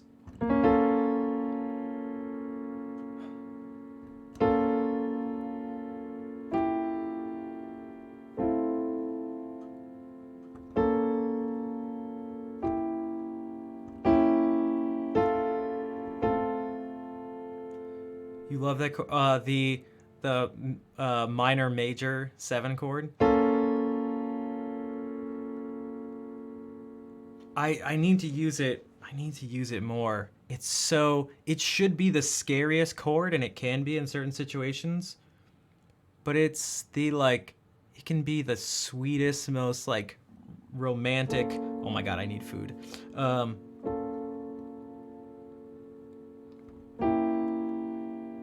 You can think about it as an anticipation of the chord it's about to go to. It's this and it's about to go to F major, but 2 of the notes just go there first.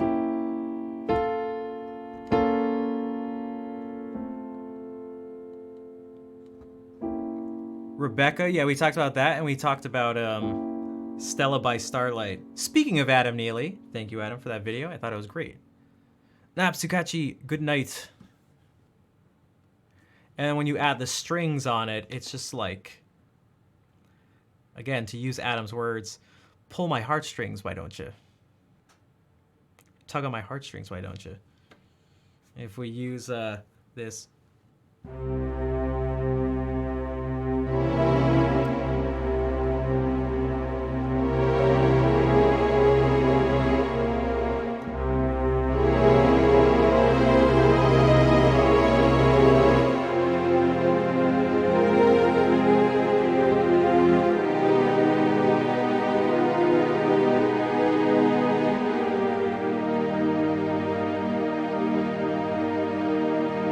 So this is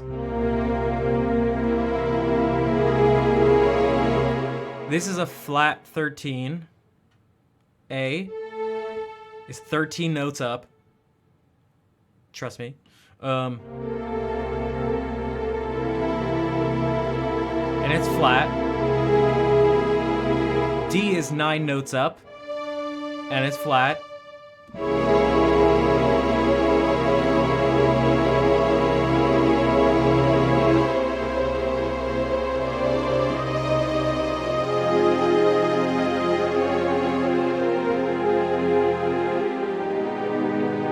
And A flat,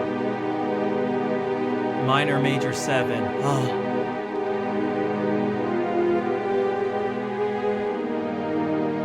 And this isn't what happens, but I always hear this jump of a major 7th.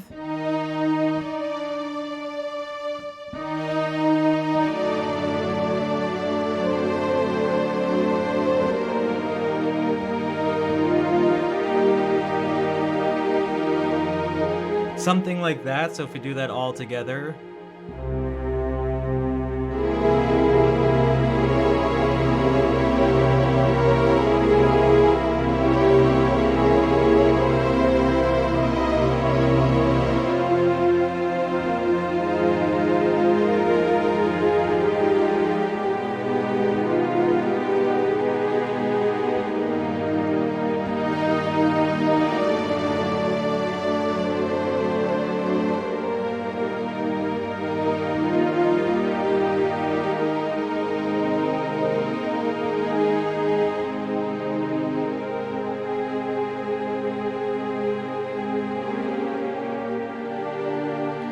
What would be good after this?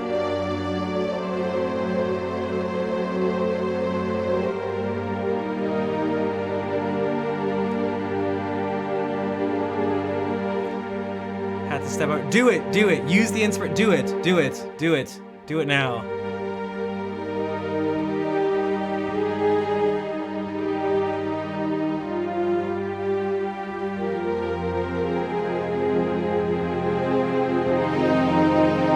Oh, perhaps.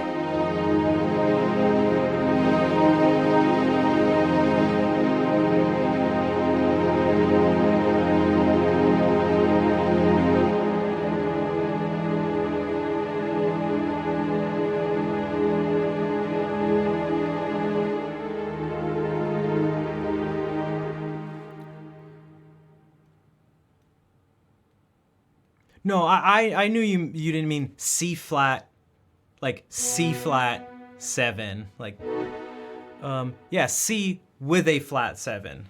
So C, E, G, B flat.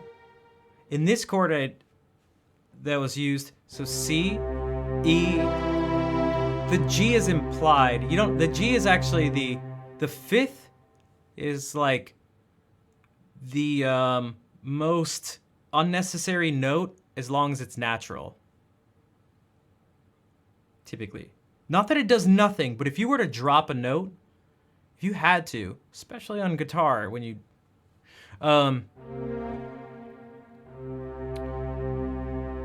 C, E, B flat, A flat, D flat. If I do that and add a G, it's like not too much different.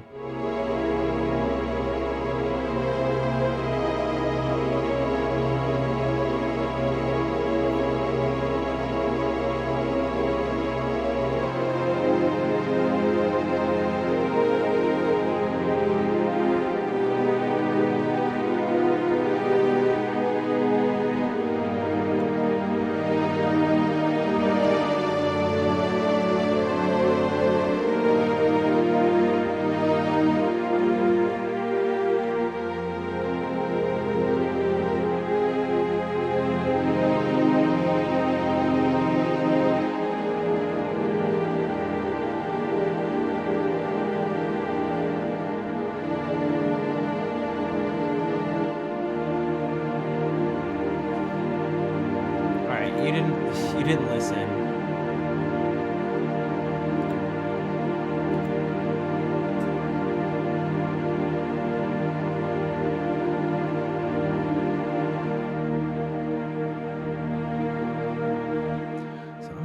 want something you, and so Vol says the G actually spoils it kinda. We talked about this before, like, you have to think about what the consequences of things are.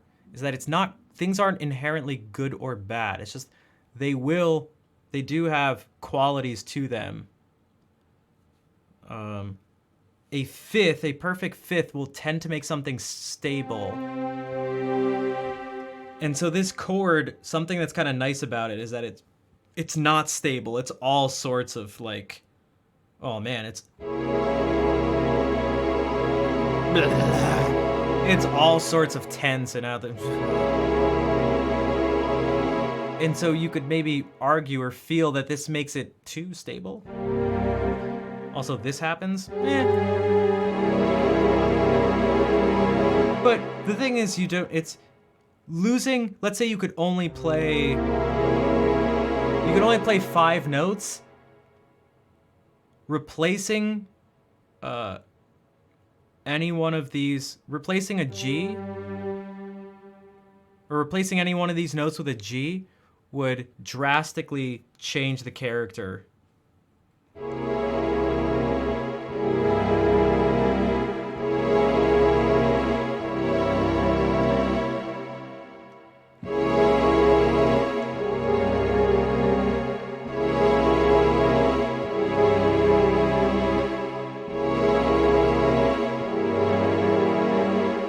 But the fifth,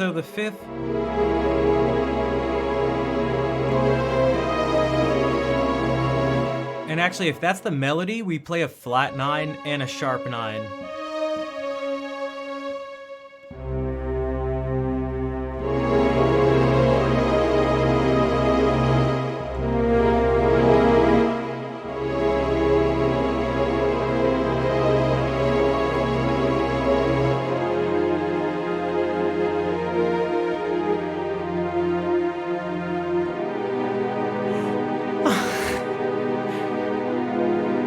Darling, I can't live without you.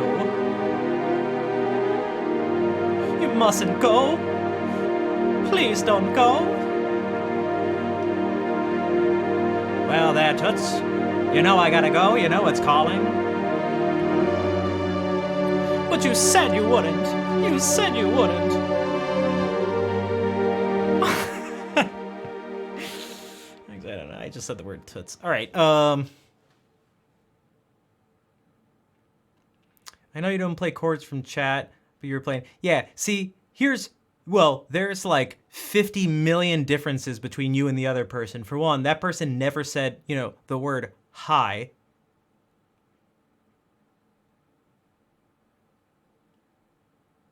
So, that's one difference.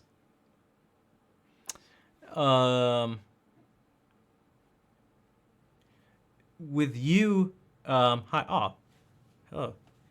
What's up, Hannah Hawes? What's going on? Welcome to the stream. What's up? Make sure to hit the follow button. Also, smash that notification bell. Hi. Your insertion of those chords is it's okay. Nightbot's like a dog. Nightbot's like a well-trained dog that can't tell the difference between certain situations. Like, oh no, it's okay, Nightbot.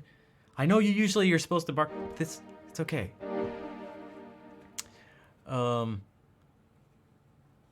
There's different intentions. Exactly, it's part of the conversation. It's not meant to. I don't think it's meant to. It's not meant to, like, control me and be like, play this thing now. Do this thing that has nothing to do with what's going on. I come in here. I don't say hello. I don't do anything with no regard for anyone else who's around or anything that's going on. Without anything, do this now. This is so let's do this. D flat in the bass. So you're playing D flat in the bass, F A in the right hand. I'm not sure is it like C sus? I wonder if it was.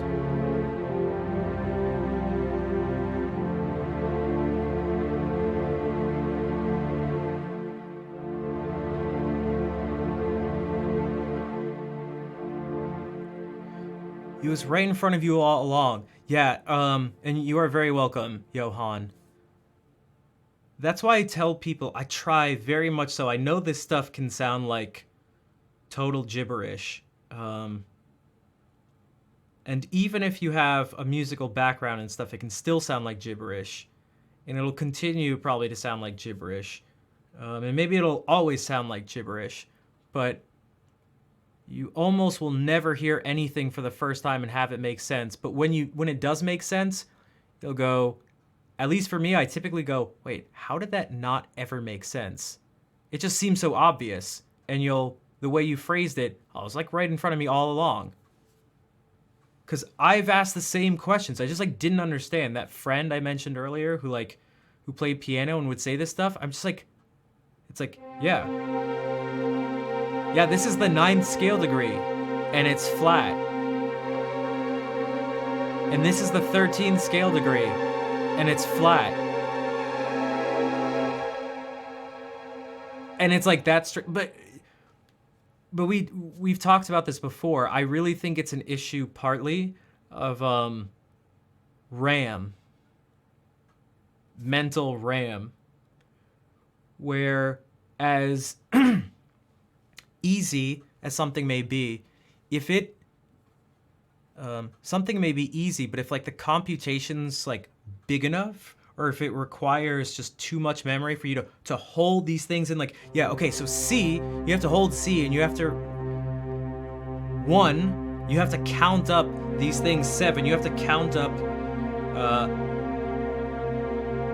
3, you actually have to count up 10, but then know that this is 3, and count up 13, and then you're gonna have this information that it's also 6, and make that flat while still holding all this other information. And the fact that this is both 9 and 2, and lower that while keeping all this in place, it's just like, it's not so simple.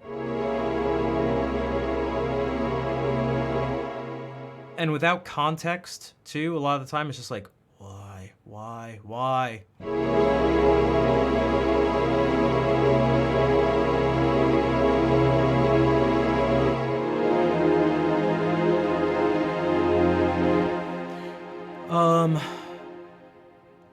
Although I don't know if I'm doing...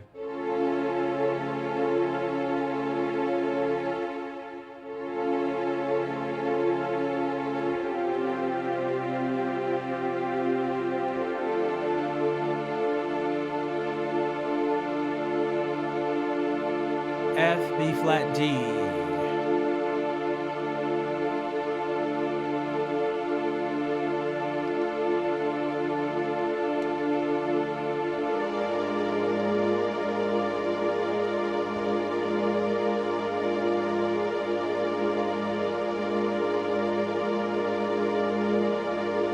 And then F major.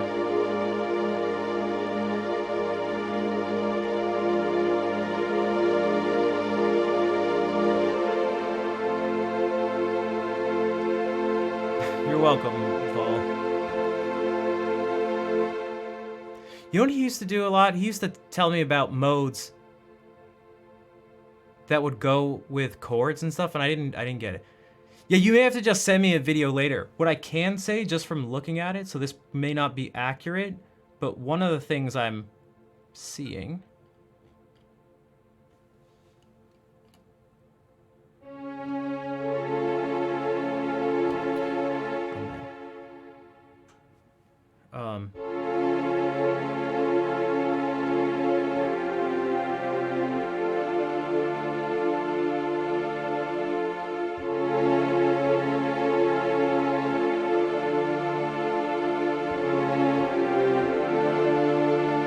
This is at least something you can do, whether you did or didn't do it.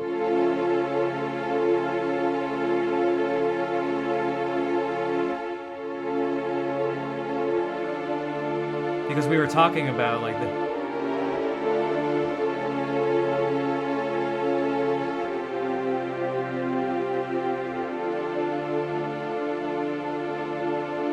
And then this is a B flat chord. I mean, you can actually do this.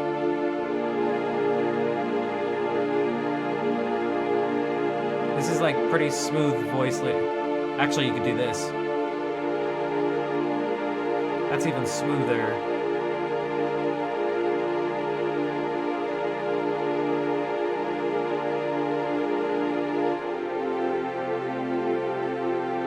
So if I went from this,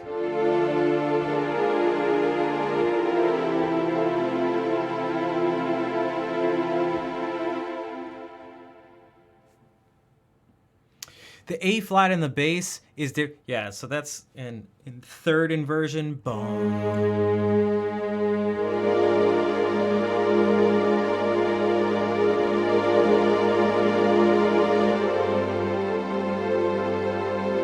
If it does that, it can go to the well.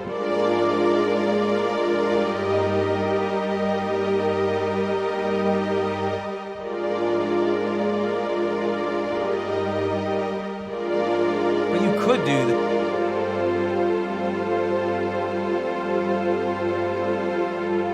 So one I was going, this tends to, it's going to tend to want to resolve to E flat. So it's just 5-1, B flat to E flat.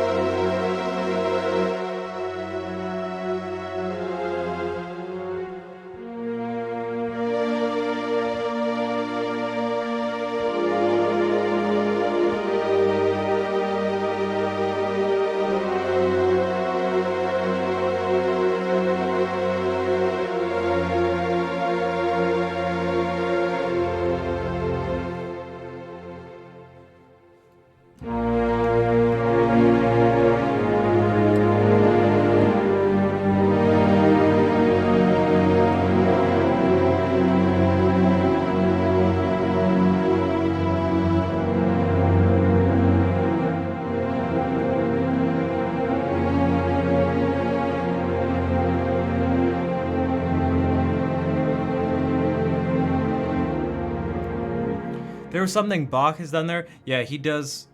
He definitely likes doing that. These 7 chords in third inversion.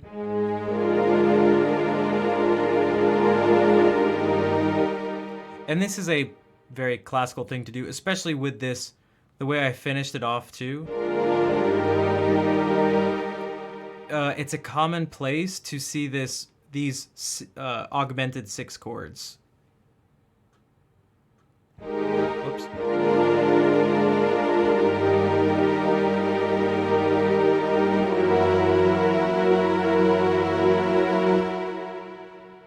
So this is an Italian augmented 6 chord.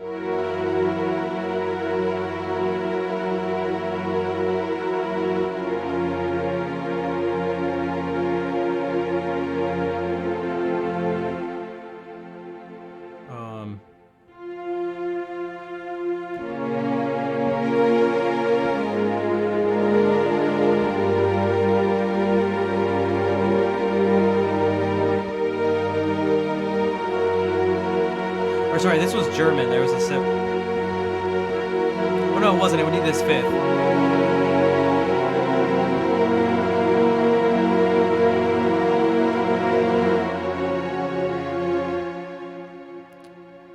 And then I really like. They're just specific to different situations, but the French.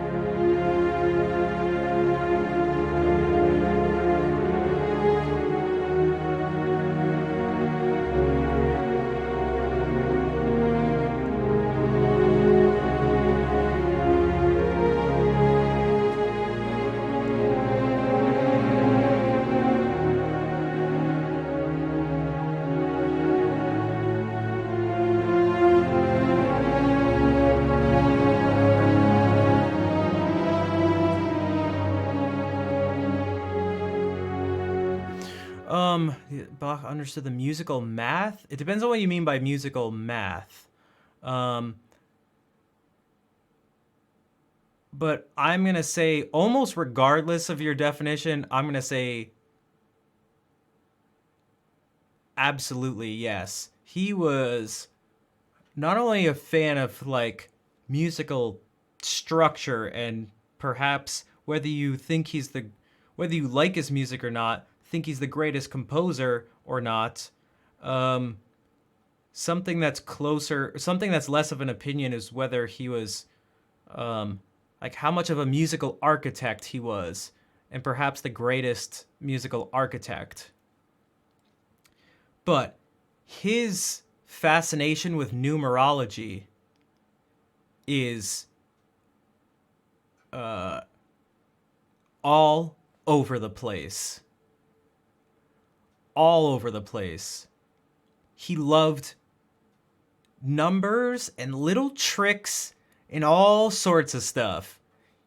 And he was a devout Christian, and he loved putting 3 and 6 in different places. He loved the Trinity. He liked the number 24. He liked the number 14. 14 is the number of his name. If you take the number of his last name, if you take the numbers of the letters of his name in the alphabet, B is 2, A is 1, C is 3, H is 8, and you add them together, it's 14. He'd put his name in certain pieces, like using his name in a fugue, for example. Most sort of epically and creepily, his last piece of it written anything ever is his name in fugue form at the end of a triple fugue. We just hear his name and it just ends. Colossus, hello, welcome. But his name in music is this. Oh, sorry.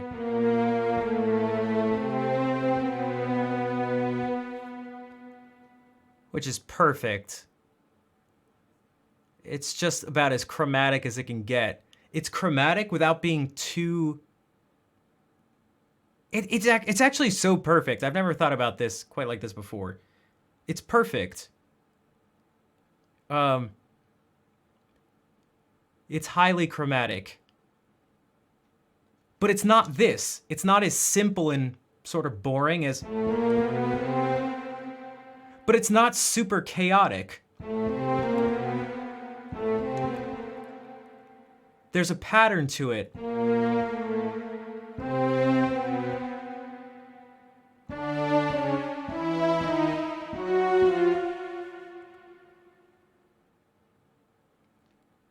Rar, thank you for the 5-month resub.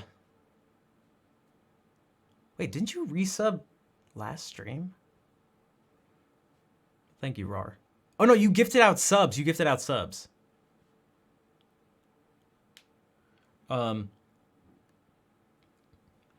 yeah, Bach was like, I want to say he's my favorite composer.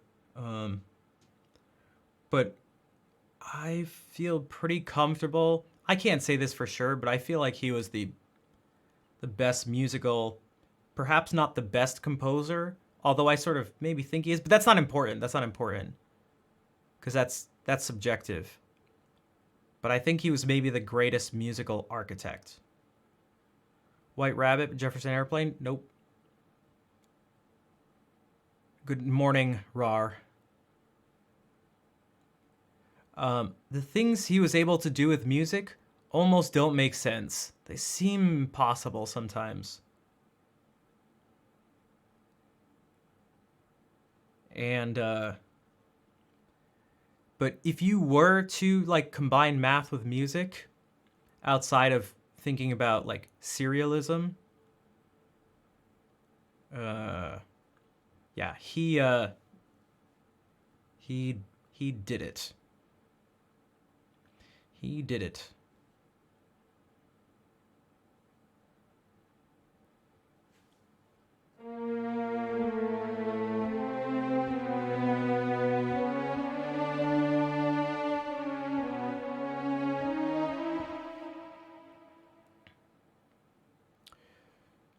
I mean, you could go do some things. All right, do the things. Thank you. Thank you for being here and hanging out. I'm glad to hear that you got the laptop set up and everything. Although, yes, it has been a 6-hour stream, so I don't know how much longer I probably shouldn't be doing this. But yeah, thank you again for being here, and thank you for all the support.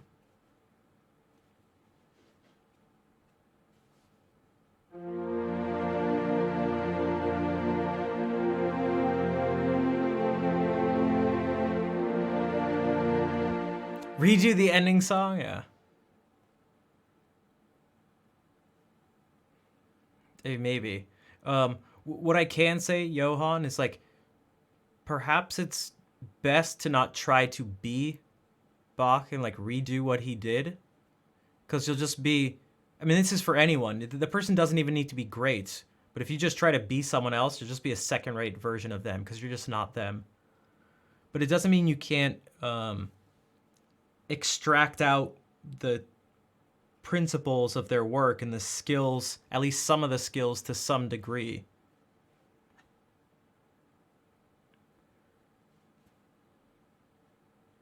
All right, take care forever, cheetahs. Have a good night.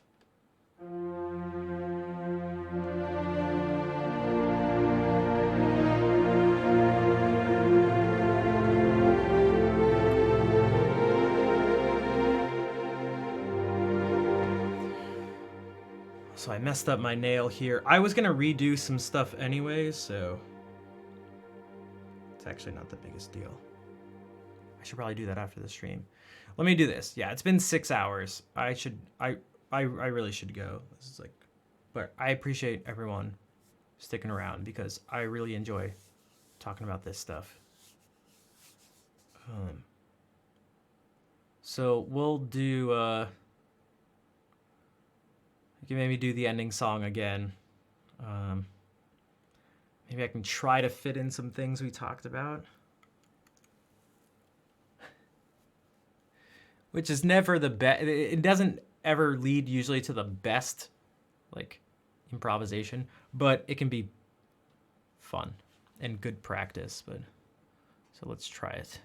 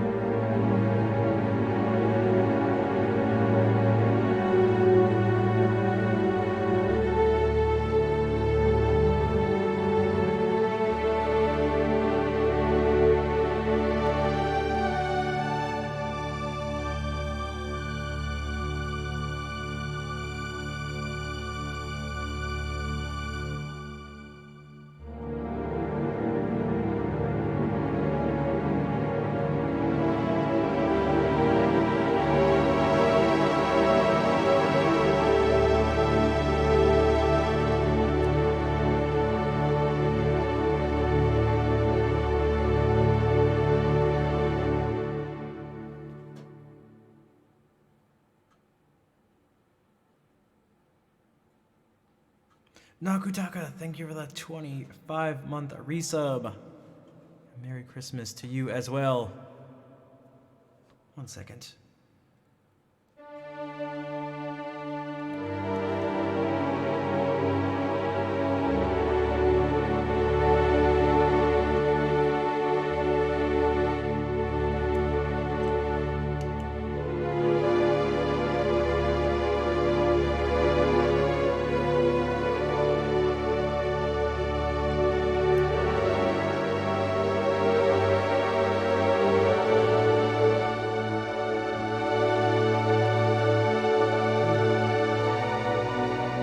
No, where would this fit in?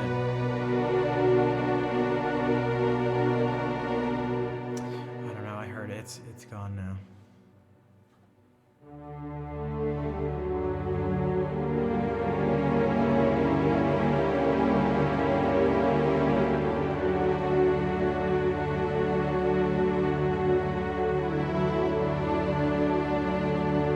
Wait.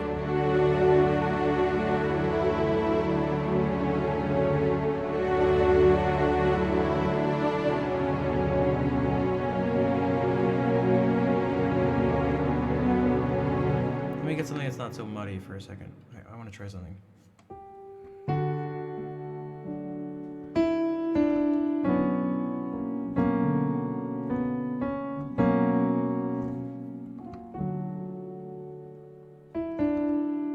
Well, maybe it's this.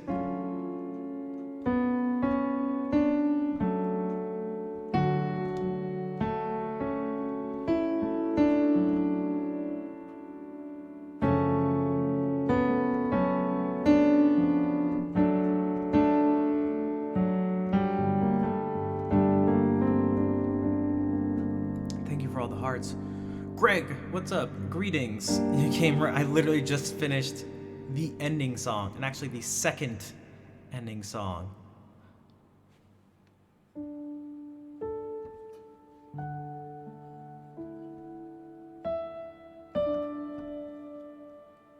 Maybe.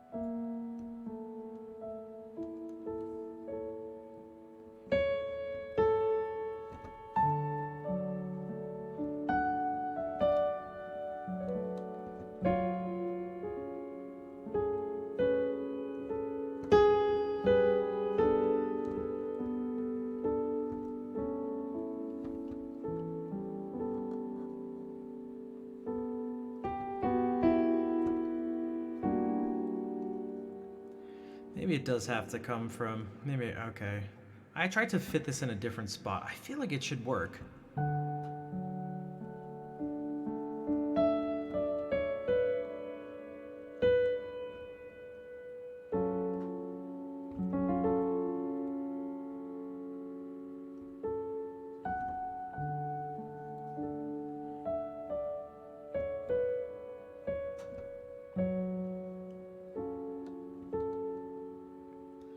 That's kind of where I'm getting the influence from, Greg, yeah. But I'm trying to take that and use it in a different way. So instead of going from, well, instead of going from a minor chord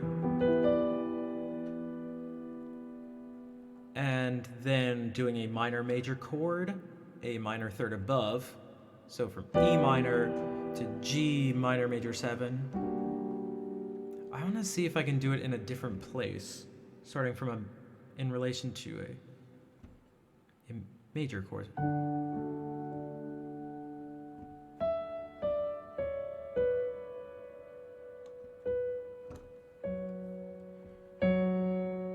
Like, it just doesn't feel the same. I'm not sure if it's voicing or if it's just never gonna really work.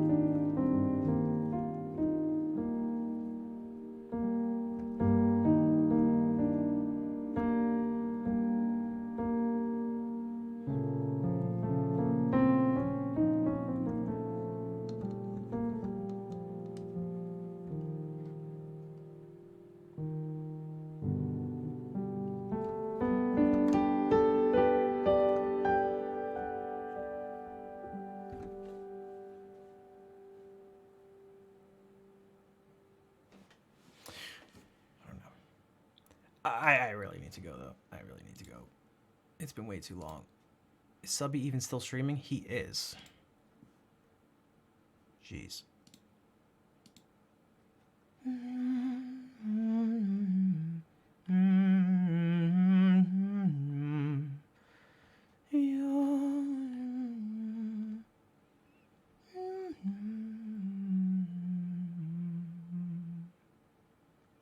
Copy those raid calls. Thank you, Fair.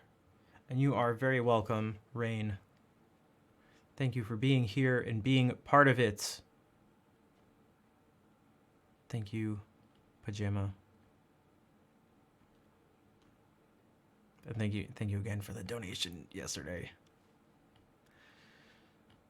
Yeah, okay, we can raid Subby. It's gonna be a totally different vibe, but that's okay.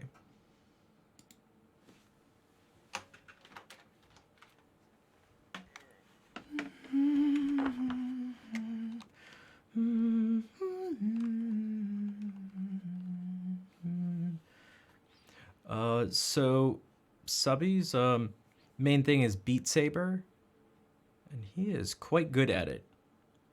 And also something to add is that he tends to do it with some style too, as you'll see.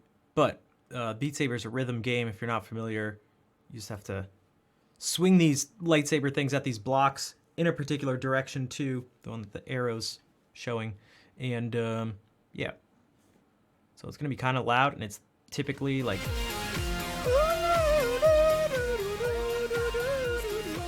so. Wait, did they change it? Yeah, so you may want to turn down the volume slightly. Oh man, some people are gonna wake up. Gralla, can I do something magical? I just did 6 hours and 20 minutes of magic, if I do say so myself. Pure magic, pure magic. Actually, I can do something. Fine, I'll do one more magical thing. Brace yourself. Brace yourself. Ready? Oh wait, let me get this off the screen.